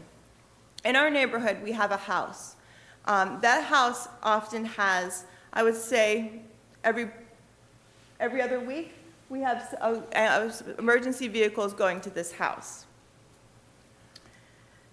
In January, I witnessed for one call, one house, 2 regular fire vehicles, T43, T47, a fire chief vehicle, 1 ambulance, and 2 police cars come up our street for one issue of one house. Here's the thing. One of those police cars went to the wrong house because GPS sent him.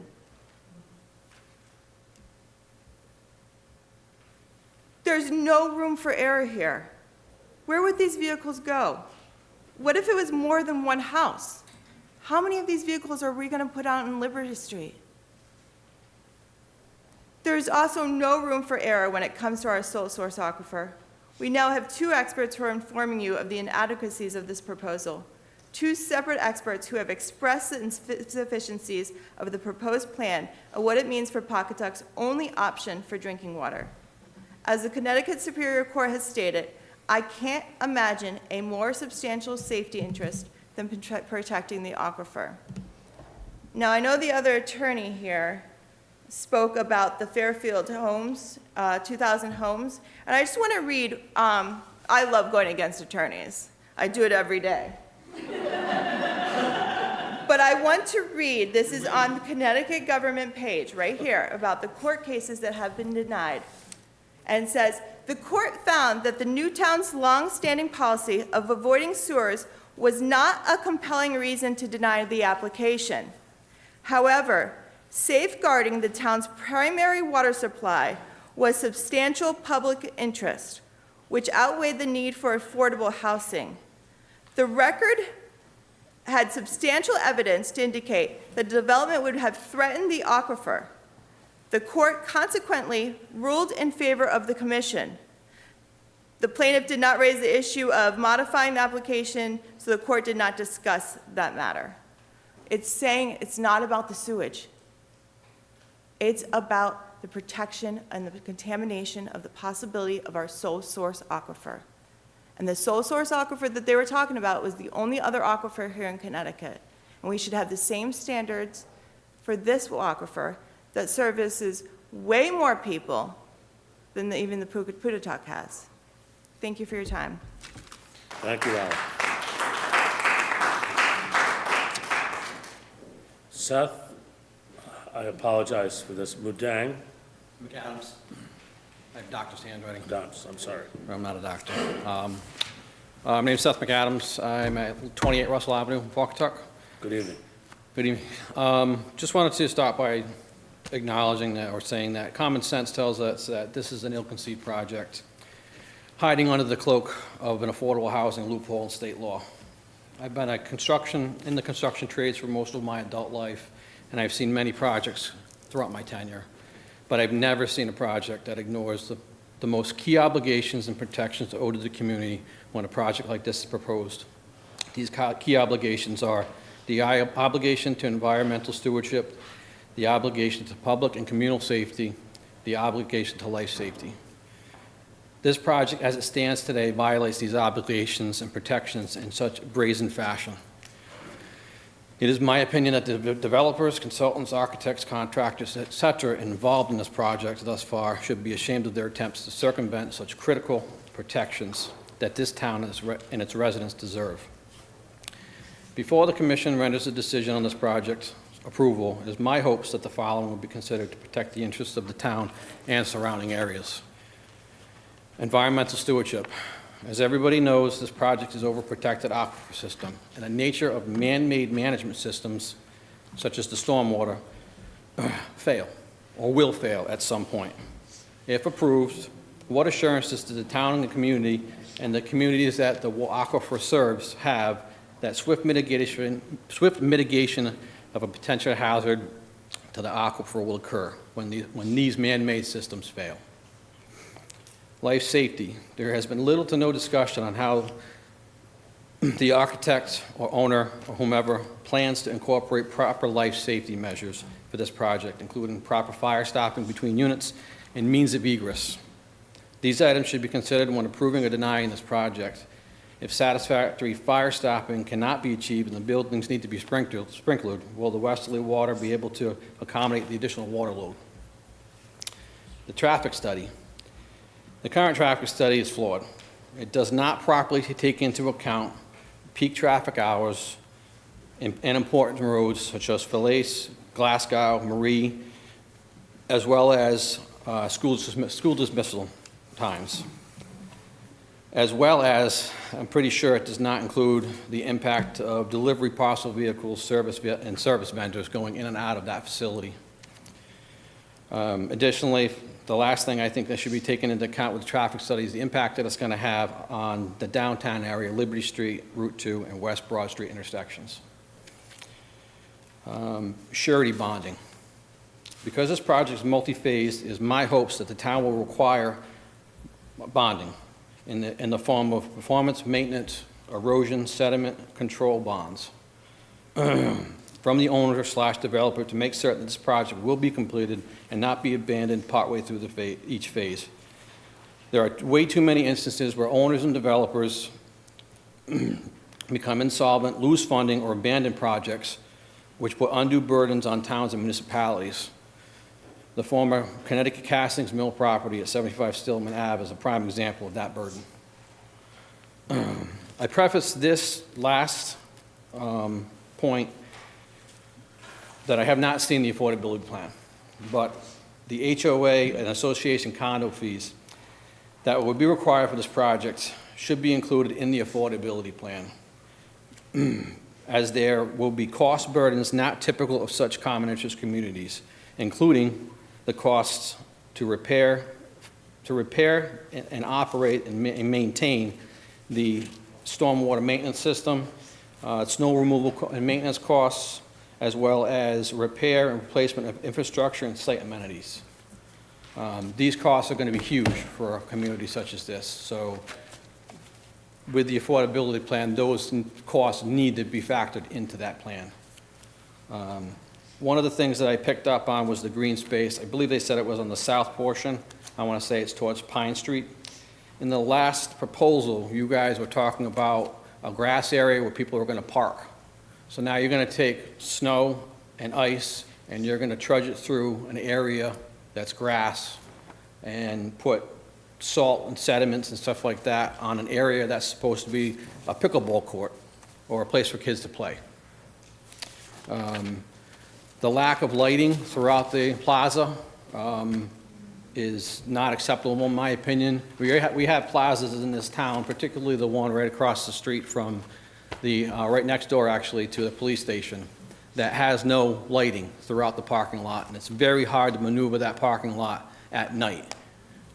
There are no lights. The only lights that are there come off the building, and it's just very hard to migrate through that facility with no proper lighting. The last thing I have is my understanding, after what was said, was they switched everything to town sewerage. I didn't hear any comments on whether or not the Pollution Control Authority can handle that additional sewerage. So that's just something else I'd like you to consider. Thank you for your time. Thank you, sir. Next speaker is Ralph Arganese. Evening, Ralph.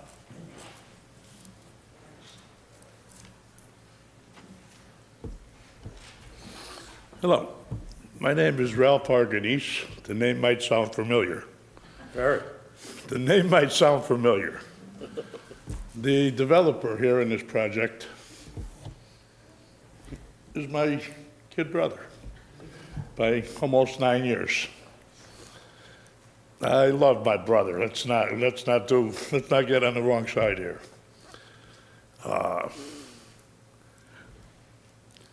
I want to say a couple things. I know everybody, I'm a night person, this is normal for me, but I know we got to get out of here. And if there is going to be another opportunity in the future that I'd have to speak, I can cut this out real quick and take that opportunity then. But there is something I'd like to say tonight. I don't know, I haven't seen my brother since my mom died 14 months ago.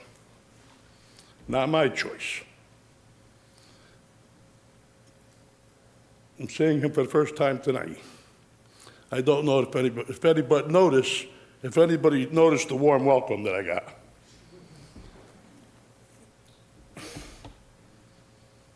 But, thanks, Gene. I'm saying that because you guys got to know what you're dealing with. I love my brother, I love my family. I am all for family. Been watching out for my family all my life.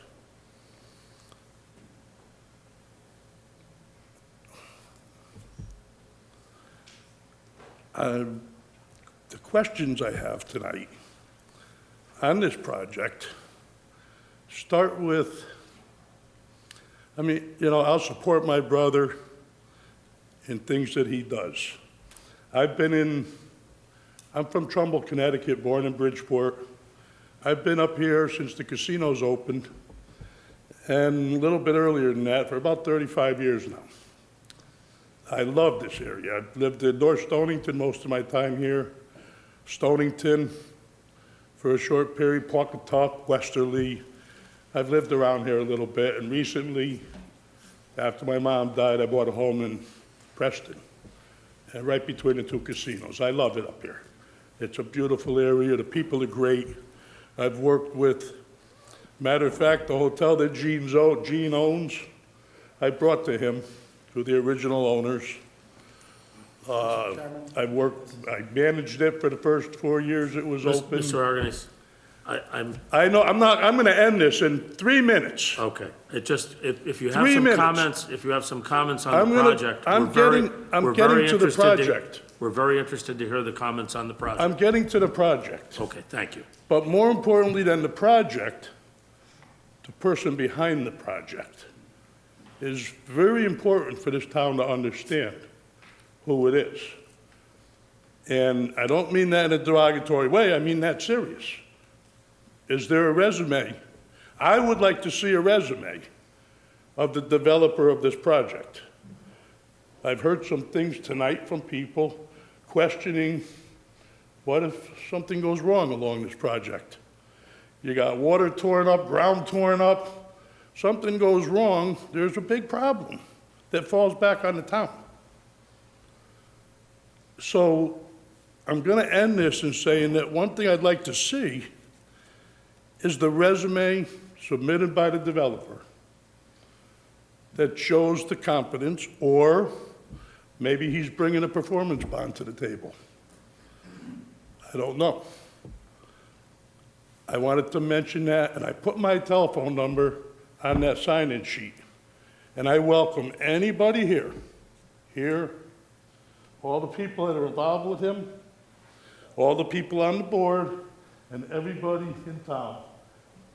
Feel free to call me. I'd be happy to answer any questions I can, honestly. And yes, I'd love to see something happen there. I'd love to see it done right. And I'd love to see something that would benefit the town. It'd be beautiful. It's been I've seen so many bad things there that just never made it.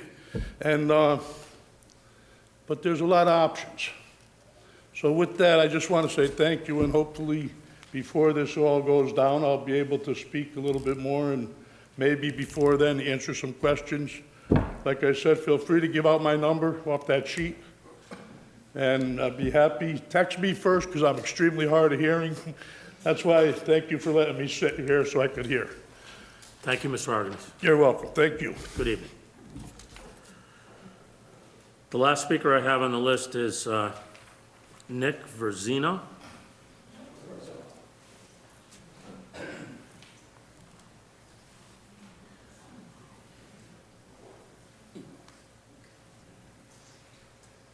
Evening, sir.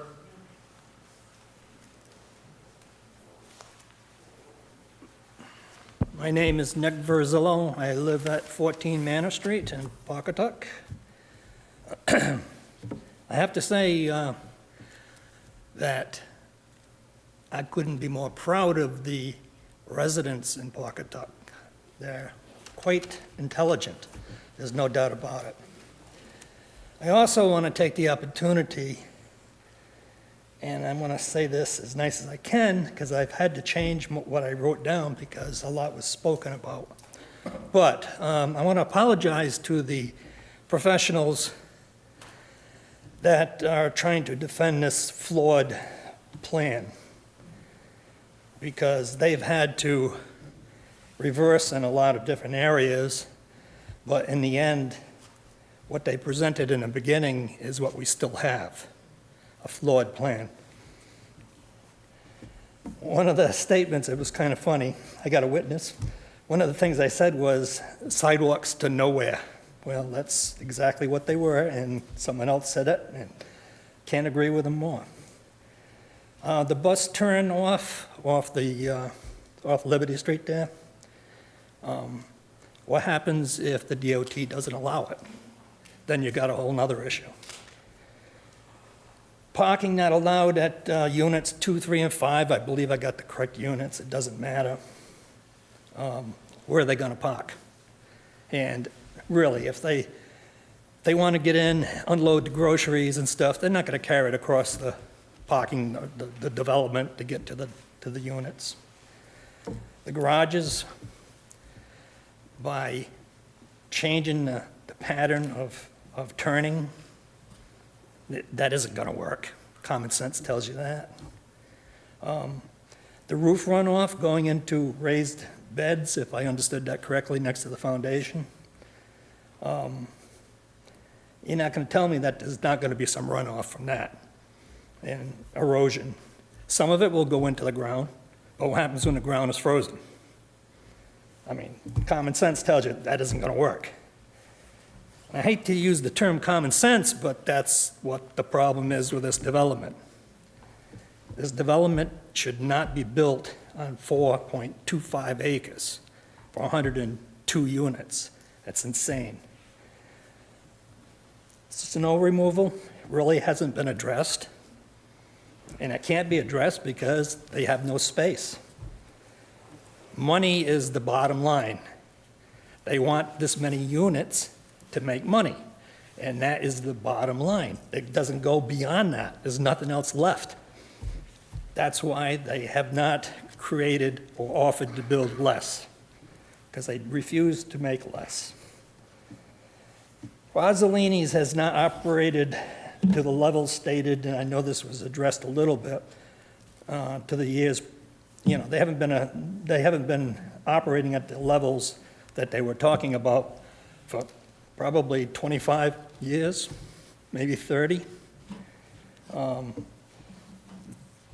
Operating the way they have been in recent years, they were just open on Saturdays and Sundays. Once in a while, a Friday and a Saturday, sometimes closed on Sundays.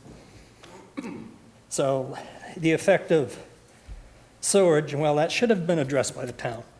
I admit that. That should have been handled. They should have forced them to connect to the sewer. There was no reason not to.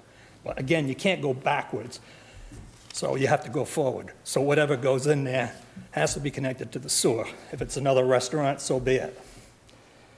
On the site lighting, they still haven't really addressed that. What they need to do, if they're going to have the homeowners' lights on the buildings illuminate the development, they need a second meter, and that meter needs to be paid for by the association. That way the lights stay on. Because the homeowners are not going to be flipping their lights on to illuminate the development. The DOT, they have some issues of their own. When cars are coming from, let's just say from the bypass direction down towards Rossellini's, they're telling you to merge. Well, these cars do not merge until they reach Manor Road half the time, and it's dangerous. And there was a study, I guess, with the state of Connecticut. Well, I know for a fact my niece pulling out of Manor Street got hit on the front side of her car because there was two cars coming and there was no place to go. So that report is a little bit in doubt. I know firsthand she got hit, and I know firsthand she had to get towed. There's no privacy fencing. I feel really, really bad for the immediate neighbors. This side of the bypass, there's no big commercial developments like this. They're all on the other side, the commercial side. We're trying to initiate a big commercial development on this side for the first time, and there's really no place for it. Again, it amazes me how many little changes that were made, which really amounted to virtually nothing. In a perfect world, this plan could work, but it's not a perfect world, and therefore, it's doubtful that it could not end up by being with serious consequences down the road. We already know about the aquafiller, there's no question. They're building 3-bedroom units. This study is saying 28 kids. I think that's what I heard.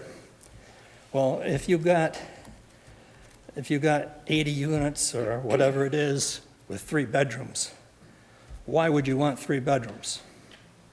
If they're saying it would only be 28 kids, it just doesn't make any sense.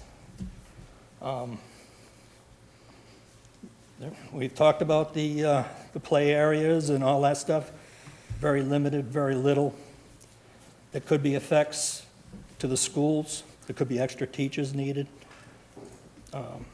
One thing that was very important was the ADA. Very little, very minimal talked about, but a good point was made. And it really, most of that development doesn't meet ADA, and it never will.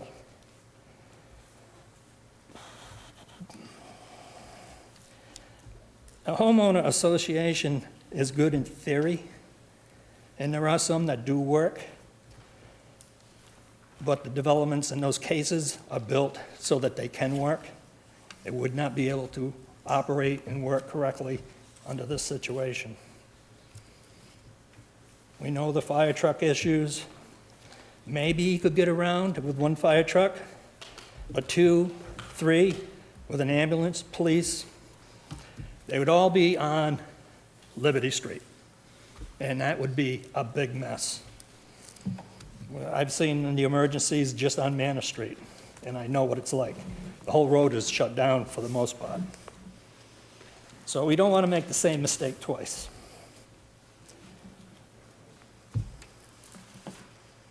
And I agree, there's got to be two bonds, one for the construction and one bond for the homeowners association. Because 10 years from now, when they walk away completely,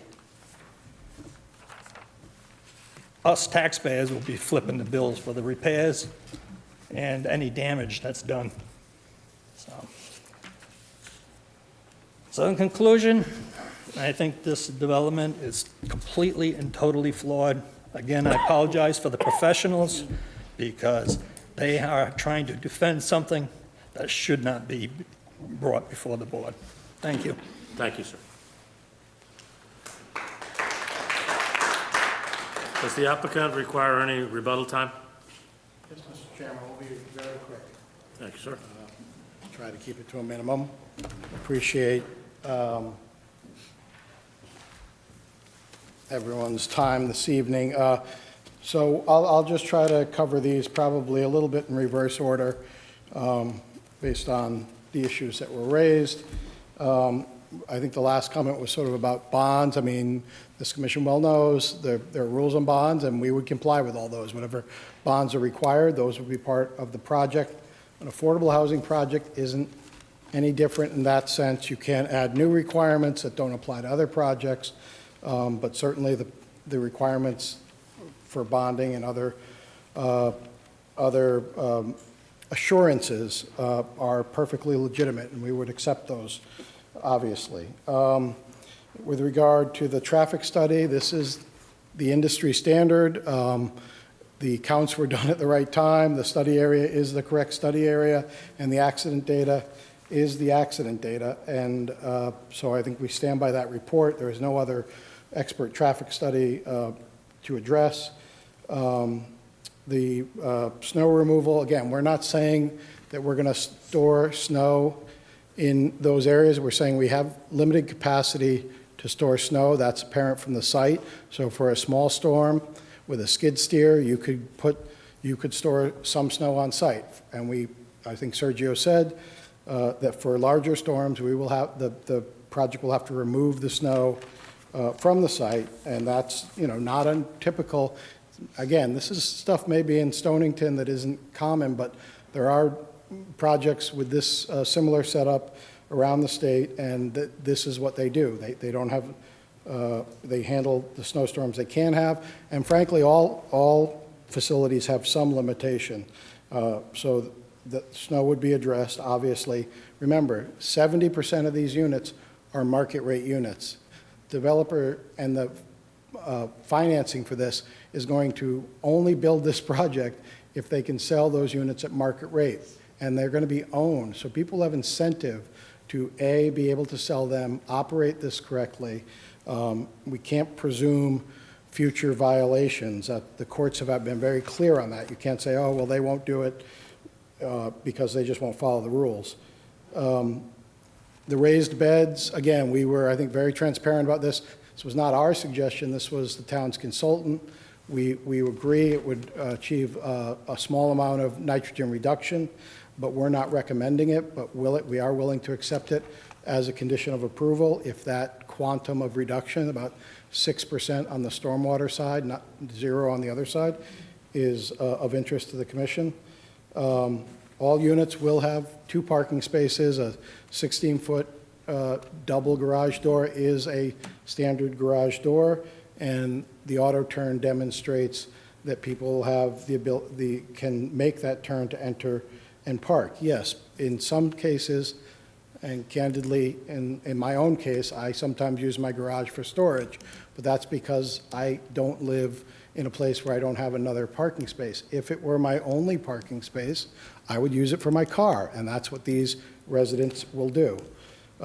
In terms of the bus turnoff, again, that was in response, we added that to show it could be done in response to a comment. As someone pointed out, DOT would likely not approve it for good reason, because school buses should stop in the street, and that there's a state law that requires people to stop. In fact, I think it's the highest fine in the state for a moving violation.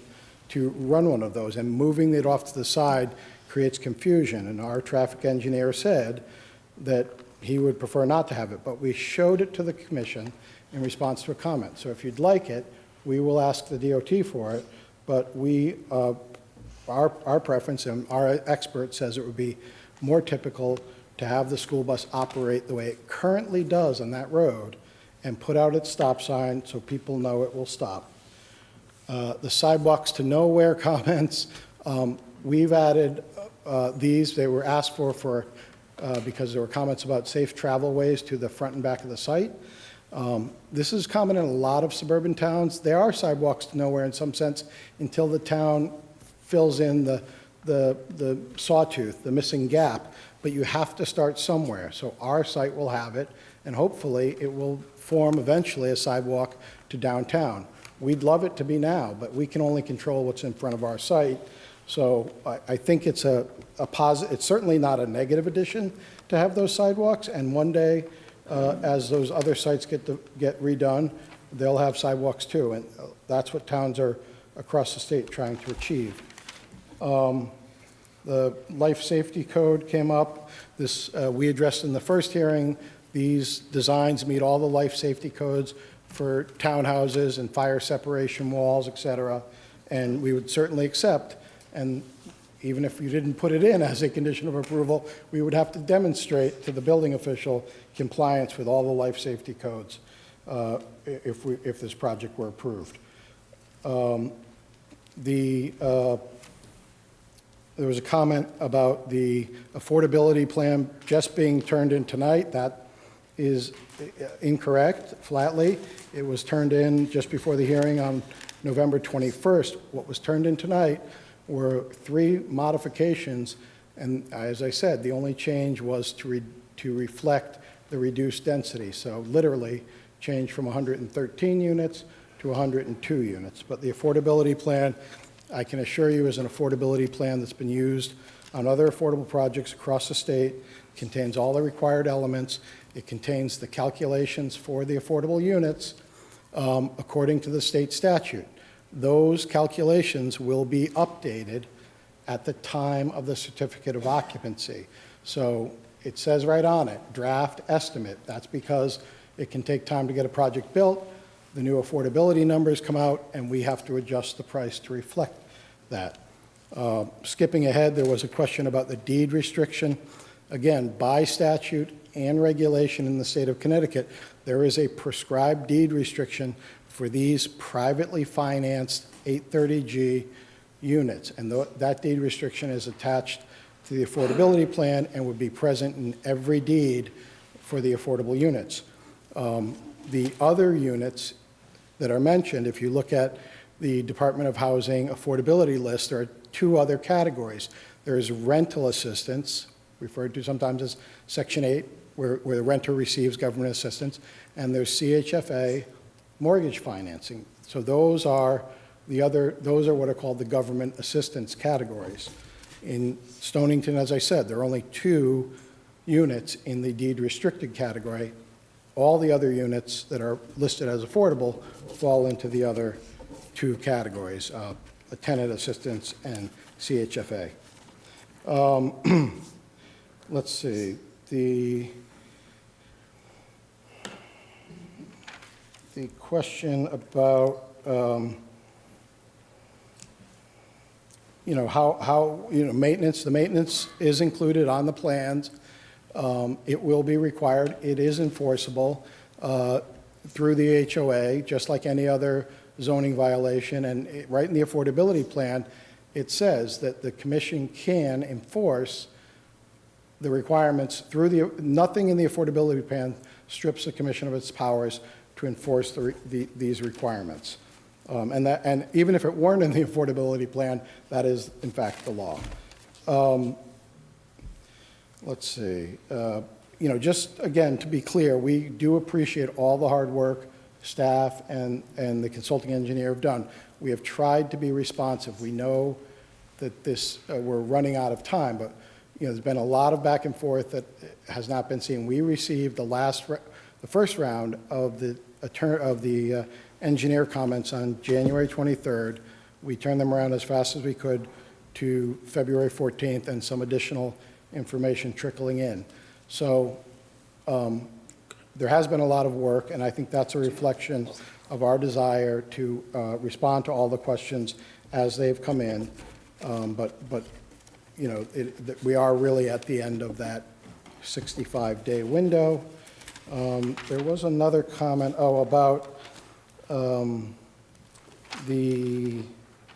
let's see, there was one gentleman commented about putting a pickleball court in the front, and that is classic trial attorney straw man, because what we're saying is there are two spaces that can be programmed for recreation. One in the rear, one in the front. The front could be a dog run, it could be a gazebo, it could be picnic tables. If there were a court, it would have a fence so balls don't enter the street. Then there's also the matter of the Fairfield 2000 decision. I think I've said enough on that. The bottom line is, it is not, as someone phrased it, the fact that you identify a significant, this is kind of important when you go to decide on this, the fact that you identify a substantial public interest is not permission to deny the application the way it was phrased. And if you read the statute, that's the first thing that you have to do, identify the interest. We all agree aquifer is the interest. Then you have to evaluate the risk based on the evidence in the record. In Fairfield 2000, the court said there was no countervailing evidence in the record about what would happen if there was a failure of the mechanical sewage treatment plant. So it's not as simple as, oh, we found a risk. You have to calibrate that risk, and then you have to assess what's the likelihood that it would happen. And that's where Mr. Ferrari's testimony comes in. And then, once you've done that, you can weigh it again, you have to weigh it against the need for affordable housing. And you balance them. It's not an either or. And then finally, as I said in the first hearing, the last part of this, 830G, although you wouldn't know by most public hearings on these types of applications, it is intended to be collaborative. So the last part of it is, if you do identify an interest, and if it does outweigh the need for affordable housing, you can still approve and make reasonable changes. So I'll just give one example. There was some discussion about the garbage bins in front of the Type B units and how would they get to the street. We think they can get to the street. We have ample room on the sides and through the middle of the parking.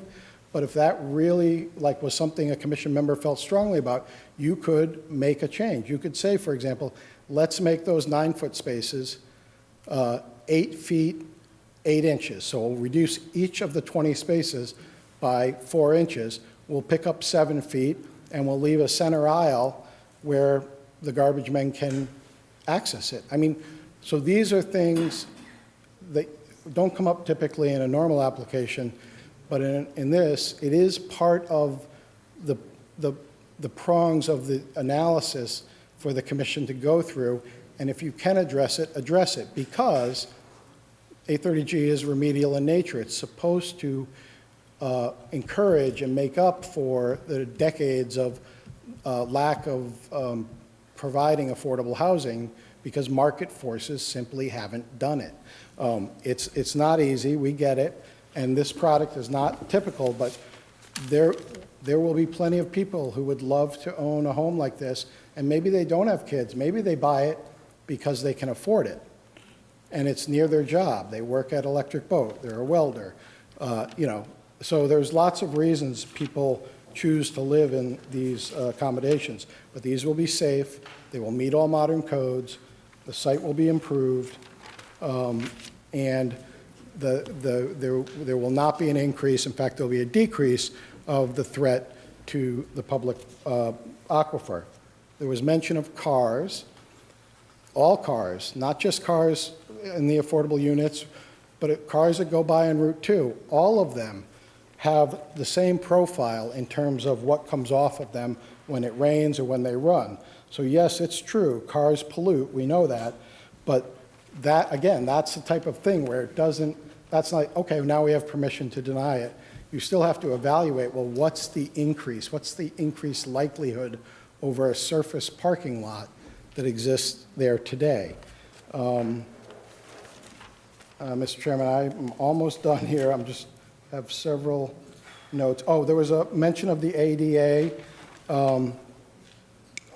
We will comply with all the ADA requirements. I don't have chapter and verse here tonight, if I'm being candid, but we have type B units. We will meet all the requirements of the ADA and strive to go beyond them. If that's something that the commission would like, then within reason, we can do that. But certainly meeting them is the ground level.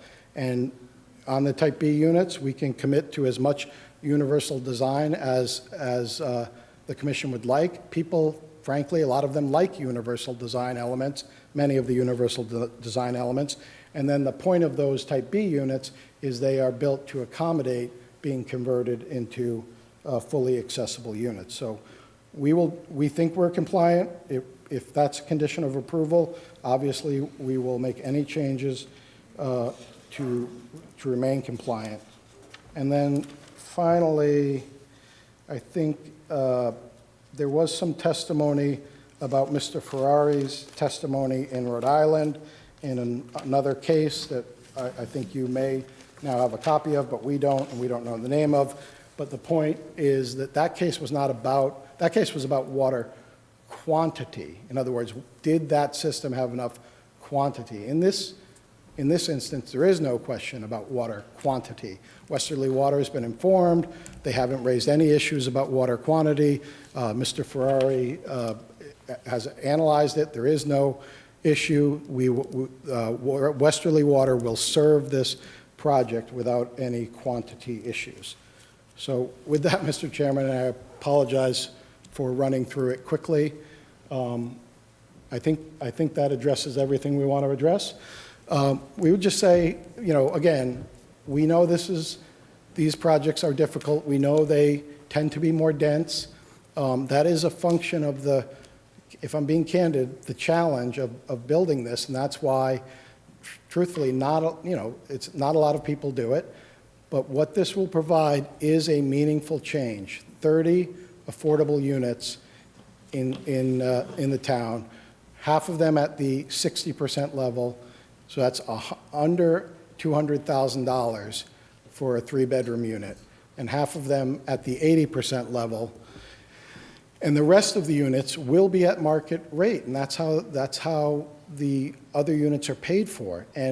But it's also part of, if you go around the state and look at projects built under this statute, they're built as market rate products because you have to get the top of the market for that product to subsidize the affordable units. So we believe that there's plenty of incentive for this to be built right, run right, and we think we've addressed the concerns about the legitimate interest in water, and we think we've addressed all the other health and safety concerns, including life safety, traffic, and all the access to the site issues. So, and I guess I would just also remind you that in evaluating the stormwater, remember, there are no numeric criteria in your regs. I mean, we're trying to hit a target based on comments on the stormwater that we've received. But your actual regulations don't have these numeric standards. So I would just say you also should be careful not to hold us to a standard that isn't in the regs or that isn't applicable to other projects. And that's why one of the reasons we wanted to point out that we're using tried and true technology, especially in the stormwater. We're not saying you did it for them, so you should do it for us. We're more saying the converse of Fairfield 2000. This is not experimental technology. It's been used right here in town, and you would have experience with it, and you would know if it was failing or not operating. So with that, we commit all of the evidence in the record to you. Again, thank you to staff, thank you to the members, and thank you to the public for helping to make our plans better. And That's it. We have nothing more. Thank you. Thank you. Appreciate it. Unless someone desires rebuttal time. Can I just say quickly, Come to the microphone, please. Deborah Downey, our regs do reference the state regs. There are numerical regs referenced by our regs. Thanks. Thank you.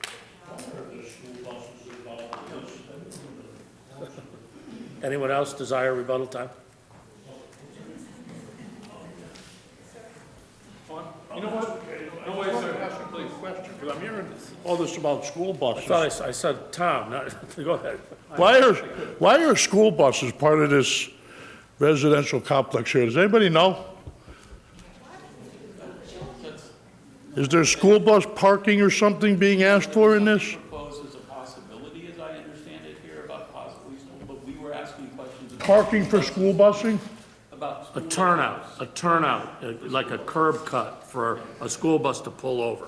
Oh, for a school bus to pull over? Correct. Okay, I'm sorry, That's okay. I misheard that. Tom, you got the floor. I will be 2 seconds. I contacted the township today, asking if an affordability plan had been submitted yet. Approximately 2 p.m. today, I received correspondence from the town saying, no, it hadn't. You didn't submit it in November. Mr. Chairman, if we could maybe just clarify that for the record, I believe it was submitted in November, the affordability plan. We received a partial version of the affordability plan. I didn't have a revised one per this, and this is still just the edit, the redlined version. So we made a note at the November meeting, as well as it was in the report for the January meeting, that we need a full revised copy. We emailed you a full copy. You don't have a full copy? I don't have one on record. We emailed a full copy in November. Yeah. Thank you. Please. Sorry, I know it's late, but I've been here 5 hours like everyone else, and No, that's fine. I do apologize. We are giving everybody an opportunity to speak, so. Lisa Kanicki, resident Stonington at 296 River Road. Just a few facts. One, I live alone, and I have 3 bedrooms in my house and 1 car. My next door neighbor is in the same situation, so it's really not that uncommon. Number 2, I am not a water quality expert, and I respect Ms. Downey tremendously and her credentials. Number 3, I am an eternal optimist. There is a dire need for affordable housing in town, and I think everyone here in this room wants to move the needle and improve the town's 6% affordable housing record. However, it must be done thoughtfully and absolutely not at the cost of public health and safety. I want to say thank you to the developer for the many changes that have been made to date with this plan. I hope that more work can be done to address the concerns. For nearly 30 years, I've had full confidence in the professionals at Sharyne Associates. I've attended meeting after meeting and seen many successful projects. They have a reputation in this community that speaks for itself, and when they bring forth experts, I have given those experts the benefit of the doubt based on 30 years of witnessing projects that they have executed. So I'm perplexed when there's dueling reports about the aquifer. That's just me as a layman, I have to say it. I do want to thank the developer for scaling back 10% of the project and for connecting the site to public sewer and the changes to stormwater remediation. But I don't know how you reconcile these expert views that are opposing, and is obviously key to this discussion. On a personal note, my 23-year-old daughter just moved to North Carolina last month. A big part of the reason was availability of housing and the overall cost of living in this community. It turns out that living with your mom until you're 30 and can save enough money to be independent is not all that appealing to this generation. I've heard the feedback that this project is too dense or unattractive, and I can tell you that for a large number of young professionals like my Madison, this situation would have been welcomed housing, as it would have provided independence and a sense of community for people at her stage of life. The Homeowners Association can place restrictions on the number of cars per household. I personally support workforce housing and options for those who are desperate to stay in this community while they make their living here. I thank you for your consideration of everybody's feedback tonight, and my request is that hopefully Stonington can continue working with this developer to craft a plan that is harmonious for our community. Thank you. Thank you. Please don't tar and feather me. Mr. Chairman, could I indulge one more second? I would like to do two things. One, I have a hard copy, a full copy, which I'll leave, but I do have, and I would ask staff to confirm between the next time you convene, that we sent this by email on November 20th at 5:46 p.m., which I've just re-forwarded. And submit it to the planner. Thank you. I'll confirm with you. And again, I'm just trying to make sure it flows. The communication's been excellent. I apologize if it was my fault that we sent it after hours or whatever the case was. Thank you, Mr. Chairman. Thank you. Anyone else wish any rebuttal time? Sorry, I'm losing my voice. Okay, hearing none. Is there a request for an extension here or not? I didn't hear anything from the lawyer. I don't think so. Chairman, I think we agree that there's not enough meaningful time to, like, if we got comments from the town, to respond within 9 days, so. I thank you for that. I think we agree with you. And I think we've all, put in the hours here. At least I can speak for the crew behind me. Thank you. Thank you. Okay, then if nobody has any other questions of the applicant's experts, is there any other staff input?